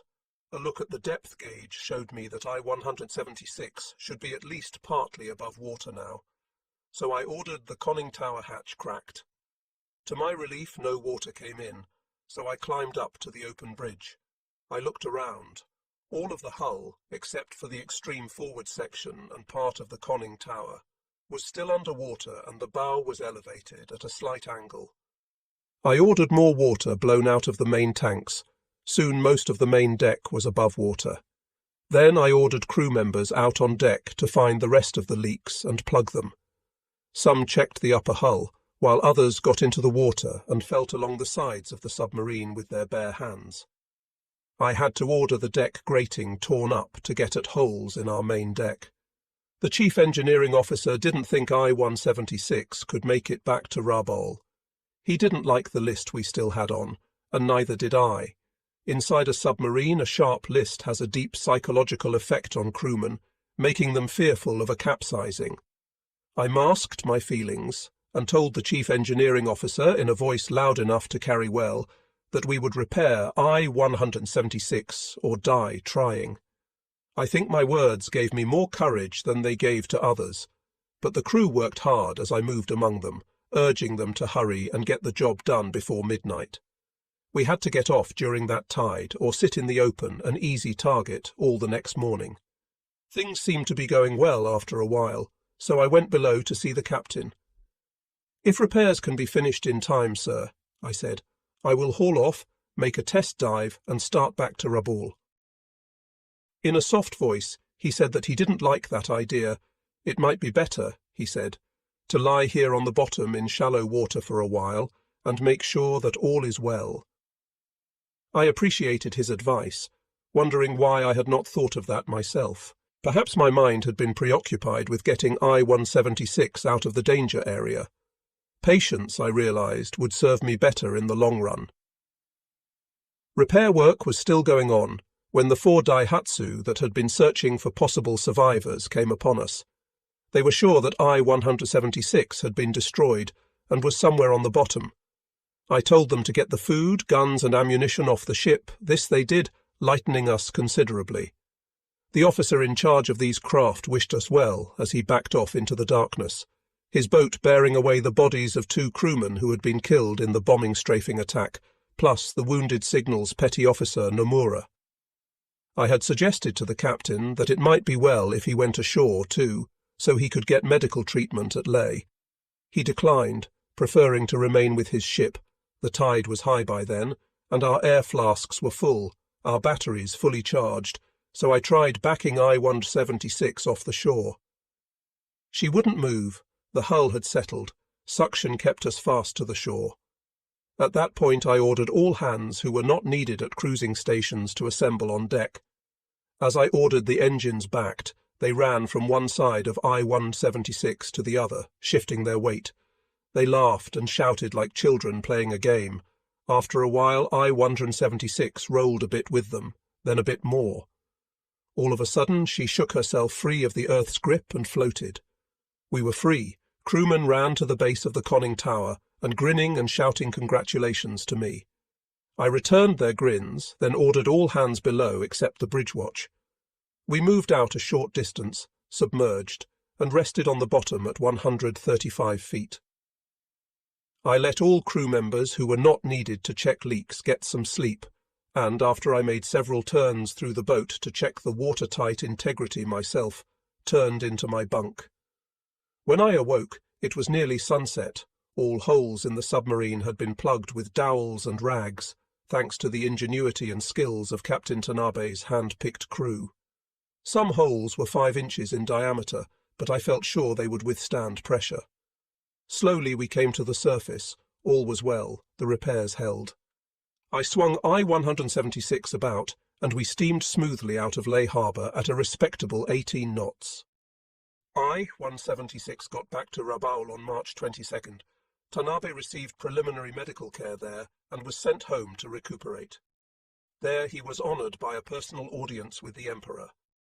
The rest of us submarine captains prepared to take part in another mass attempt to smash the enemy power in the Solomons Bismarck's theatre. My portion would include my first war patrol in the Solomons. 2 days after Tanabe's I-176 got back to Rabaul, I left there for a station southeast of Guadalcanal. RO-1201's mission was to make weather reports, provide air-sea rescue, and to attack enemy shipping. Our departure was made 7 days before X-Day, April 1st, the date Admiral Yamamoto had set for an all-out air attack on enemy holdings in the Solomons. For this, he had put about 175 of his carrier planes on Rabaul, to supplement about 200 already there. Most of the planes staged right through Rabaul, moving on to other airfields we had by then established closer to Henderson Field. Reinforcements began moving out of Rabaul by sea on April 1st, protected by a great overhead blanket of Zero fighters. Air fights continued in the Solomons for the next 6 days, climaxed by a heavy air assault on Guadalcanal. Then Admiral Yamamoto turned on New Guinea, sending all available planes against Buna, Port Moresby, and Milne Bay. On April 16th, satisfied with the results reported by our flyers, Admiral Yamamoto ended this operation. He believed that nearly 30 enemy ships had been sunk and 180 enemy aircraft destroyed. Outside of making weather reports twice daily, RO 101 did nothing on this patrol. Having sighted no enemy vessels, we could attack. On April 5, I received a wireless order from Rabaul to head for waters off Cape Esperance, where some of our bomber crewmen were down and adrift. As we approached the position given, we found it thick with PT boats. American PT boats turned out to be the unconquerable enemy of Japanese submarines. They were very small, which made them hard to see, either at sea or against a shoreline.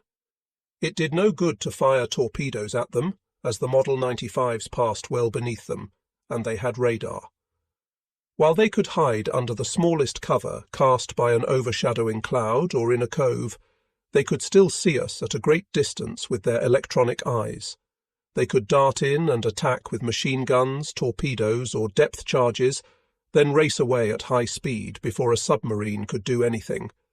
When a Japanese submarine spotted one of these torpedo boats, the only thing it could do was dive and run away. That's what I had to do. I got back to Rabaul on April 11th. 2 days after I left Rabaul on patrol, there was an old-fashioned sea battle in the Aleutians area. One of our escorted convoys, trying to reinforce Attu, had to turn back while its protecting escorts engaged an enemy interception force. It was cruisers and destroyers fighting against their counterparts, in a fog, without help from submarines or aircraft on either side. Our ships managed to damage an American cruiser and a destroyer. The battle broke off when both sides began to run short of ammunition. Japanese submarines operating in the Pacific enjoyed moderate success from April through June. I-17, I-19 and I-25 were in the Fiji-Samoa area, while I-26, I-174, I-177, I-178 and I-180 were off the Australian coast. These 8 submarines claimed a total of 9 sinkings during this period. I have been able to verify only 5, SS Phoebe A, Hurst, SS William K, Vanderbilt, SS Lydia M, Child, SS Chief Urey, and SS Robert T. Lincoln. All were in the 7,000-ton range, RO-34, under Lieutenant Rikichi Tomita, left Rabaul the day after Yamamoto's operation began, with orders to take station down the slot, providing weather information and scouting intelligence. She was the first Japanese submarine, so far as I know, to fall victim to radar. Lieutenant Tomita had his submarine on the surface in the evening of April 6th, recharging batteries, when the USS Strong picked her up on its search set. Another destroyer, USS O'Bannon, used its radar-directed gun mounts to open up an attack with gunfire, then finished off RO-34 with depth charges. Thus perished the 21st of our submarines to be lost in the war. We lost our combined fleet commander-in-chief in April too. After securing his massive air operation, Admiral Yamamoto decided to make an inspection swing through the islands. The Americans, through code cracking, learned of this and set an ambush of 16 Lockheed P-38 fighter planes. Yamamoto perished in the wreckage of his shot-down aircraft. His chief of staff, Vice Admiral Matome Ugaki, survived the crash of the plane accompanying Yamamoto's.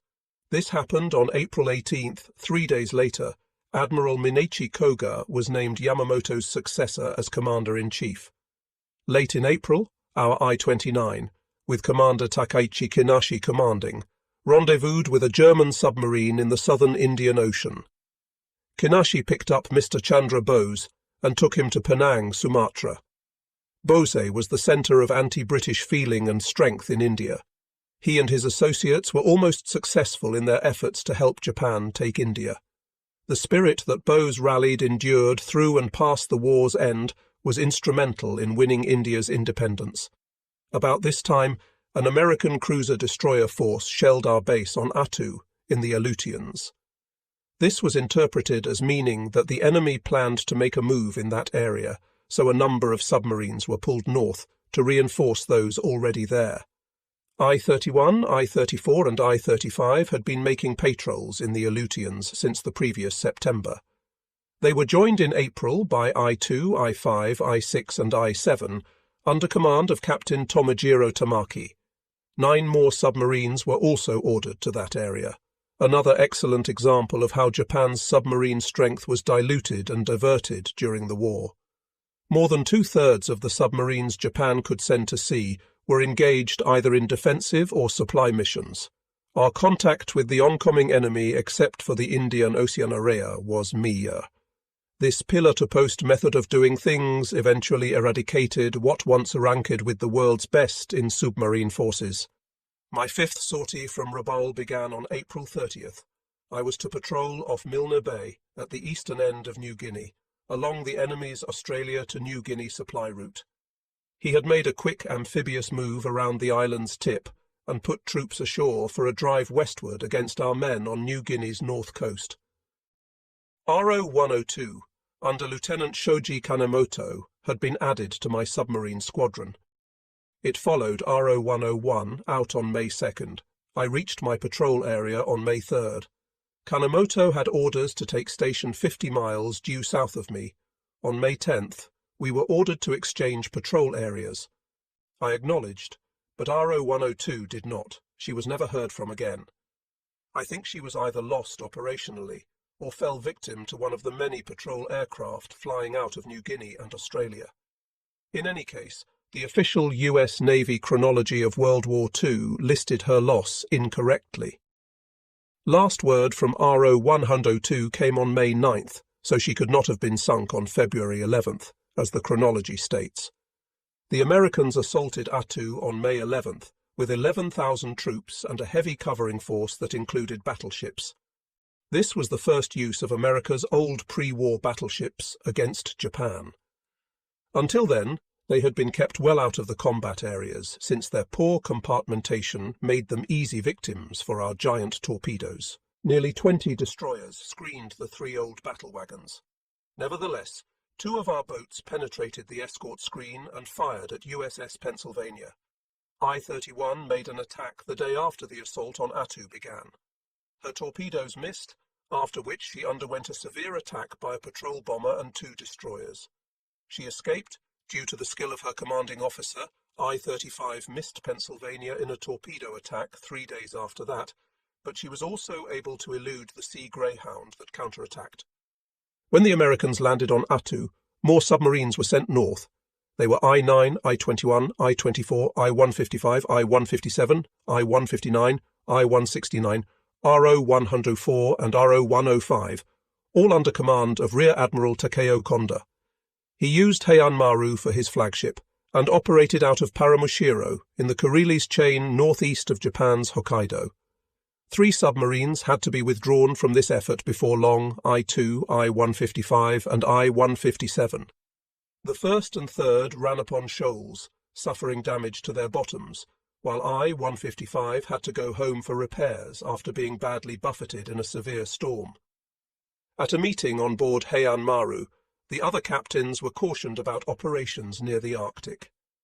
Commander Tatsuo Iri, skipper of I-34, and the senior submarine captain present said, "While you are operating up here, don't delude yourself into thinking that fog will hide you.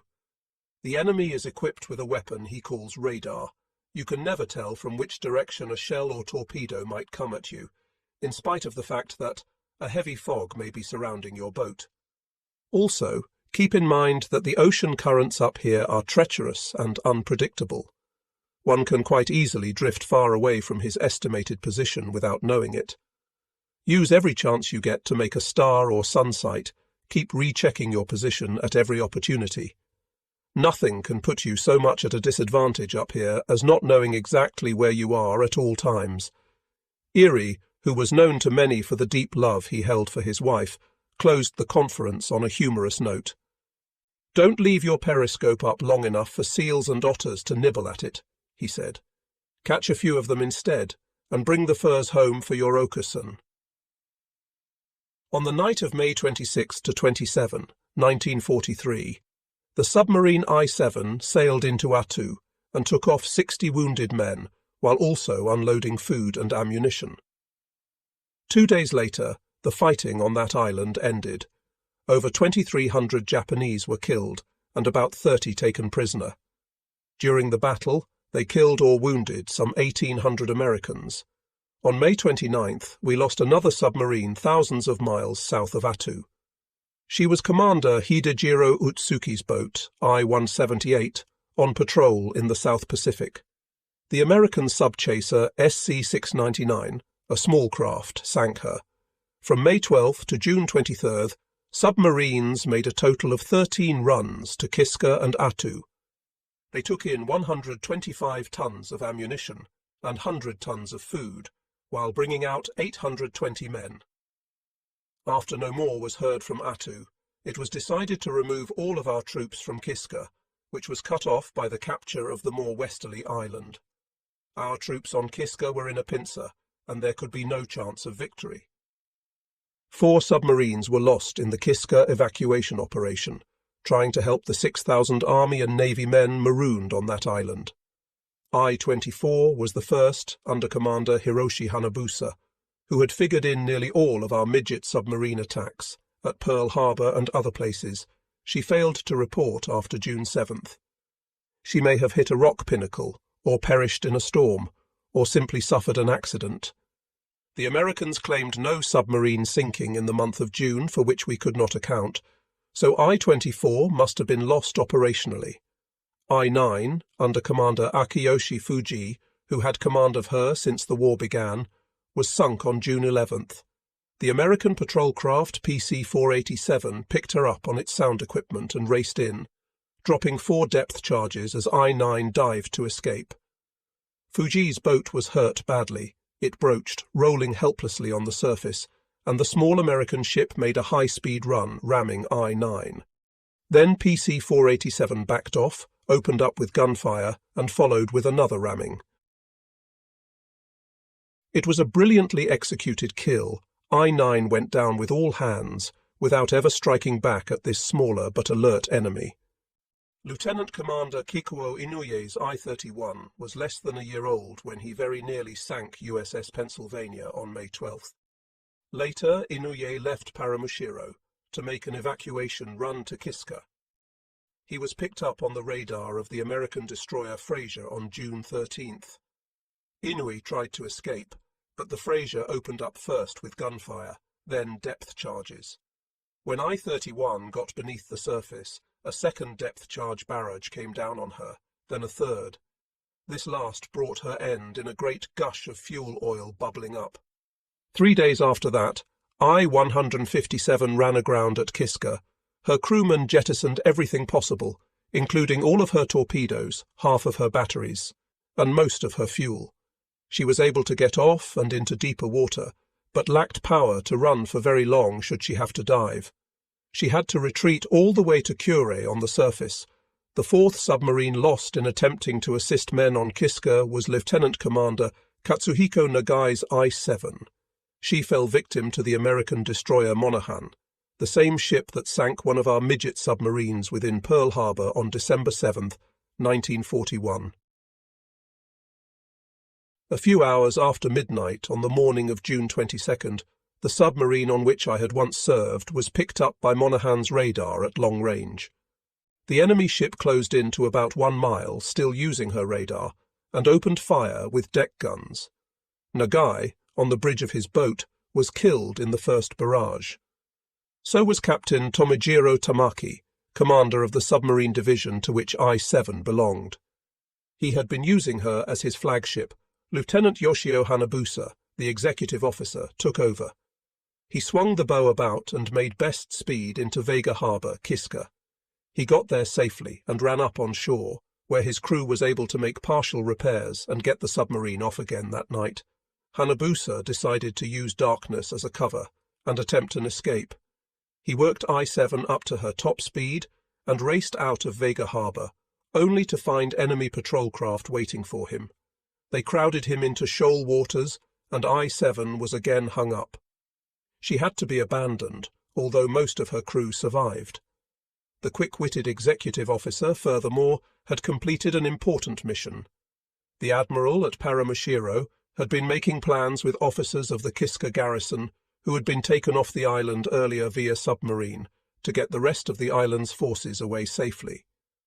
One of those staff officers had been sent back to the island on board I-7, so he could brief its defenders on when and how Vice Admiral Hosogaya would come for them.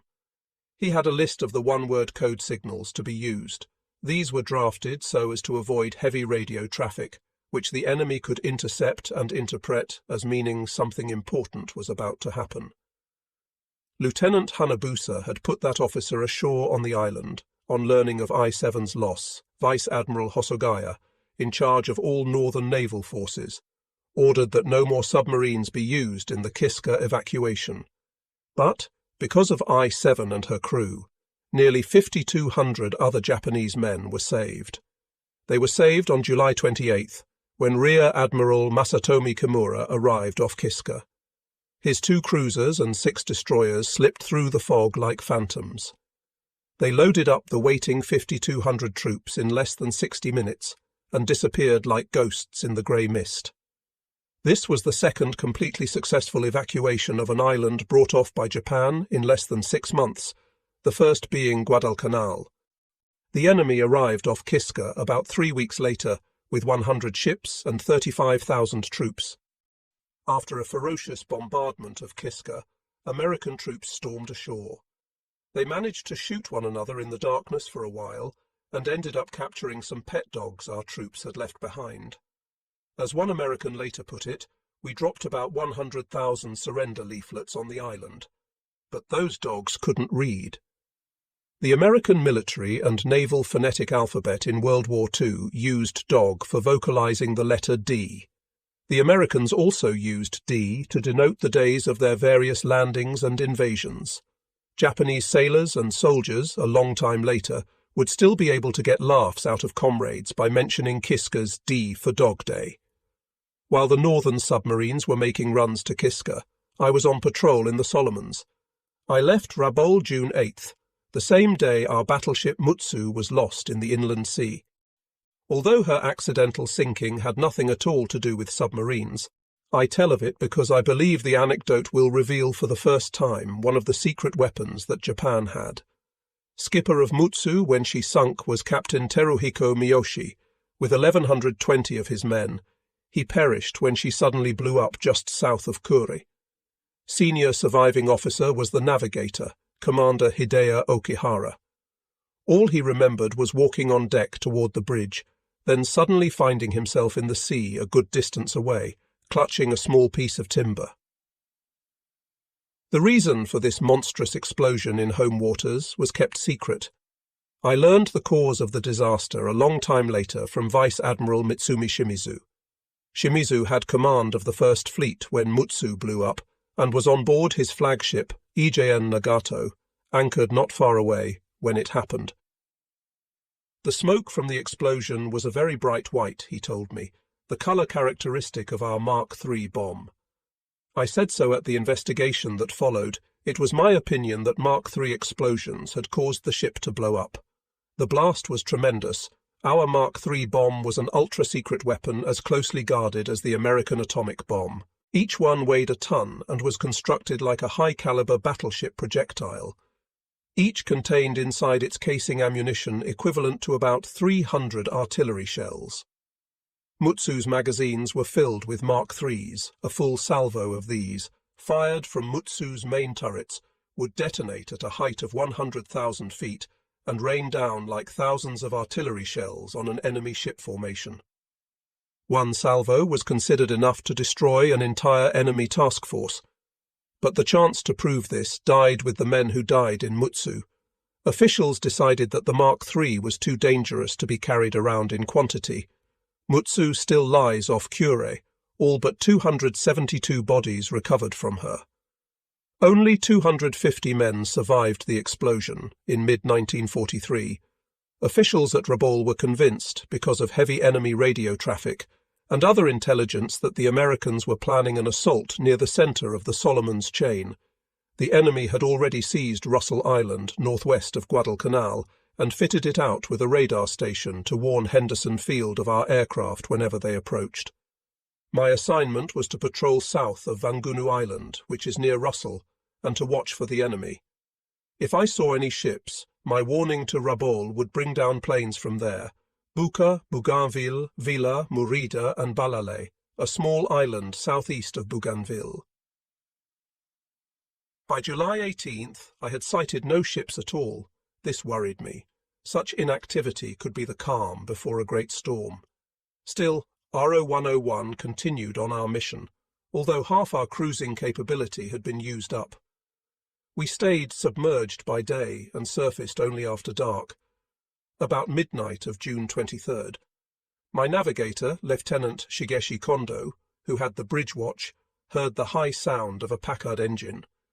We dived at once and listened to American PT boats pass above us, heading west. I decided they were running toward Bougainville to make a reconnaissance, so I radioed this information to Rabaul a few minutes later. For the next 7 days we saw nothing, except that on the night darkness of July 25th, we noticed fiery bullet trails on the horizon. I took this to be an exchange between some PT boats and some of our aircraft. By July 30, our food supplies were running low, so I began edging westward, trying to get the most possible patrol work out of RO-101's cruising endurance. Unknown to me, the Americans had already landed at Seggy Point, New Georgia, 9 days earlier. About 90 minutes before sunrise on June 30th, while cruising west, we again heard Packard engines well astern of us. I dived. A short time later, my sound room picked up propeller sounds. I took a chance on using my night periscope and saw landing craft all around me. It took about 30 minutes for all of them to pass, and meantime I ordered a coded message made up. Without surfacing, I put up our radio antenna and beamed out. Group of enemy landing craft sighted, heading west, at 5:45 a.m., adding our position at the time. It was too near daylight for us to try to make a surface run after this quarry. I kept RO-101 submerged, cruising westward at 4 knots as the propeller sounds diminished in the distance. I kept our radio antenna up for a long while, though thinking that Admiral Harada would have some orders for my boat in spite of its being near the end of its cruising endurance. Just before noon, we intercepted a wireless from the Munda garrison. Enemy landing forces are in sight, was followed by enemy troops are landing with amphibious tanks in the lead. We are exchanging fire with them. I kept heading west. At 4 p.m., an order came from Rabaul. RO-107 will approach Munda Beach through Brancha Channel, it read. RO-101 will do the same from the area west of Rendova. Both will attack enemy forces off the beachhead. RO-100, RO-103 and RO-106 will leave Rabaul at once and head for Munda. I ordered our torpedoes checked over and readied for loading, then swung north. By dawn I was at a point about 30 miles from the concentration of enemy vessels. Almost immediately I saw two PT boats about 500 to 1,000 yards from us, almost as though they were escorting us to the beachhead. I ran along as silently as I could, but lost them in about an hour. Then more PT boats appeared in my scope. These did not appear to have noticed us, but stayed in one area persistently. RO 101 had to go deep, and we could not approach the Munda Beach area. At 2 p.m. on July 2nd, I tried again, and got to about 20 miles from our targets.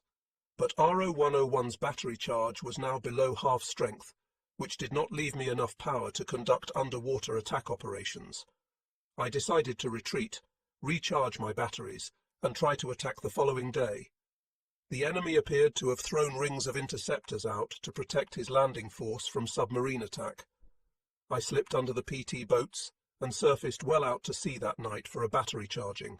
Then I tried to slip back in again. Early in the morning of July 2nd, my lookouts cried out, "Destroyers, destroyers," and again I dived. The enemy vessels proved to be PT boats, not destroyers, when I put my periscope up for a quick look around. They moved about us as though they might have picked us up on their radar sets. I used up all of that day getting away from the PT boats, but they prevented my approaching on the next day too. Then I received orders to head for Rabaul. When I arrived in Simpson Harbour, we had only 2 days' provisions left on board. RO 107 did not return at all. During the occupation, when I was interrogated by American officers, I learned that the American destroyer Radford was credited with sinking my RO 101 on July 1. American records were not correct on that score. RO 107, commanded by Lieutenant Shoichi Egi, who had survived the accidental sinking of RO 65 the previous November, was the submarine USS Radford sank. The destroyer used radar to entrap her, just as radar would trap so many more of our submarines in the night's darkness.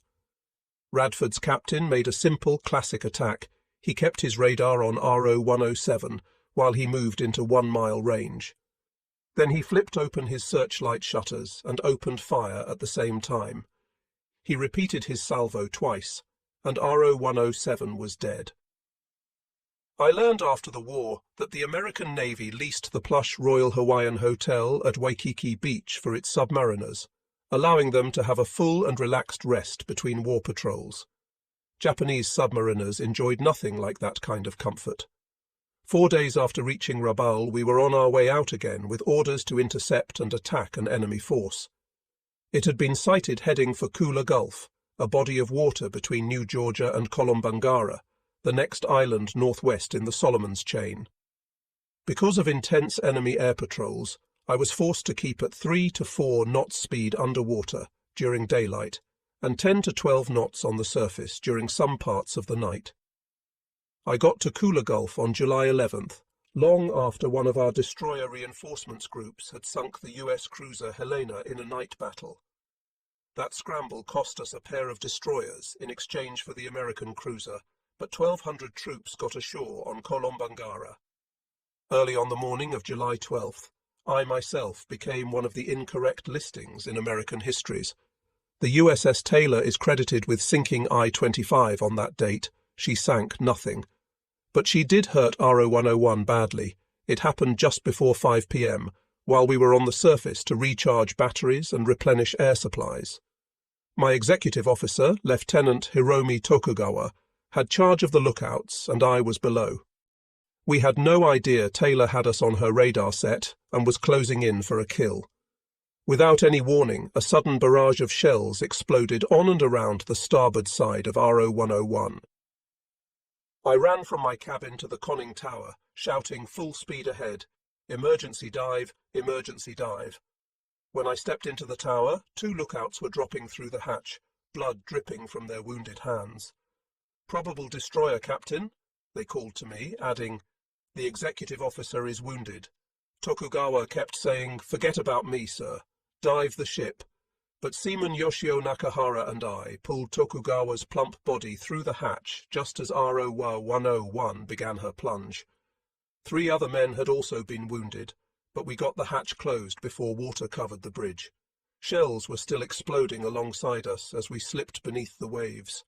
As we passed the 100-feet mark, the destroyer roared past overhead. A depth charge came down, followed by 10 more.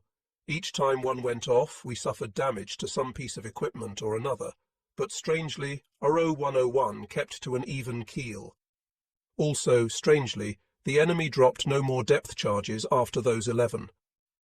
I read later that USS Taylor turned away almost at once and rejoined the convoy she was escorting. Her captain must have been satisfied that he had finished us off. I wanted to level off at 230 feet, the safe depth level of that class of submarine being 250 feet. But, without the services of the wounded Tokugawa, who doubled as my diving officer, adjustments to the ballast tanks went roughly. RO 101 kept plunging downward. I watched in horror as the depth gauge needle passed 250 feet, then 300, then 350. Finally, it went past the last figure on the dial, 395 feet. If the drop could not be stopped, RO 101's hull would cave in under the sea pressure. "Blow the main tank for 10 seconds, I shouted, but a long 30 seconds passed before I heard the sweet hiss of air into the ballast space pushing out water and making RO 101 lighter. Had the enemy remained on the scene of attack a few minutes longer, he would have sighted rising bubbles indicating that we were still alive. RO 101's fall slower gently to a stop, like an elevator. Then she started upward. I hurriedly ordered the blowing stopped, lest we broach and become an easy target. The trim had to be adjusted several times due to lack of Lieutenant Tokugawa's services before the boat could be steadied at 200 feet. I finally caught my breath then, and thanked heaven. Had the American shown just a bit more persistence and determination, he would have had a kill. Instead, RO 101 enjoyed 3 more months of life. A check of damage revealed that our periscope was smashed. That cut our operations short. I put about and headed back for Rabaul. Lieutenant Tokugawa died before morning, leaving us the problem of disposing of his body. One seaman suggested that we place it in a torpedo tube, which is what we did, sealing the tube against odours. On arrival at Rabaul, we counted a total of 127 dents in RO 101's hull, where shells from USS Taylor had struck. She must have been using high-capacity type rather than armour-piercing ammunition, else I would not be alive today. The gunnery of that American ship was excellent. RO 101 was out of action, awaiting installation of a new periscope that had to come from Truk for the rest of July. During my period of enforced idleness, Japan lost 3 more submarines. Back home in the inland sea, Lieutenant Commander Hiroshi Yuasa was conducting shakedown training in I-179. His ship suffered an accident and sank on July 14th. I-179 remained on the bottom until 1956, when it was salvaged. Examination of it at that time revealed an open hatch near the bow. A careless crewman had neglected to close it, and the bow filled with water, sinking the ship. I-168 was next. Yahachi's old boat, killer of USS Yorktown at Midway, left Truk for a patrol on July 25th. She was sunk in a submarine versus submarine battle on July 27th by USS Scamp. Apparently both submarines fired torpedoes at each other, but I-168's missed. Americans erroneously listed this sinking as that of I-24, which actually had already been lost far to the north in the Aleutians 8 weeks earlier. The third submarine lost was RO 103, under Lieutenant Rikinosuke Ichihara. It left Rabaul on patrol duty July 11th. She was last heard from on July 28th, when Ichihara reported sighting enemy ships on 3 occasions between July 15th and July 24th, but had no chance to attack. I do not think that this boat was lost operationally, but rather by either enemy aircraft or PT boats, which sometimes attacked a submarine contact but didn't get credit for a kill, because they couldn't provide physical evidence that the submarine was sunk. Enemy patrols were so heavy in the Solomons at that time that it seems to me very likely that one of them made a hit on RO 103, or perhaps the submarine struck a mine, after which Ichihara's boat crawled away to die. Lieutenant Kazumichi Tanabe was flown out of Japan to take the place of my slain Lieutenant Tokugawa. We also received 3 fresh and bright young seamen from the Rabaul base to replace those injured by USS Taylor's gunfire. Our new periscope was installed, and we were combat-ready by August 3rd. I then conducted 3 days of drills and refresher training, and found morale very high. The men of RO 101 had been through the shattering experience of being both shelled and depth-charged, and survived. They were full of fighting spirit and eager for revenge. We put to sea again on August 7th, this time headed for waters south of Vella Lavella Island. The Battle of Leyte Gulf was fought the night of Aug 6. 4 Japanese destroyers carrying 900 army troops for reinforcement of Kolombangara were intercepted by 6 American destroyers. We lost 3 ships and 1,500 men. About 300 men made it to shore from the sunken ships. The Americans' campaign had gone well for them in spite of losses in the year between their landing on Guadalcanal and my setting out from Rabaul on August 7th, on my 8th Solomon's mission. Although the going had been slow and the fighting hard, the Americans progressed without a setback upwards along the stinking, disease-ridden chain of islands. They had covered half of the distance from Henderson Field to Simpson Harbour. And, on New Guinea, in the long campaign written off as the toughest fighting in the world, our troops had been driven back from within sight of Port Moresby, their chief objective on the island's south side, and had to retreat northward over the Owen Stanley Mountains under ghastly conditions. Now they were being pushed westward, along New Guinea's northern shore. RO 101 was on station by August 10th, but as a sentry we were, for the most part, ineffective. We were often attacked by planes at night, when I had to surface to recharge batteries. Apparently the enemy was spotting us on airborne radar, then shutting down his engines to dip in and make a silent glide-bombing attack. We rarely heard these aircraft until almost too late. And once the bombers came, PT boats usually showed up within the next 30 minutes. After a while, knowing that the enemy was always avidly seeking us during the late hours of darkness, I got an idea that served RO 101 well. Enemy patrols, I had observed, were lightest during the morning and evening twilight periods, and those times gave my lookouts some light by which to see any bombers approach, instead of the standard tactic submerged daytime cruising followed by nighttime surface operations. I cruised submerged all day long and surfaced during evening twilight, while the sun's glow was still in the sky, but visibility was poor. Once my batteries got a full charge, down I would go again and remain underwater all night, surfacing just before the sun rose. Then we would recharge and go down again. My tactic was successful, but it limited RO 101's ability to patrol any significant size area because of our low underwater speed. And the pesky PT boats seemed always to be about. We had to stay down to avoid detection. PT boats made my submarine totally worthless on that patrol. By August 15th, 1943, I had moved north to Gizo Strait, south of Leyte Gulf. We knew that US interceptor forces were watching in that area for Japanese attempts at reinforcing our garrisons in various parts of the Solomons, and I hoped to pick off a few enemy ships. About 1 a.m. on the morning of August 18th, I saw some gun flashes through my periscope. To the north, surface ships were exchanging gunfire. I thought that our ships must be clashing with American ones and ordered my crew to battle stations, submerged. "Load all tubes," I called out, and made ready to join in the battle as soon as I could determine friend from enemy. 1 hour later, while I was still making an underwater approach to the scene of the battle, my sound operator picked up an echo on his equipment. "Possible destroyer," he called out, running at high speed. "Stand by all tubes," I ordered. "Target is a destroyer. Set torpedo running depth at 2 meters. All lights in the conning tower had long since been dimmed, so I could avoid night blindness." I swung the periscope about until it was on the bearing the sound operator had given me. There was a faint moon, and the horizon was clear, but I could make out no ship. "Target approaching" was the next word I received. "Degree of intensity is 4. 5 was the lowest reading our sound equipment registered, and 1 was its highest. The first report had been 5. After this second report, I began to make out a dark image on the horizon. Then I discerned another.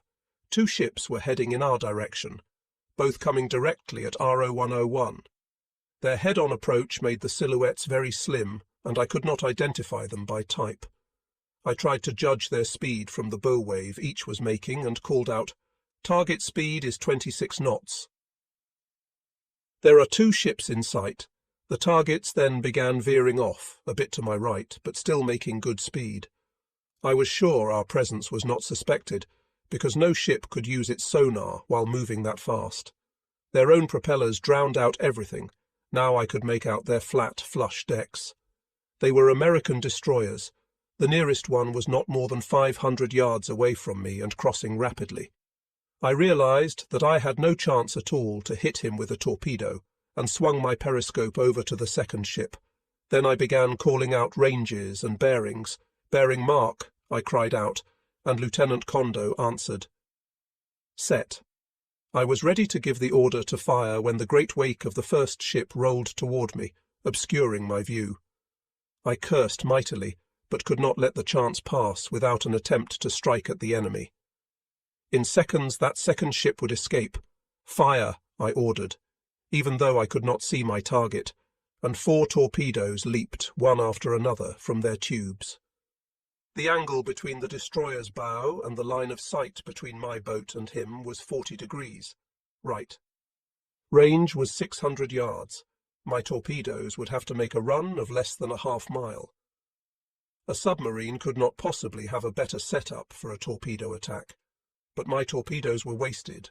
All 4 missed the enemy ship astern. He must have been making at least 30 knots instead of the 26 knots I had estimated. I was ashamed of making such an error in judgment. Nothing humiliated a submarine commander before his crew more than wasting torpedoes in such a manner. The only high moments in the lives of men who lived for weeks in Japan's iron whales were when they heard their torpedoes crashing into an enemy's hull. We heard one explosion a long time afterward, but not from the direction in which I had fired. I ordered the periscope up again and looked north through Gizo Strait. A ship was aflame there.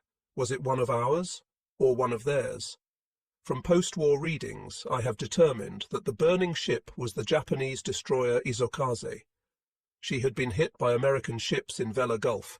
The ships that my torpedoes missed were 2 victorious American destroyers, which were withdrawing after the battle. They were seeking out the small craft that had been escorted by 4 of our destroyers under Rear Admiral Matsuharu Ijuin. As a lieutenant commander, he was my swimming instructor and also was my instructor in torpedoes during my years at Etajima. He pushed us very hard in both things, since he was also the supervisor for the annual 10-mile swimming race. Had I hit one of those destroyers, I might have saved some of the men Ijuin had been prevented from saving, because those American ships, after driving off Ijuin's force, ran rampant among our landing barges loaded with reinforcements. Many men died. I was called back to Rabaul on August 24th and arrived there on August 26th. A cabled set of orders was waiting for me. I was to depart RO101 and take command of I-177. I felt sad at leaving the crew that I had trained from before RO101's completion, but that is the way it is in a war. As a man gets more experience, he moves into positions calling for greater skills, greater responsibilities, and greater challenges. While I had been out on this patrol, Japan lost 4 more submarines. The war in the Pacific was truly developing into a hellish one for our 6th Fleet. Submarines in the Indian Ocean had things a lot easier than we did in the Pacific. I-10 and I-27 both reported sinkings in August. We at Rabaul envied them, because they were doing what we felt all our submarines should be doing, attacking enemy supply lines.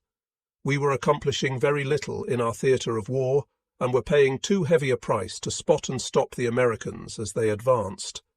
I-17, which had shelled the American west coast in February 1942, left Truk on July 25th to make air reconnaissance of Espiritu Sancto in the New Hebrides and of Noumea, New Caledonia.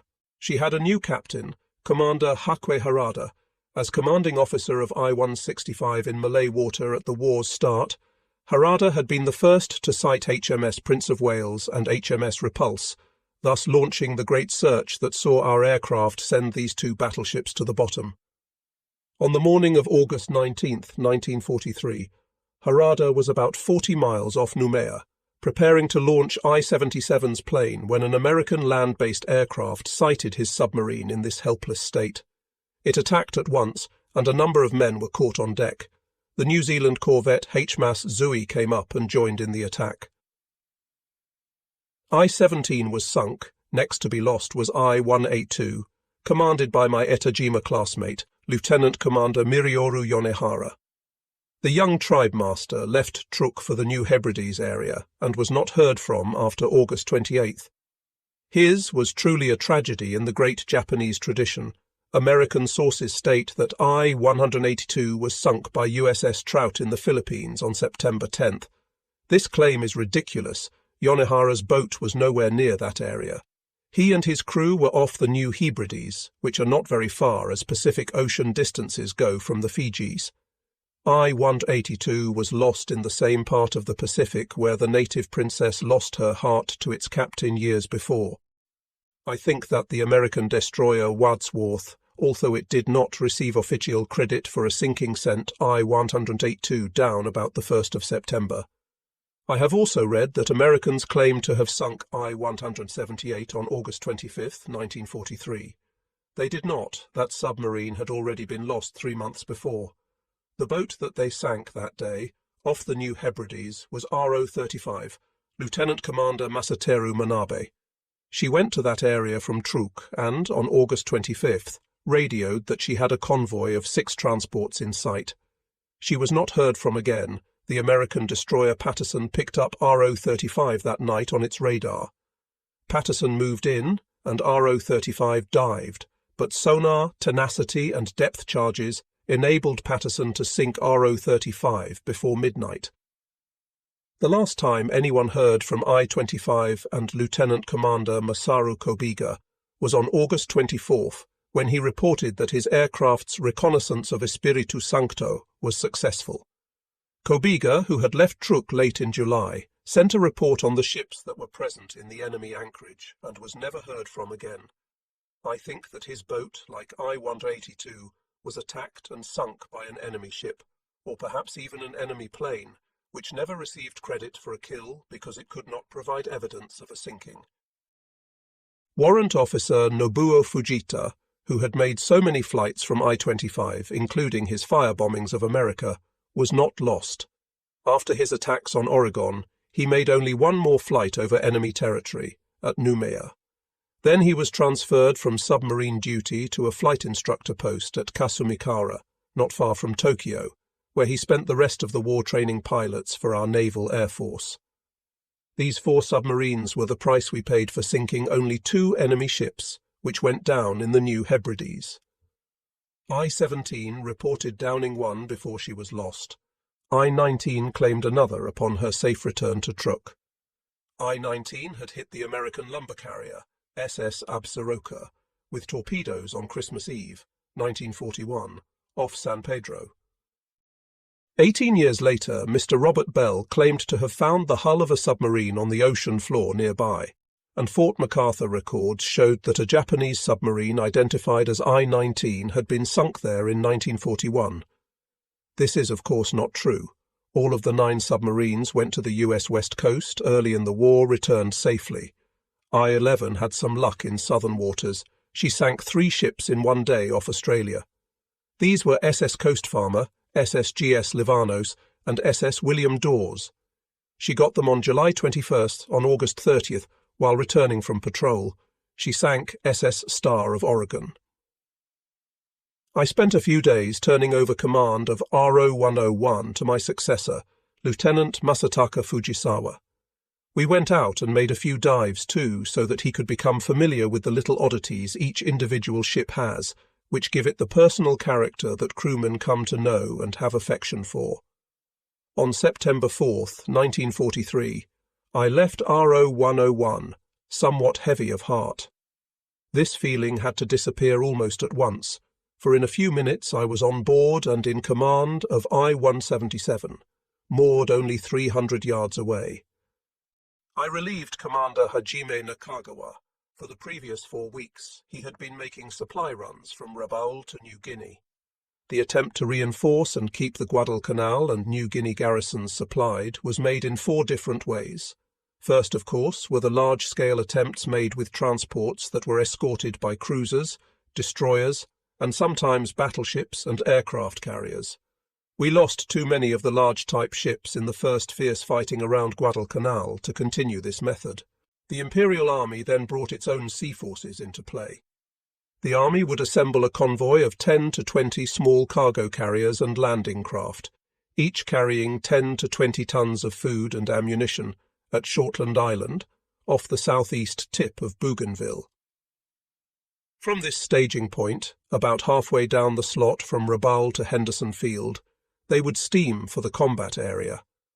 Their pilots knew nothing of the area's geography, and the smallest craft mounted but a single machine gun each. Moving only by night, they hid in coves and inlets during the day. Their average pace was a sluggish 6 knots. It took these vessels more than a week to cover the 300 miles to Guadalcanal, and American PT boat squadrons often attacked them en route. Dozens were sunk, but surviving craft pressed toward their destination with vigor and determination. Because they swarmed down in groups like ants, this means of supplying Guadalcanal was called the ARI, ant system.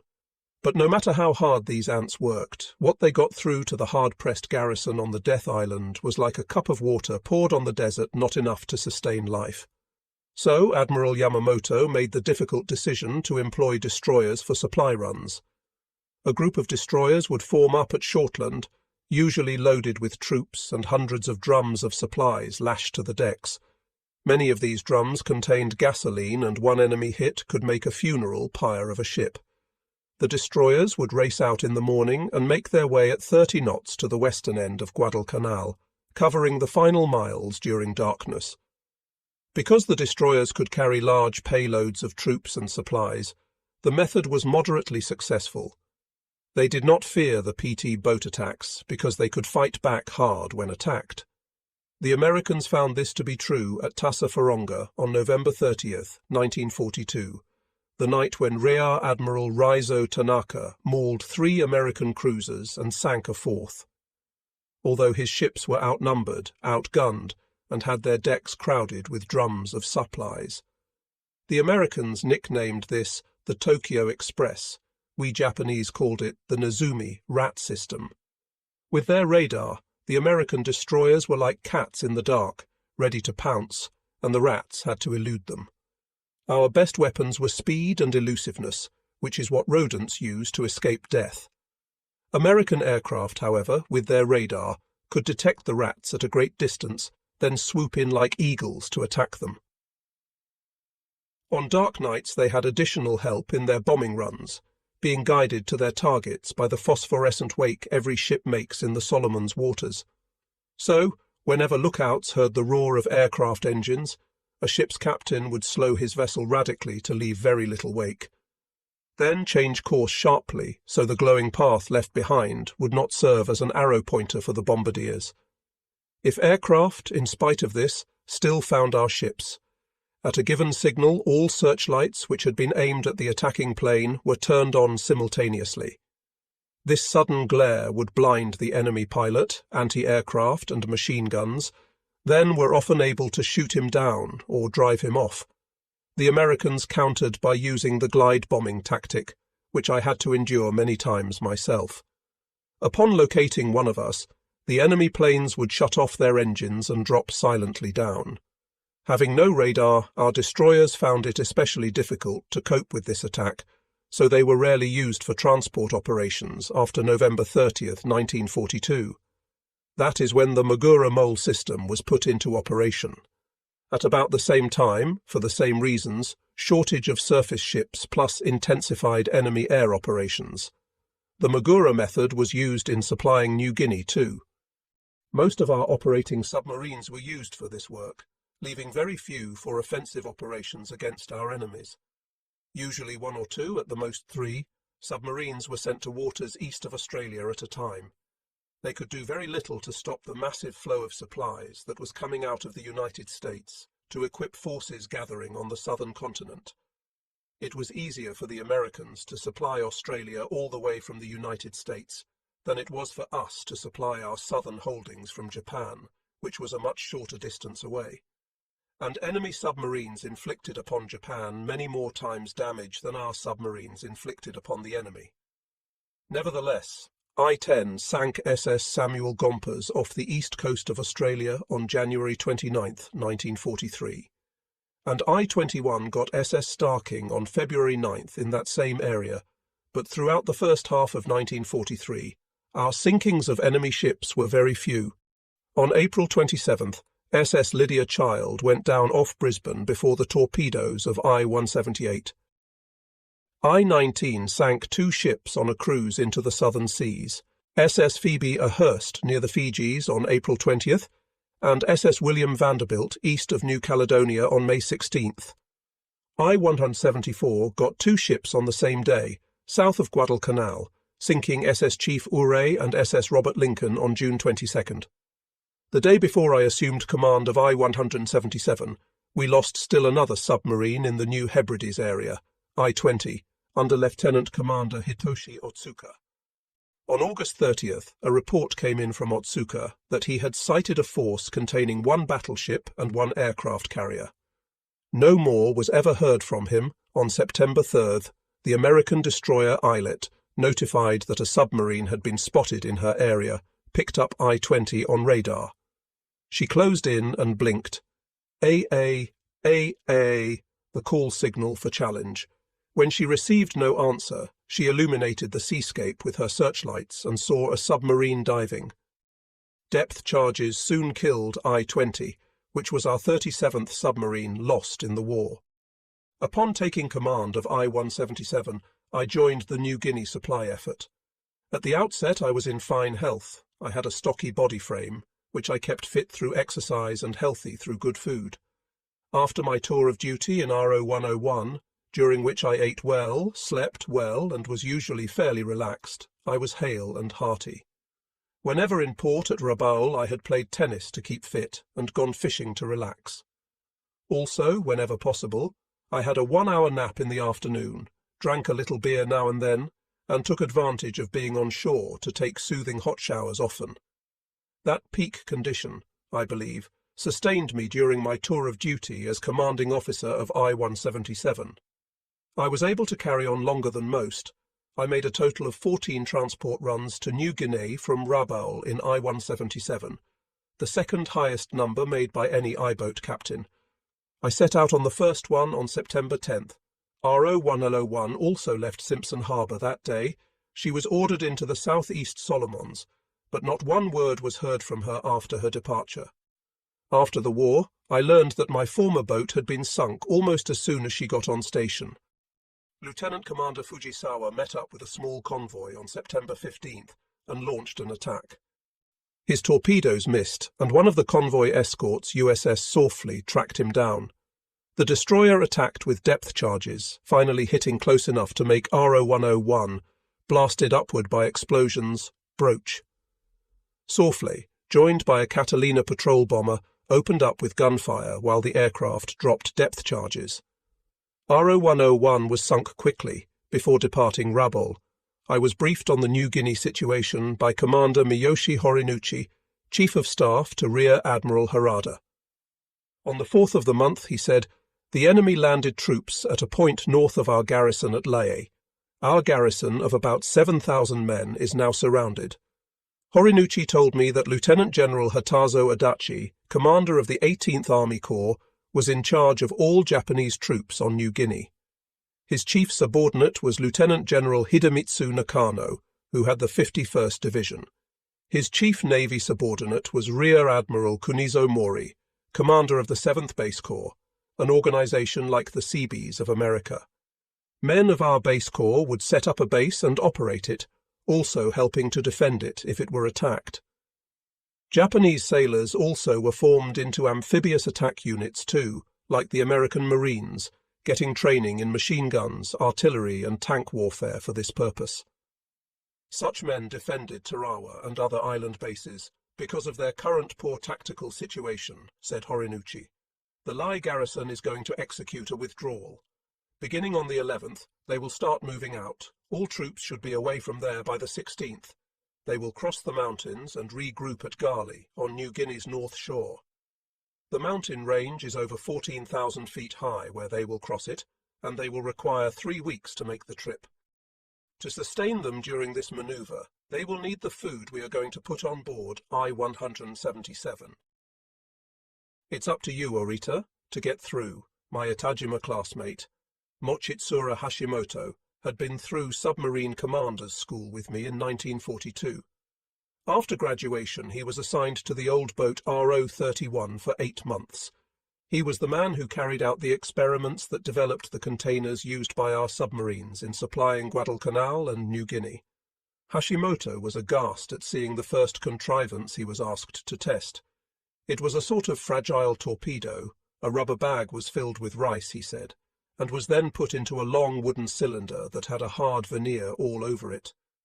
The idea was to fire these containers like torpedoes at Guadalcanal, so that men could retrieve them from the beach while the submarine lay offshore, still submerged. But when we used a normal charge of high-pressure air to fire them, they burst, with rice going everywhere. The idea just wouldn't work, which surprised no one because it was so ridiculous. Another idea did work. Balloons and rubber bags were partially filled with various supplies, then inflated with air while lying on RO-31's main deck. Then they were lashed into place. A submarine could release these and dive out from under them, leaving them to float on the surface, so small craft from shore could recover them. This useful idea, coupled with one of using partially filled steel drums, was used by us in the south. Our plan was to avoid full moon periods whenever possible and arrive at our destination after dark. There, barges and lighters from shore would take off the supplies we carried, although in an emergency we could simply roll the steel drums over the side. They, like the rubber bags, would float. It took 2 days to load I-177 properly. We loaded 40 to 50 tons of supplies inside of the submarine and 20 to 30 tons on deck in rubber bags and drums. Sometimes we worked under fire. The Americans were making daily raids on Rabaul after October 20th, 1943. A humorous thing about these air attacks, Mr. Harrington told me, is that during the war, writers always described us Japanese as being very predictable. Oddly, we found the Americans very predictable in attacking Rabaul. The raids usually were made between 10 a.m. and 2 p.m., so we would start our loading early in the morning, knock off work in time for the air raid, then submerge to the bottom of the harbour to have our lunch. We would come up after 2 p.m. when the air raid was over and continue to load. At 120 feet, the only effect I-177 felt was a gentle rocking when a bomb exploded in the water. During the time I was operating out of Rabaul, I can remember only one submarine being damaged in an air raid. It happened in the late morning of October 12th, 1943. I had just completed a transport run to New Guinea and was making my report to Rear Admiral Harada on board his flagship, Yuan Jingei, an ancient cruiser. About 50 Japanese warships, including submarines, were at anchor when a large group of B-17 and B-24 aircraft came over. They seemed to be directing their chief effort at our submarines, because no bombs fell near Jingei or the destroyers that were present. I watched the bombing with Admiral Harada and some of his staff, and became very worried about my boat. All submarines out in the harbour quickly dived, but bombs were falling so close to them that we could not really tell whether they were diving or sinking.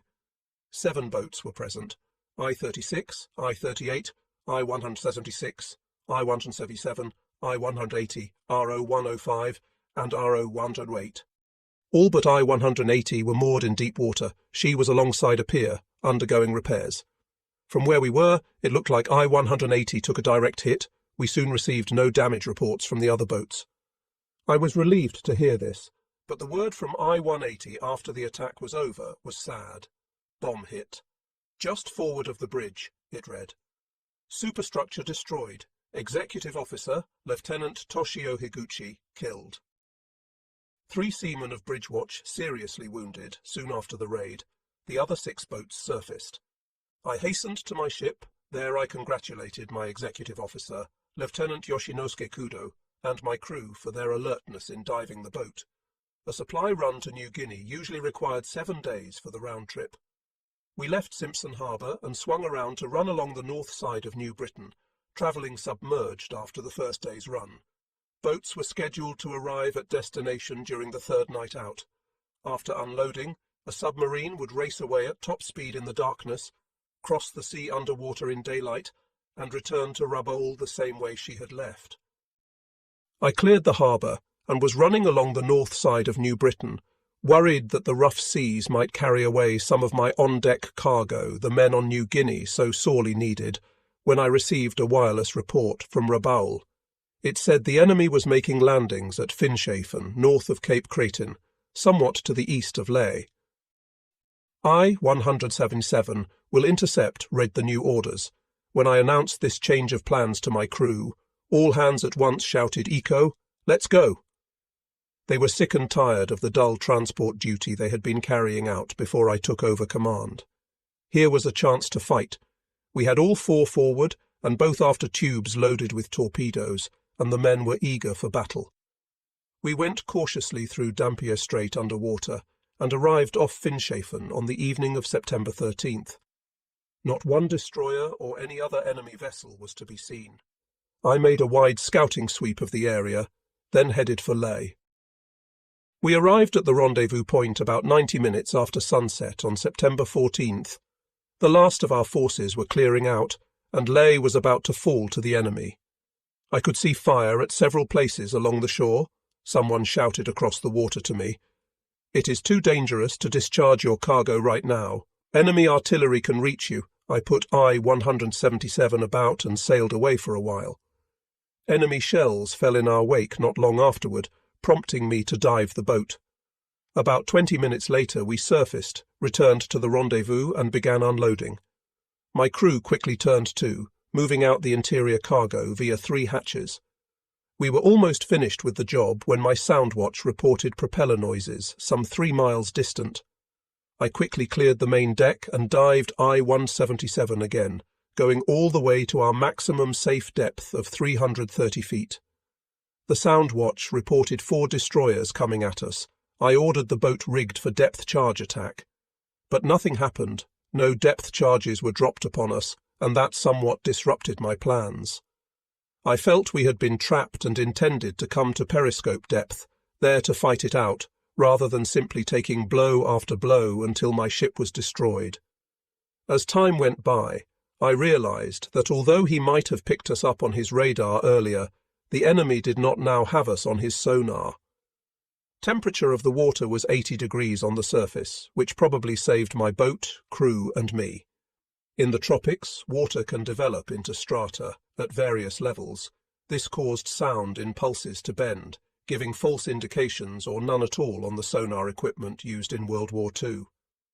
After a while, I took I-177 up to periscope depth. The destroyers had departed, so I moved to the surface and built up speed for the run-out of that area. Mine was the last supply trip that Japanese submarines made into Ley, and I was back at Rabaul on September 17th, completing safely my first round trip to New Guinea.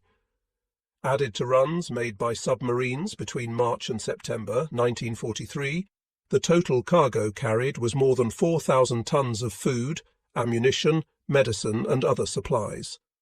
On the same day, I took command of I-177.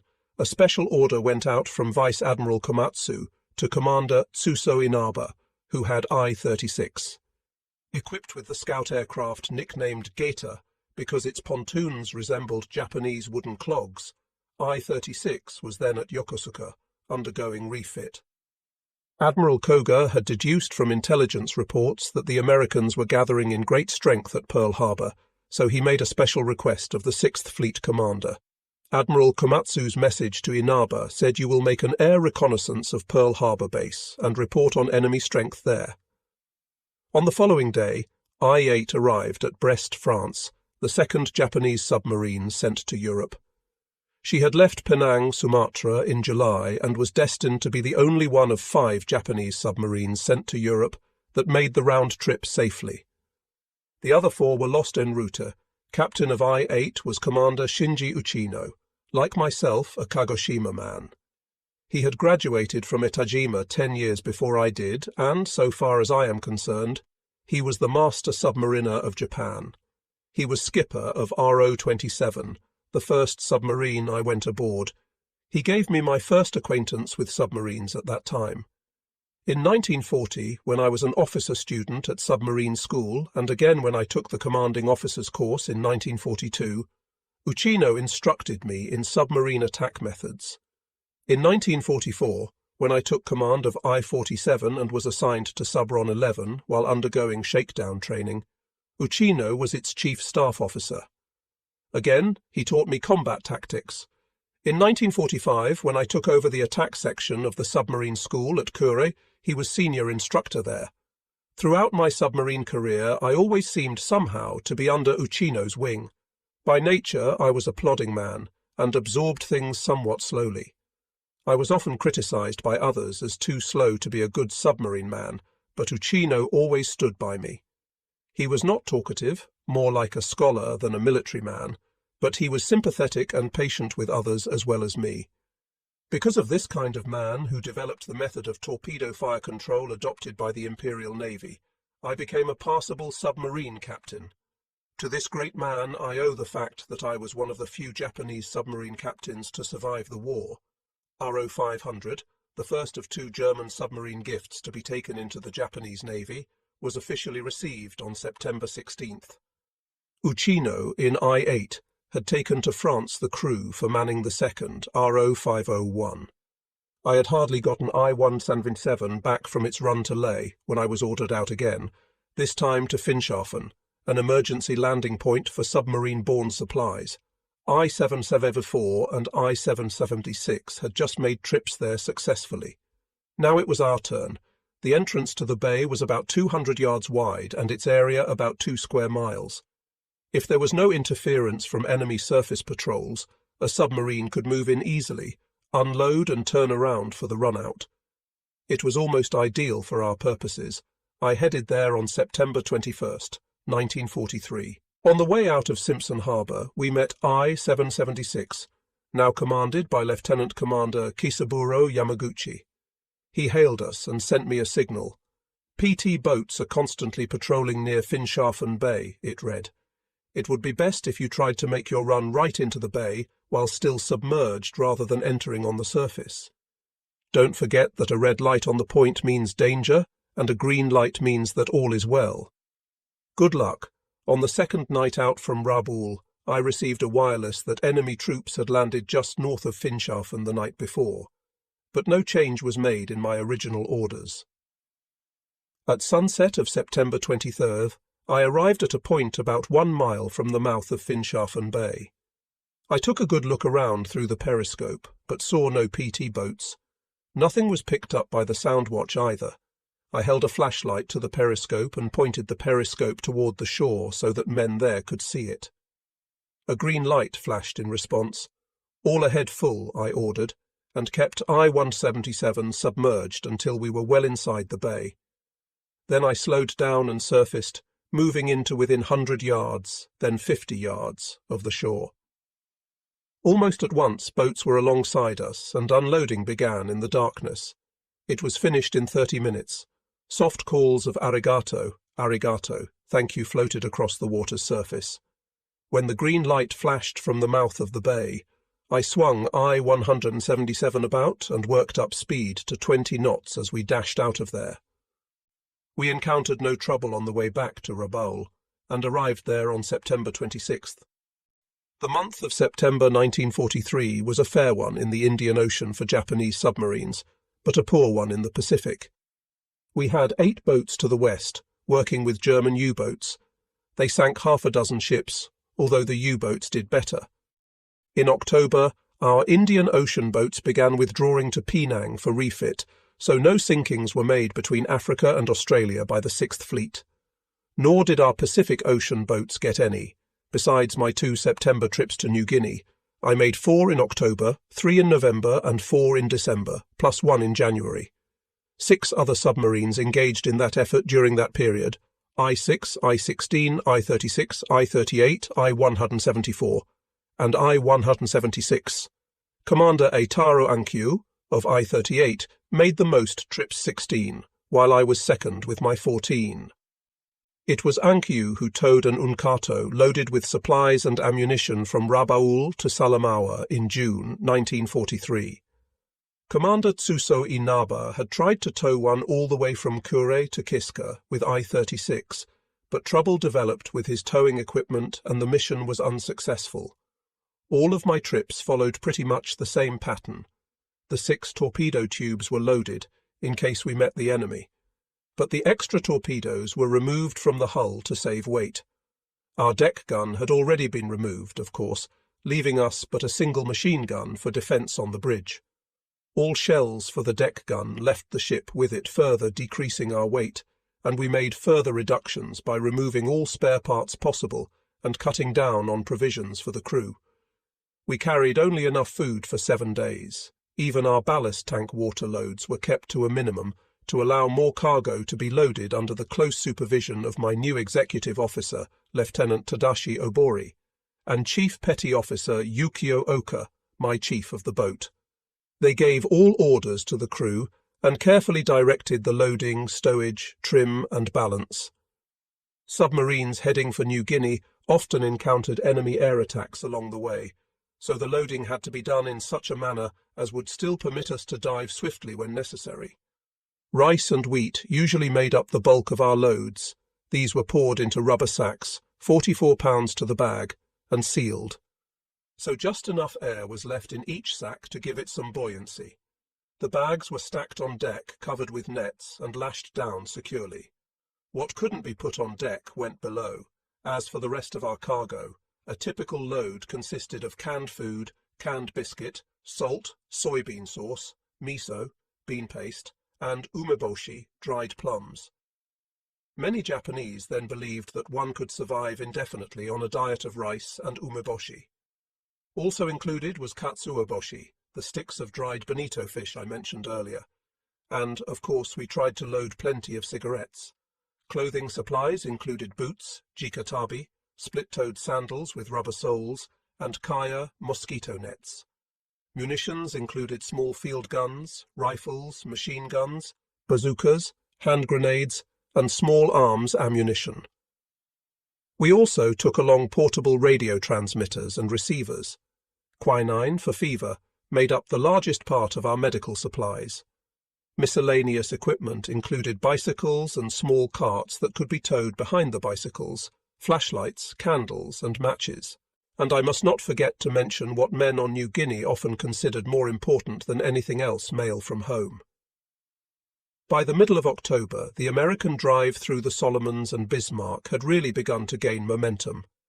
They had driven us out of Kolombangara and Vella Lavella, and were gaining in strength on New Georgia. They were also massing for a move against Bougainville, an island that would put even their fighter aircraft within range of Rabaul. Nearly 350 enemy planes from New Guinea and Australia struck at Rabaul on October 12th. From then on, attacks were almost constant. On October 15th, construction of the final ship in the I-176 class was completed. She was I-185 on October 18th. The Army's retreat from Lae, New Guinea, over the mountains to Gali on the north shore was completed. Of the 7,000 men who started out, over 1,000 perished along the way. The Army could assemble only 4,600 men of the 21st and 51st Divisions at the rendezvous, the Navy 1,300. Lieutenant General Adachi requested that submarines come to Sio and Gali after that, so from October 18 that was our destination. Sick and wounded were brought aboard from one side of a submarine while supplies were offloaded into Daihatsu on the other. I would put all hands who were not actually on watch to work unloading, and they could usually finish the job in about 30 minutes. My men would form chains, and they resembled a series of well-oiled pistons as I watched them from I-177's bridge. While 50 passed supplies over the side and took the helpless and sick on board, another 10 would undo the lashings that held down our deck cargo. When our hull was emptied of cargo and the sick men safely below, I would button up the boat and let I-177 slowly submerge.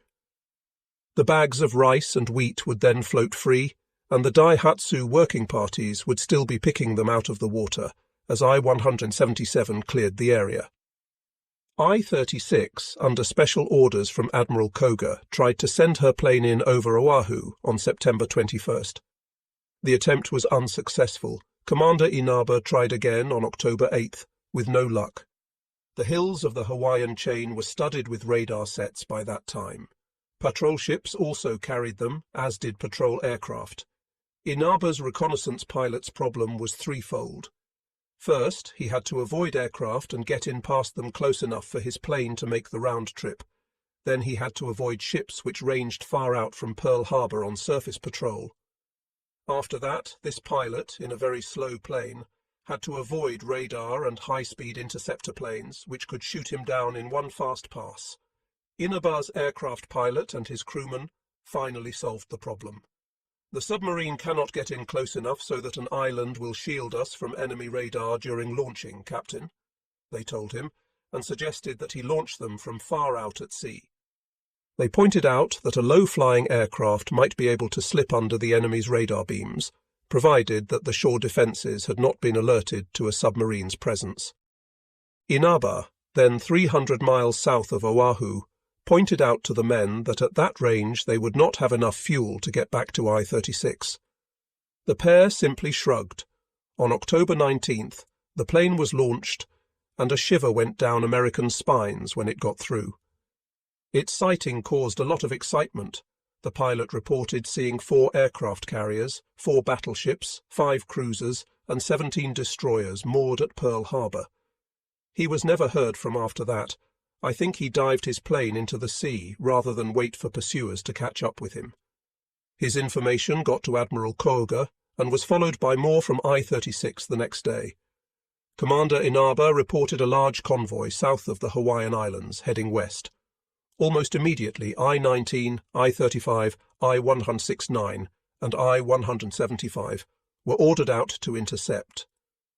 It was in October, after having carefully studied the German submarine we had given the designation RO-500, the High Command ordered construction of 23 special submarines.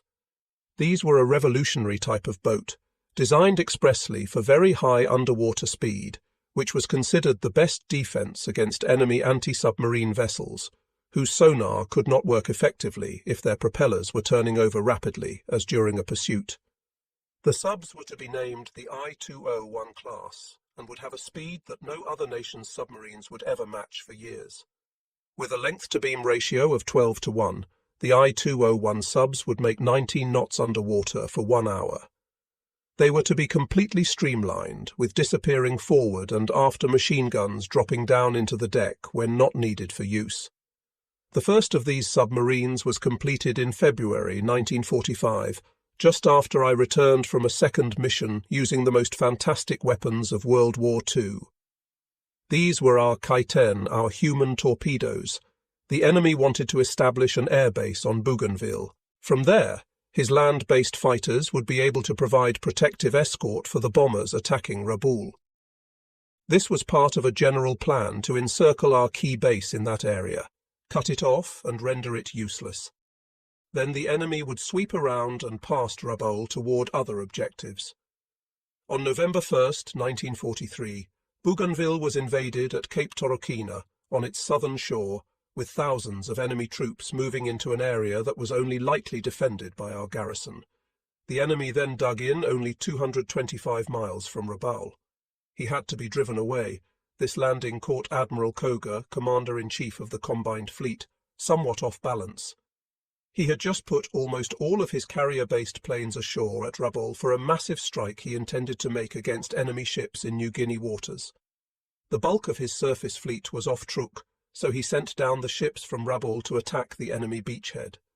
This resulted in the Battle of Empress Augusta Bay, which pitched 4 Japanese cruisers and 6 destroyers against an American force of 4 cruisers and 8 destroyers. It was a fight that might have been even had it not been for radar. In this battle, the American destroyers fired their torpedoes, then swerved out of the path of Japanese gunfire. The American cruisers, under Rear Admiral Merrill, stood off and poured out many salvos of 6-inch shells, changing course every few minutes so as to avoid any torpedoes fired at them. One of our cruisers was sunk, as was a destroyer. 4 others of our ships suffered damage. The counter-strike was turned back without getting anywhere near the enemy transports off Cape Torokina. The cruiser sunk was Izumo Sendai, flagship of Rear Admiral Matsuji Ijuin's Destroyer Squadron 1. Ijuin survived the sinking but was not rescued at once. With the battle going against them, the rest of his ships had no choice but to retreat hastily, but Ijuin's great interest in physical fitness paid off for him. Izumo Sendai went down early in the morning of November 2nd.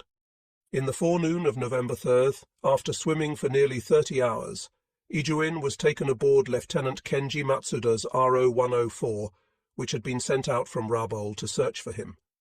Had the situation not been so grim, there might have been humour in it. As an instructor at Etajima, Ijuin had been very hard on Matsuda during swimming classes. I-29 left Penang for Germany about this time. She was the 3rd Japanese submarine to head for Atlantic waters. Her commander was our underwater ace, Commander Takaichi Kinashi, who had been scoring again in the Indian Ocean. Unfortunately, this mission was to be Kinashi's last. It would end in his death. November 3rd was the day Admiral Koga sent Vice Admiral Takeo Kurita down from Truk with 8 cruisers and 6 destroyers. Kurita was to stop off at Rabaul for fuel, then race into Empress Augusta Bay, of which Cape Tokokina formed one arm. There, Kurita hoped he would find and smash the enemy's ships. When the enemy first landed on Bougainville, our air strength at Rabaul was nearly 400 planes. This force was to support Kurita by providing air cover. Kurita's force was smashed while still in Simpson Harbour. 2 American aircraft carriers sent nearly 100 planes over Rabaul on November 5th to hit Kurita, having sighted his ships while they were on their way down from Truk.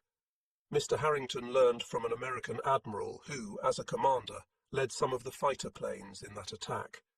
That American pilots had orders to cripple as many ships as possible, rather than concentrate on sinking just a few, so our ships could not get out to hit the beachhead at Bougainville. This the Americans truly accomplished. They put 4 of our cruisers and 1 destroyer out of action. 2 undamaged cruisers had to escort the damaged ones back to Truk. The loss of half his forces and most of his firepower eliminated any chance for Kurita to make a surface strike. 2 days later, using destroyers, our navy put 500 men ashore near Cape Torokina in a counter-landing, but this force was wiped out in a few days. Nothing could stop the Americans' march westward.